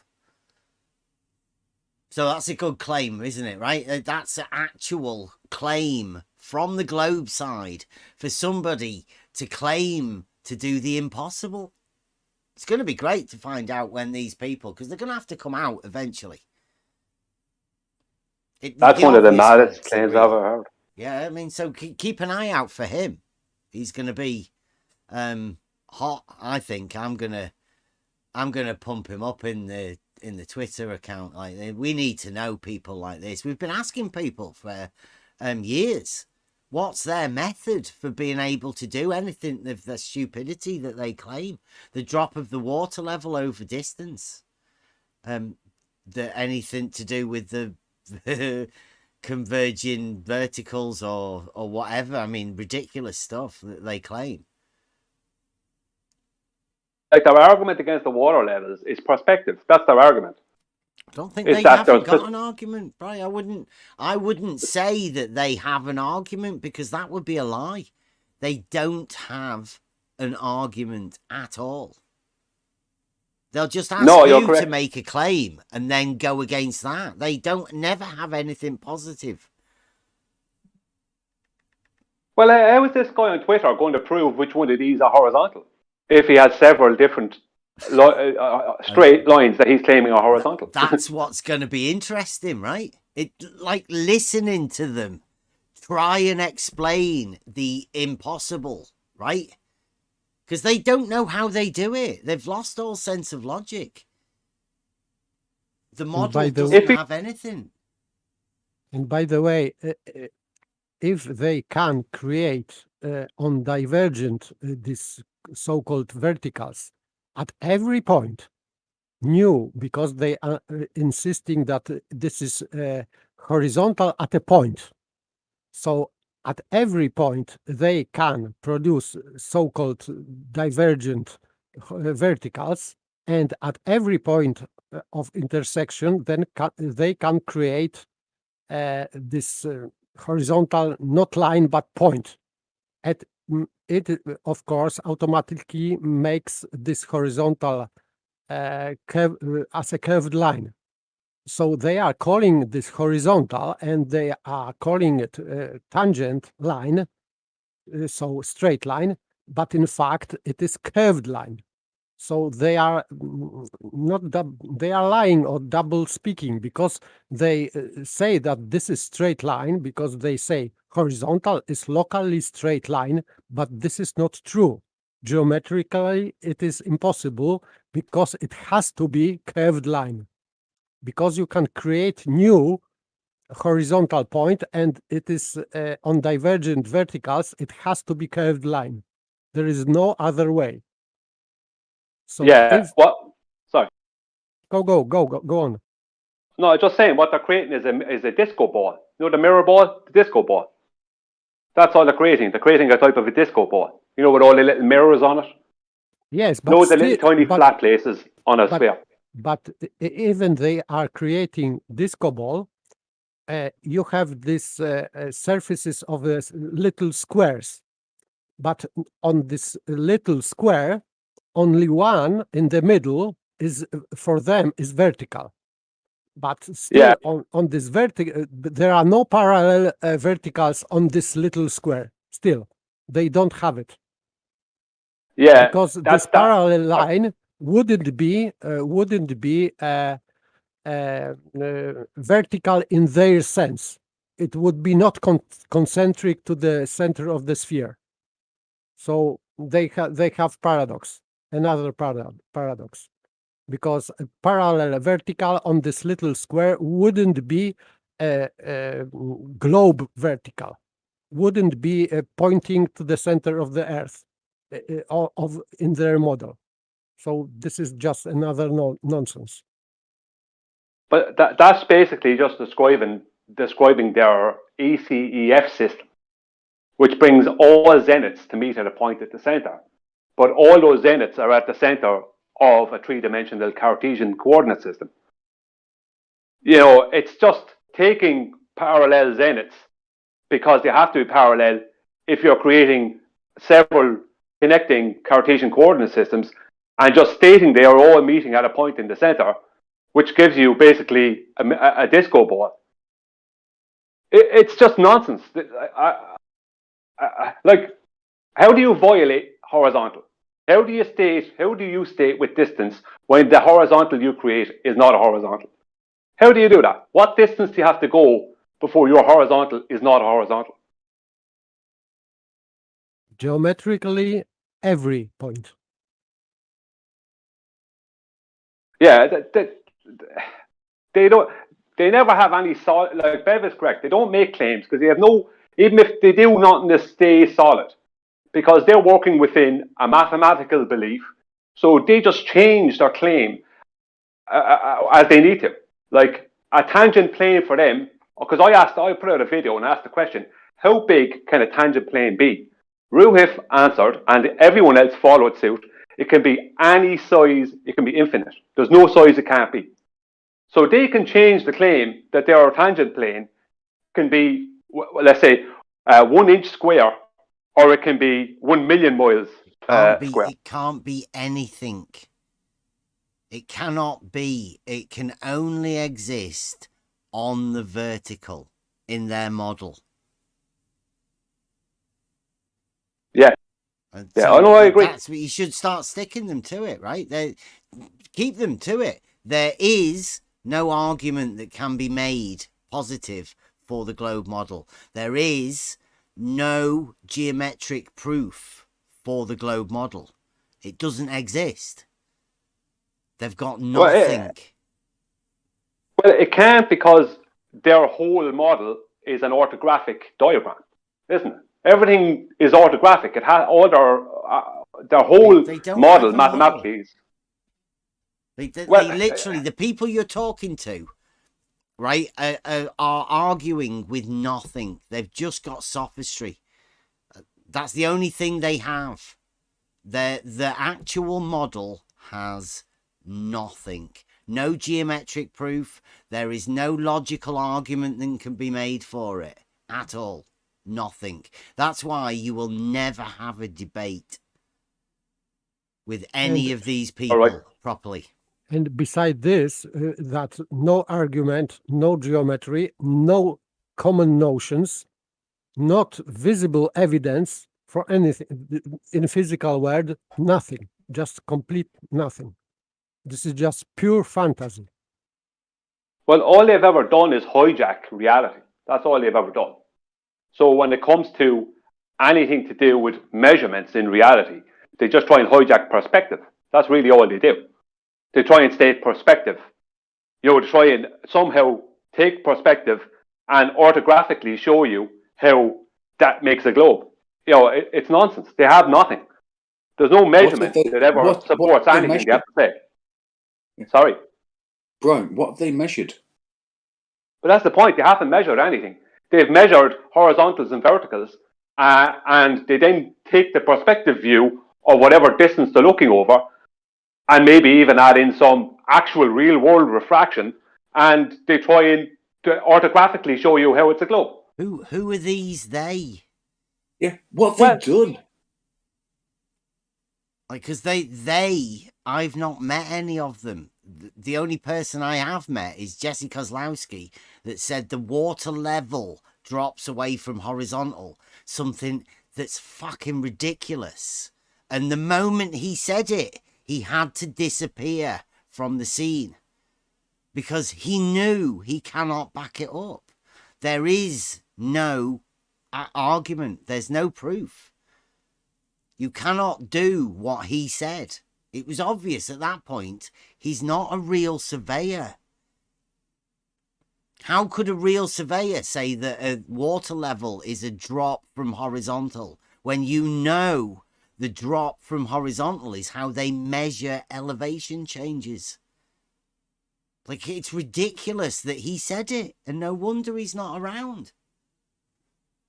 That's why I remember that. globe surveyors. They're No, he not disappeared here. after that. There's no globe surveyors, there's no globe logicians, there's no globe mathematicians, there's no globe geometers. There's nothing other than people with fantasies and people that argue with the fantasies of other people just to keep the argument going. Well, I remember you speak. I think that was on Jose's. If I'm right, maybe I'm wrong. I think maybe it wasn't on Jose's. It was on Jose's, yeah. Yeah, and I remember him stating to you that you can measure a drop of 8 inches per mile squared off of level. Yeah, off horizontal. And the water level, he said. And so everybody now thinks there's a difference between a water level and an auto level. That level is different because the surface of the Earth is water, liquid water, and it has to curve on their model, but only on their model. Yeah, what he did is he put himself in a position where he got to a point where when he did have to speak to someone who was going to ask him hard questions geometrically, which you did, he had to then come out with that claim, and it was disappear time after that. Yeah, he had to get out of there right after that because he couldn't support that. Nope. And there's been no others since. Other than McToon, who seems to have took up the charge of this ridiculous stuff. But he did say it in the video the other day. McToon has said he knows how to do it. Well, I don't, like, I know for a fact, and I'm sure everyone else here knows for a fact that's listening to this, that's in on the server here at the moment, that no amount of money in the world could you give someone to prove the process of that claim. It can't be done. No, because there's no argument that can be made. There's no geometric proof that can be done. It literally cannot be done. And believe me, I've tried, right? When I was brought into this because somebody called me a child abuser for saying level is horizontal, right? So I've been coming around here. I've been asking people. I've been on a mission to try and work out, what's going on. And all I've found is that these people just get more and more triggered. But not one of them has either an argument or any sense of proof, right? They keep asking you for things and you give it to them, but they don't acknowledge it. They can't see it. It's like they're living in a different world. I call it a paralogism, right? Their model is so strong in their mind, because that's the only place it exists, that any threat to the model within the mind will be wiped out. So anytime you give them something that may make them question the model, it gets wiped from their memory. They don't even know it exists. That's why you'd Yeah, seem they like hand you're wave it. talking to a dead person, right? They don't hear what you say. They respond in really strange ways. Well, it's because the model's in their mind and it's overtook. They've lost all sense of logic and the model has taken over. Well, what I think is that, Zombified. well, I know that you have gone out and actually supported your claims. You've done the demonstrations. That's definitely there. It's all there. It was there being done live. I think you did it more than one time. Yeah. Now, what I found is that less and less and less are they demonstrating anything. Because the more they demonstrate, the worse it gets for them. Yeah, it was all because they're not demonstrating. Yeah, that early stuff they got away with because it was a big play. They had a big support. They were able to convince everybody with the show that they were putting on. But once questioned on it, and now I think the end of the let's say the argument, but the idea that there is a debate, because there isn't. What's happened is that people have now become to realize that the word debate in flat earth just means people shouting at each other, people calling each other names, people being derogatory to other people, putting people down.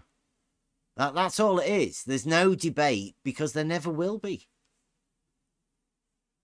Well, no, it's easier to live in the realm of personal attack than actually support your claim. When your claim can't be supported, then you're left with tactics and personal attack. And that's what we would get off of these people these days. That's all you get, right? The diversion from any sort of idea that you have an argument. If you want to present an argument, that they just won't let you. No, anything you do present, they'll do their best to hand wave it. Yeah. The tactic is character assassination, public character assassination. That's what they want to do. Because if you had an argument, you wouldn't need anything like that. If you have an argument, you don't need tactics. You don't need character assassination. You don't need insult. A true argument. If you have an argument, then you're willing to put it forward, right? The idea is to improve the argument, to make it better until it's perfectly formed. And then you would call that a proof once you end up with the perfectly formed argument. And then if you can replicate that, which you should be able to with logic anyway, right? You shouldn't be doing logic with things that you could not predicate upon. You have to do logic with real things. So, the argument is the battle of the words and the statements and the reasoning powers. There should be no shouting. It should be a learning process, really. When someone has to go to the extent of proving horizontal exists. Well, yeah, that's ridiculous. Nobody has to do that, right? These people only say that because they don't want to get into the argument. They want to make you claim something stupid. Nobody has to prove that. It doesn't have to be done. It's just a way of them getting out of an argument that they know they can't even get involved with. Because in reality, on their model, there's no such thing as a horizontal. The geometric horizontal cannot exist on the globe model. And the geometric horizontal plane or line being the one that all the perpendiculars to it will be parallel. Well, if they can have that... Sorry, go on. I say because perpendicular to horizontal is vertical, and you can't have verticals being parallel. So that's like a logical proof that horizontals cannot exist on the globe model. Well, what they try and get is they try to get people arguing with them and trying to support the claim that horizontal does exist, which is complete nonsense because they're the one claiming it doesn't exist. How would they support that it doesn't exist? They it's a can't. sophisticated So what they want argument, is, isn't it? yeah, They're trying to wrap yeah. you up and round in circles without having an actual argument. It's rather embarrassing, really, because on one side they've got nothing, and on the other side you're arguing with people that have got nothing, and imagining that there's like an even battle. Well, there isn't. In reality, there's no argument being put forward, really. One person defends a claim and the other person just attacks any claim that the other person makes. You never get a chance to make arguments, to make proofs. No, most of the time they're looking to find some small little thing that you say in a video or you said kind of offhand when you were just being relaxed, and they try and use something like that in some way to wrangle some kind of nonsense, non sequitur argument out of it, because they can't address. I mean, like regardless of what the topics are in my videos, it's so often that I make a video and the video itself is never addressed. There could be 100 comments on the video or 200 comments, and the majority of them aren't addressing the video. You know, they're not addressing the thing. They just want to have any other argument about anything.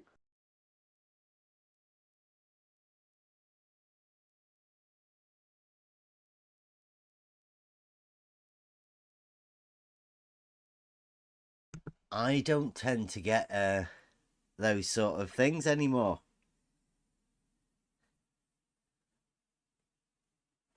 Do you mean? Or they don't bother doing that.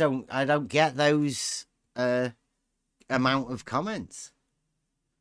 They're not interested in trying to well, they know that we know that they have no argument at all, and now they're wondering what's an argument.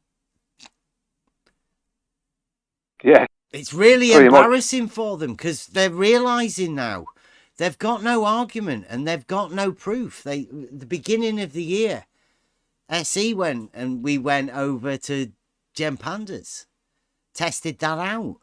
They know that they have no proof. So the moment you can find a proof, you've got one up on them. You have a proof, they can't have one. You've gone one better than they ever could. Well, mostly what they want to do is get you involved in a circular situation where they switch out, even if whatever way they have to do it, switch out accounts, whatever their way they have to do it, to keep you arguing with them, which keeps them somewhat validated. When they are the people with no validity at all.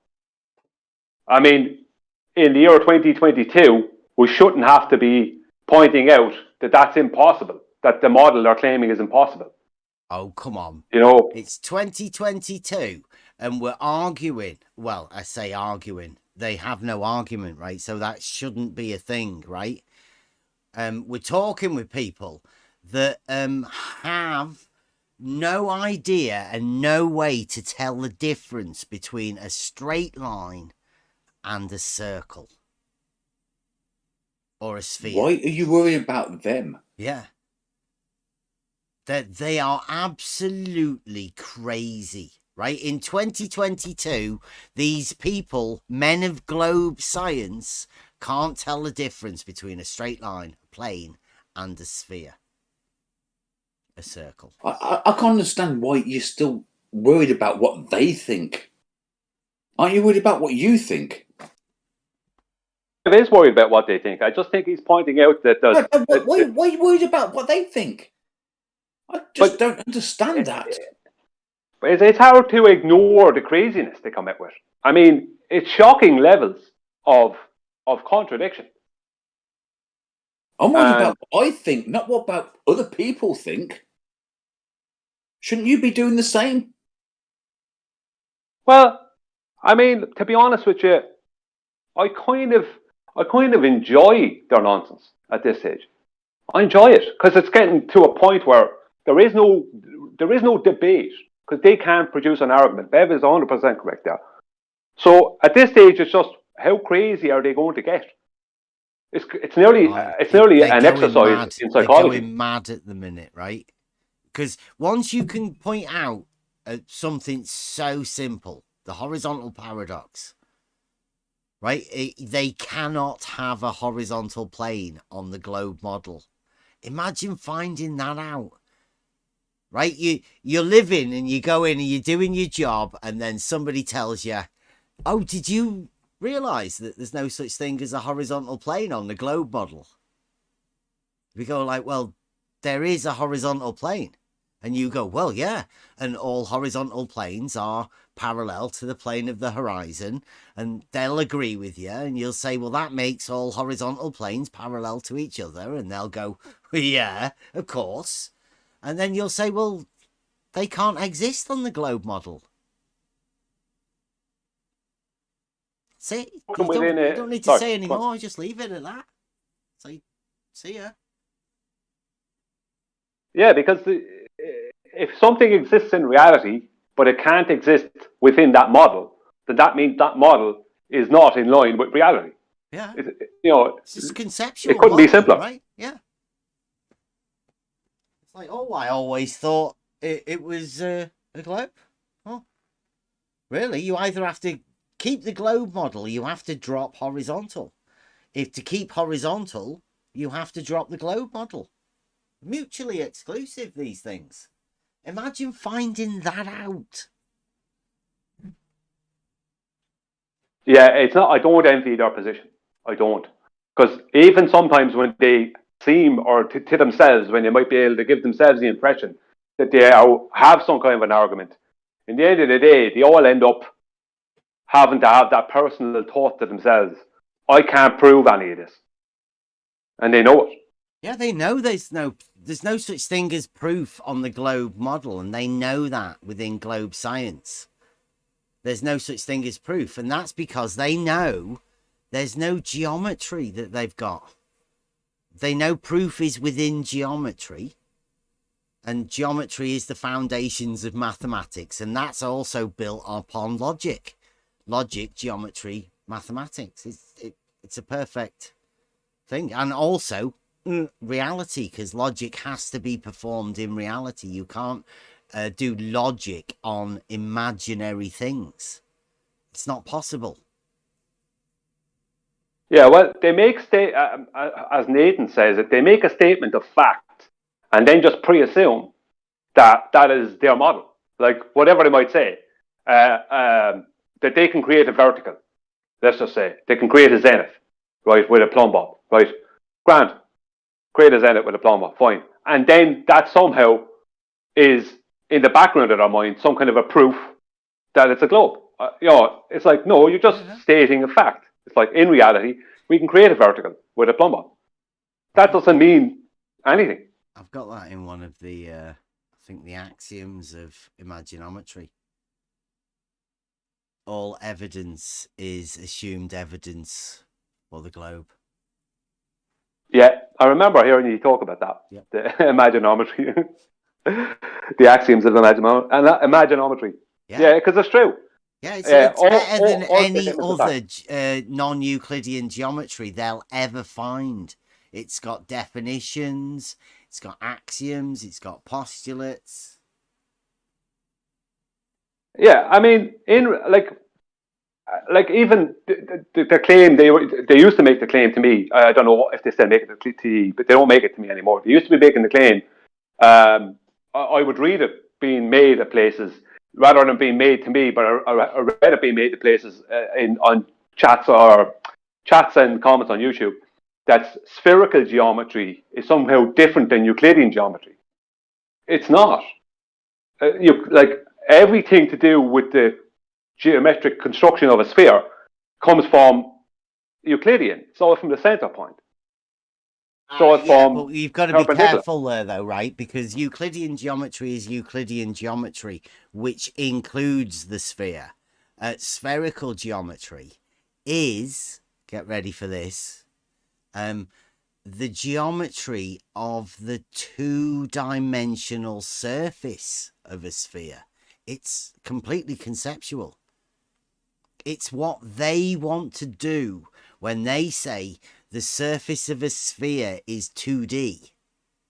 It's because of this non-Euclidean geometry, which they've got some sort of a conceptualization that they can make a globe around this malformed idea of 2D, because they can somehow work the horizontal plane into the understanding that a surface of a sphere is 2D, and they can still conceptualize a globe around this spherical geometry. It's a mind trick played on academics of a perceived intelligence, so they can continue to keep the globe. Well, what I point out to them when they try to make an argument about it is that they don't actually have a globe geometrically. What they have is a circle that they claim is a globe. Because everything that they have is based on two-dimensional circle and the center point of a two-dimensional circle. And that's what they're working off of. It's like they are always working off of a circle and any geometry connected to that two-dimensional circle. Whether it be a tangent plane, which is, as far I don't read Euclid, but as far as I know, that is two-dimensional Euclid, isn't it? Tangent plane. Everything they work off of is a circle. It's always an orthographic circle. That's their whole shtick. But they try and claim a globe out of that. I don't think the Euclid goes into tangent planes, because it would be a shape around, like a circle within a square or something. So there would be constant tangents, planes around a shape. But I mean, if they draw a circle, that's for them to reinforce their own model. And it's like a pacifier, right? It calms them down. At least there's a circle there on screen, and they can still have that. And they need it, some people, in order to be able to talk about the model. Their whole model is a radius, a diameter, and a circumference. That's it. It's draw That's what their model is. Draw a circle. The drawing. Yeah. But it's only a few people that can do it. Then they're getting less and less. These, I call them expert globes, but all they now they're sophists. They've learnt how to argue without an argument. I find that most of them, there are less and less of them on YouTube, making videos on YouTube about the topic. I think most of the time they're on Twitter or they're on Discord, but they're not so much on Discord live streams as much, unless it's one of their own, maybe. They're much easier for them to be in text chats now, to be able to vocalize this. Because I don't know about you, but I'm a student of the trivium, right? In order to get the grammar straight, we need to be able to identify the subject, right? We need to do that first. Then we need to formulate the statements together to formulate a reason, an argument out. And then we need the ability to portray that too. So I'm a study of that. I'm going to do it live though, because I quite like the live thing. I mean, I don't mind making videos and I can do all of that. But me personally, I want to be a study of this. Rhetoric is the bit that I'm missing. And I'm going to be practicing that. I don't know what trivium, I don't know the term. What could you tell me what it is? I don't know what it is. The trivium, it's just basic. It was old school classic learning. What happened before the education system that we have nowadays, with a rinse, repeat that sort of thing. Well, the trivium teaches you about grammar, the words, and how the words work, and how you need to be precise with the words that you use, and how words have meanings and all of that. And then you get chance to work into the logic, right, where you can use these words and formulate them into statements that have a meaning and can convey like a reasoning power. And then the last part is rhetoric, you know, to be able to portray that and be able to ask questions that mean things, and be able to make good arguments, and be able to portray whatever, right? So all of those three things come together, and they sort of teach you how to learn for yourself. Then you have the ability then to be able to process anything you want and become a master in that one particular thing. You don't need to do all of the other subjects. You can specialize, but have the knowledge to know how to learn it for yourself. That's what basically what the trivium is. And yes, so a process of how to learn. Yeah, and that comes first, right? So once you learn that as that process, then you can learn numbers and go into geometry, and then into music, and then into astronomy. But astronomy is like, I think now I'm getting more to think it's like cathedral building. It's architectural building, but it's where you use the sound and music to be able to make architecture. You use the space and the time within the music, space with geometry.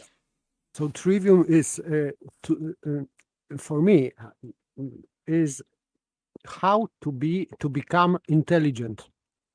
Grammar, logic, rhetoric. So this is trivium, and the second part after trivium is quadrivium, 4. It is called septem artes liberales. It means 7 arts or skills which make you free. So after this trivium, you have quadrivium, what Beth said, arithmetics, geometry, music, and astronomy. That's whole process. Trivium, and after this quadrivium.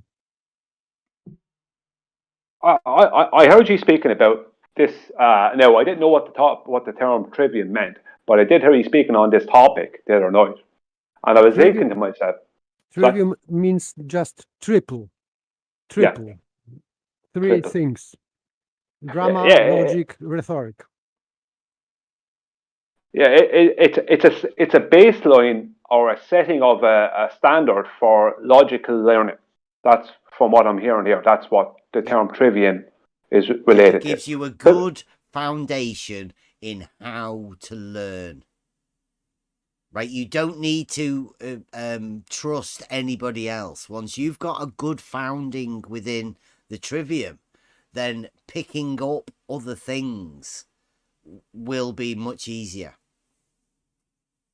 Yeah, it's a foundation. Yeah, makes sense. Makes total sense. Because I remember my father. Because my father was carpenter and joiner, but he would have learned in the older style, so it was a lot more involved than in today's world, where it's mostly kind of joinery and power tools. And people before him maybe would have learned more intricate as well.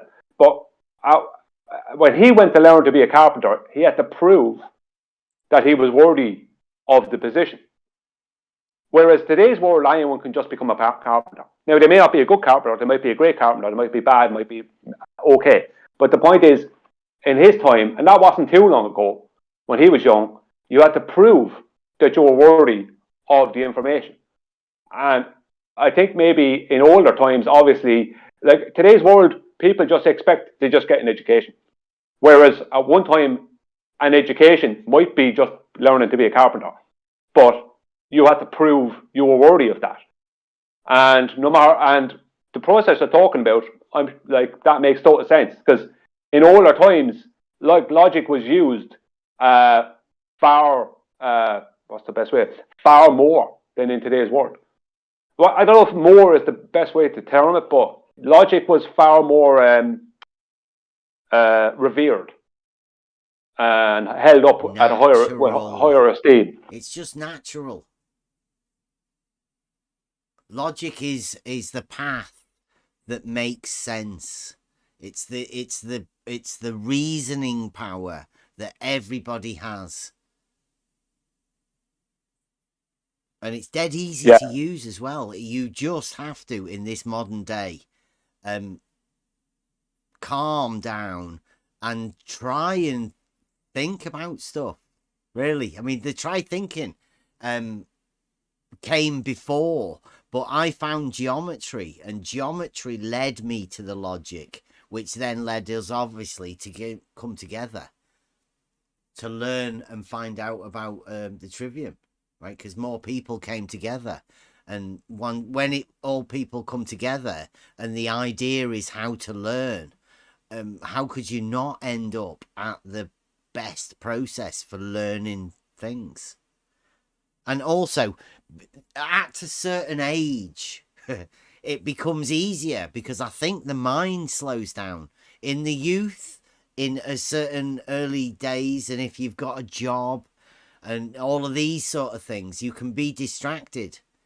At a certain time, you get the brain to slow down, normally at a later age. And it becomes easier for you to understand these things. It makes more sense than it would do early on. Well, I didn't learn anything about geometry until I was in my 40s. Mm-hmm. Nothing. Absolutely nothing before that. It's not until I reached my 40s that I learned anything about geometry.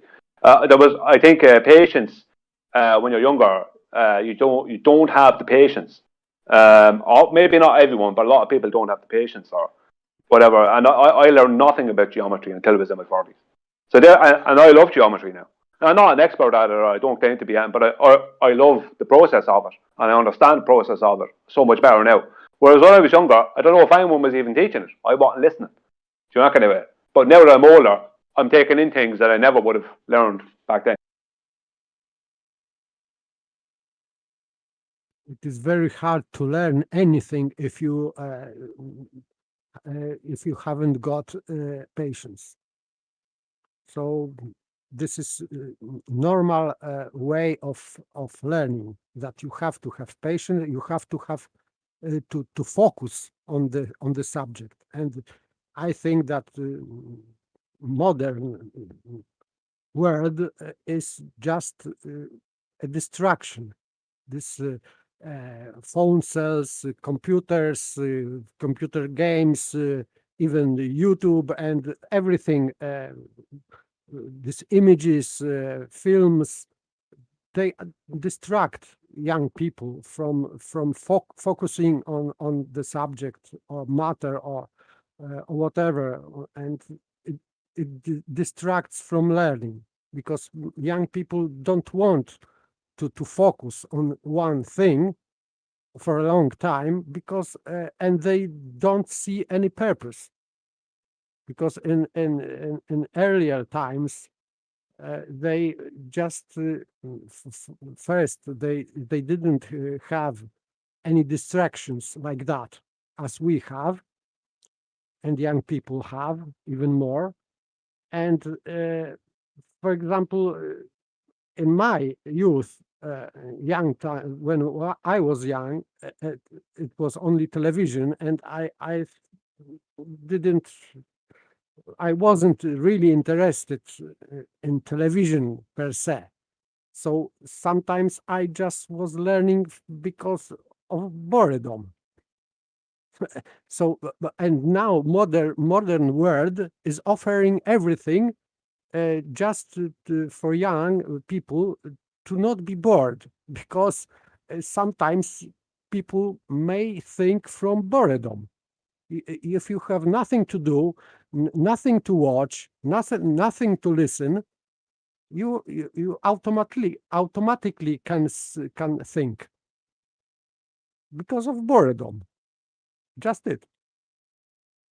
Well, the thing about it is that the modern world gives us technology like we've never experienced in the past that we're aware of. We don't know, but that's what we're aware of, and it can be used in this fashion for something constructive, or you can allow it to overtake you. And with the youth, that's why things like shorts videos and that became so popular, because they are taking up less of your time, instant information, instant something, and it's gone. Where, like with all the technology we have, the main problem we have is the resisting of temptation, because you're tempted to waste an hour looking at something on Twitter, or TikTok or whatever people are on. So it's the temptation where you lose an hour of your life, and you won't even remember what you looked at, because most of it was just the same nonsense it was yesterday. So you're losing time in your life, and I just think that young people. I don't think young people should. I don't think they have it in them. They're biologically not made up that way to sit down and learn stuff. I think young people, kids included, they should be allowed to release as much physical energy as they can. Because they have too much physical energy to be learning things. They want to do things. They want to play sports or whatever. You're better off teaching them just the basics of what they need with mathematics and how to read and write, and leave them off at that until they get older. Because there's a lot of people that would have been happy to be working when they were younger, and then to go back to school when they got older to learn things. There'd be a lot of people if the society was more built that way. Because I would have absolutely been working physical work in construction and things like that from a young age if I was allowed to do it. But I wasn't. Legally, we couldn't do that. But I would have been doing that because that would have been, to me, way, way better than being stuck in a classroom that I didn't want to be in, that I couldn't concentrate on anything. Why stick all these young people in classrooms when they have a load of energy? That's the time for them to use their energy for sports or whatever else, and teach them the basics. But then afterwards, they might specialize in something, in geometry, geography, or whatever they specialize in afterwards. But the point is that while they have all this energy, what are you sitting them in a classroom for? You're stuck in a classroom at the time of your life when you have more energy than you'll ever have. What's the point? It makes no learning sense to me.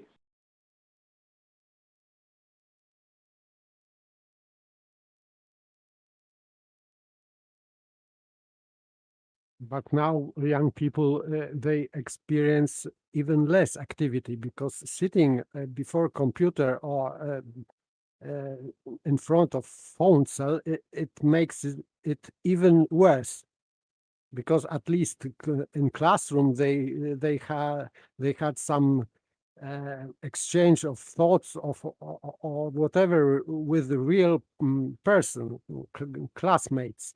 But now they are talking to machine and sitting and not moving. And even I can see on the street that most people, especially young people, always with these headphones and cell phones in the hand, and they are not even aware what is going on outside of these headphones.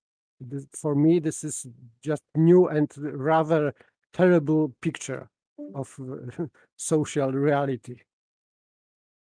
Well, see, sending them to school is not a bad thing, but having them sitting in a classroom for 6 or 8 hours a day is a bad thing. Send them there for 2 hours of sitting down and learning, and the rest of the day is actually doing things. It doesn't always have to be sports all day, but actually actively doing something. They can be learning and doing. Why are you sitting these young people in a classroom where they have to sit there and look at a board and write things down and get out the book? It's like they have no interest in any of that. They will do 2 hours of it once you take some of their energy out. When I was younger, I had a teacher. when I was in primary school, I don't know what junior school, wherever it is in America and Canada, I don't know what they call it there, or Australia, but primary school is like before 12 years of age, from 4 to 12 or whatever.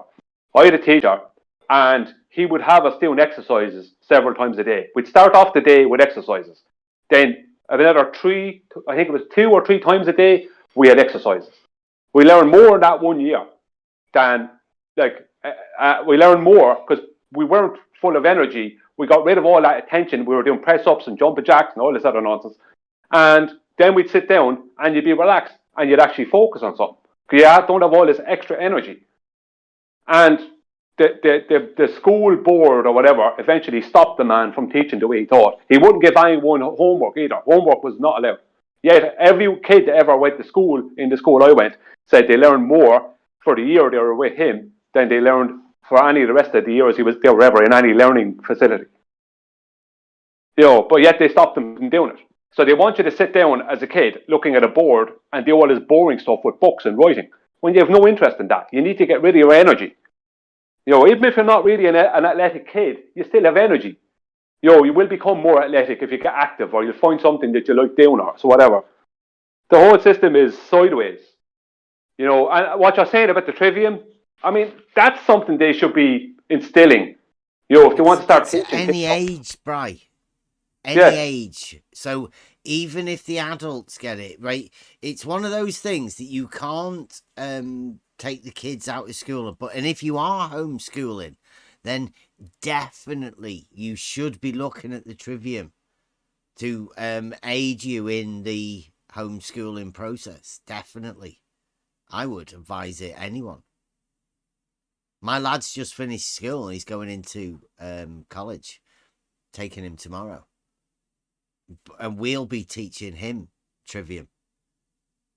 Because the skills that are sadly lacking as he's come out of the school process. Well, if you look in history, when they speak about the times in history when learning was where you had the best, most logical minds, go back into ancient Greece, ancient China, and things like trivium, because speaking about, they would have been just the bread and butter of the start of learning. Regardless of whatever culture you're from, if you're from a culture where learning and logic was highly respected, like the Chinese or the Greek culture or whatever, then you would definitely a logical baseline to learning would definitely have been taught. The fact that they don't teach that to young people these days, and I know anyone can learn at any age, it doesn't matter. It's open to everyone, but the fact that they don't teach that means they're not interested in teaching. They're actually not interested in teaching kids how to logically think. They don't want that. Because you would be doing that. But this is in this name, Septem Artes Liberales. So 7 skills which makes you free. And today, people that rule this world don't want to rule free people, because free people are not inclined to be ruled by, for example, by force or whatever, stupid acts or stupid laws or whatever. They would spot, no, I will not comply to this law because this is stupid, is unreasonable, and I can prove it. And this is very, very rare where you can find people who can contest, for example, modern science, because they have no tools to contest modern science. They just have to believe. No logic and mind power to refute this modern pseudoscience. That's why they don't want people to learn logic and trivium. So that's my take on that. It's easier to control stupid people. Well, Nathan, when he was young, was sent to a private school. As he got a bit older, I think his family moved. I don't remember why, but he switched from a private to a public school. I think maybe his family didn't have the money, but they sent him there for a couple of years. And he switched from private school to public school. And he said that the way things work in private school and how you're taught and what you're taught is at a far higher level than what goes on in public school. He said public school was a load of nonsense as far as being taught stuff. Like if you went to private school, the chances are you're going to learn about the banking system and different things like that. That are things that are important in the real world. You're not going to learn about that in the public school. And the majority of the kids in the world who are in school are in public schools, if they're lucky enough to be in a school at all. But I mean, if they're in a position to even get a normal education. So if you go to a public school, according to Nathan, in Britain anyway, that you're taught at a much higher level than you will be, or if you go to a private school, sorry, you're taught at a much higher level. You're taught more how to think, and rather as opposed to what to think, he said. And it's more individual.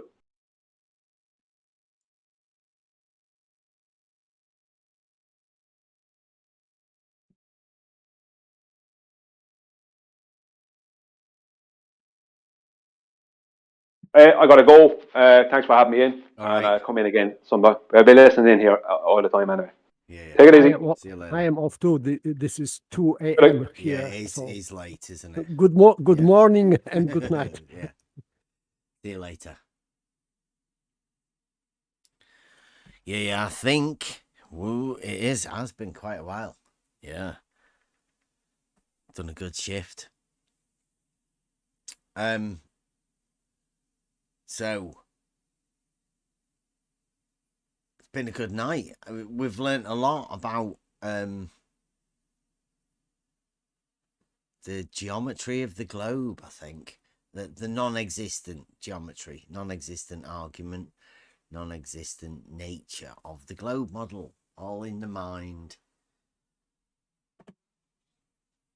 They'll show that by not having an argument. That will definitely be the theme that we go with, especially because we're dealing with the trivium and the identity and all of that sort of stuff. But it will be interesting because I think Blue Marble and Mobius are having a debate. We sort of sorted that one out last night, so that'll be coming soon. That will be the first proper debate under the new understanding that they have no argument. So it'll be up to Blue. Thank you very much, Blue Marble Science. Anybody got any other final words before we end it on a Buster song? Because we didn't have one to start off with. Thank you very much for having us. Yeah, thank you very much, Bev. No, I've got wisdom, Buster. Okay. Thanks very much. It is Free for All Friday tomorrow, so come on down. I'll definitely be trying to keep out of it as much as possible, but anybody wants to come on in and we'll have a chat. See you tomorrow. It is probably the single most important mathematical idea of all. The notion of proof by circle and line or ruler and compass construction means that geometry can be known about in a way that is different from knowing about physical things, and so makes geometry epistemically differentiated. Furthermore, starting from circles and lines alone and constructing a relationship using circles and lines alone makes the conclusions certain in a way that nothing else was at the time. In geometric reasoning, the argument and the conclusions were made supremely clear and evident to the senses. Indeed, the concept of proof, a mechanism that gave a warrant for claiming geometry to be perfectly and absolutely true, made geometry the very paradigm of what we mean true and certain knowledge to be. In effect, in our understanding of nature, true means true, like geometry is true. Come go with me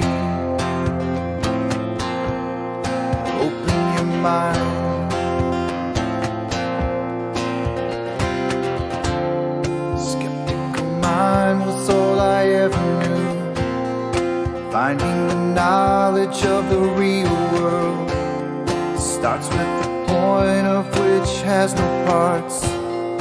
These are the axioms of life. True. And I take my chances with the old ways, finding the proofs in geometry. And I don't care what all the sophists say. I find the proofs in reality. They were right. We call this We know that they were right. True. We call this proof. Like geometry is true. Starting with circles and lines alone, constructing the nature of what's known. We call this conclusions are clear and the evidence seen. This 3D space works perfectly. And I'll take my chances with the old ways, finding the proofs in geometry. And I don't care what all the sophists say. I'll find the proofs in reality. Geometry is true. Perfect. Absolutely. And all around you is sinking sand. You have a place on which to stand. Foundations were already built for you. Absolutely true. Open your mind.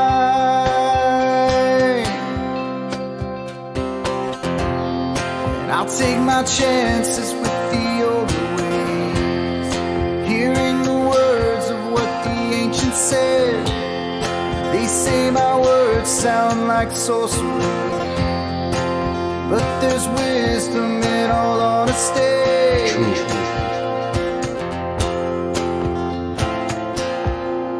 Come go with me. Open your mind. Come go with me. We'll find the truth. True.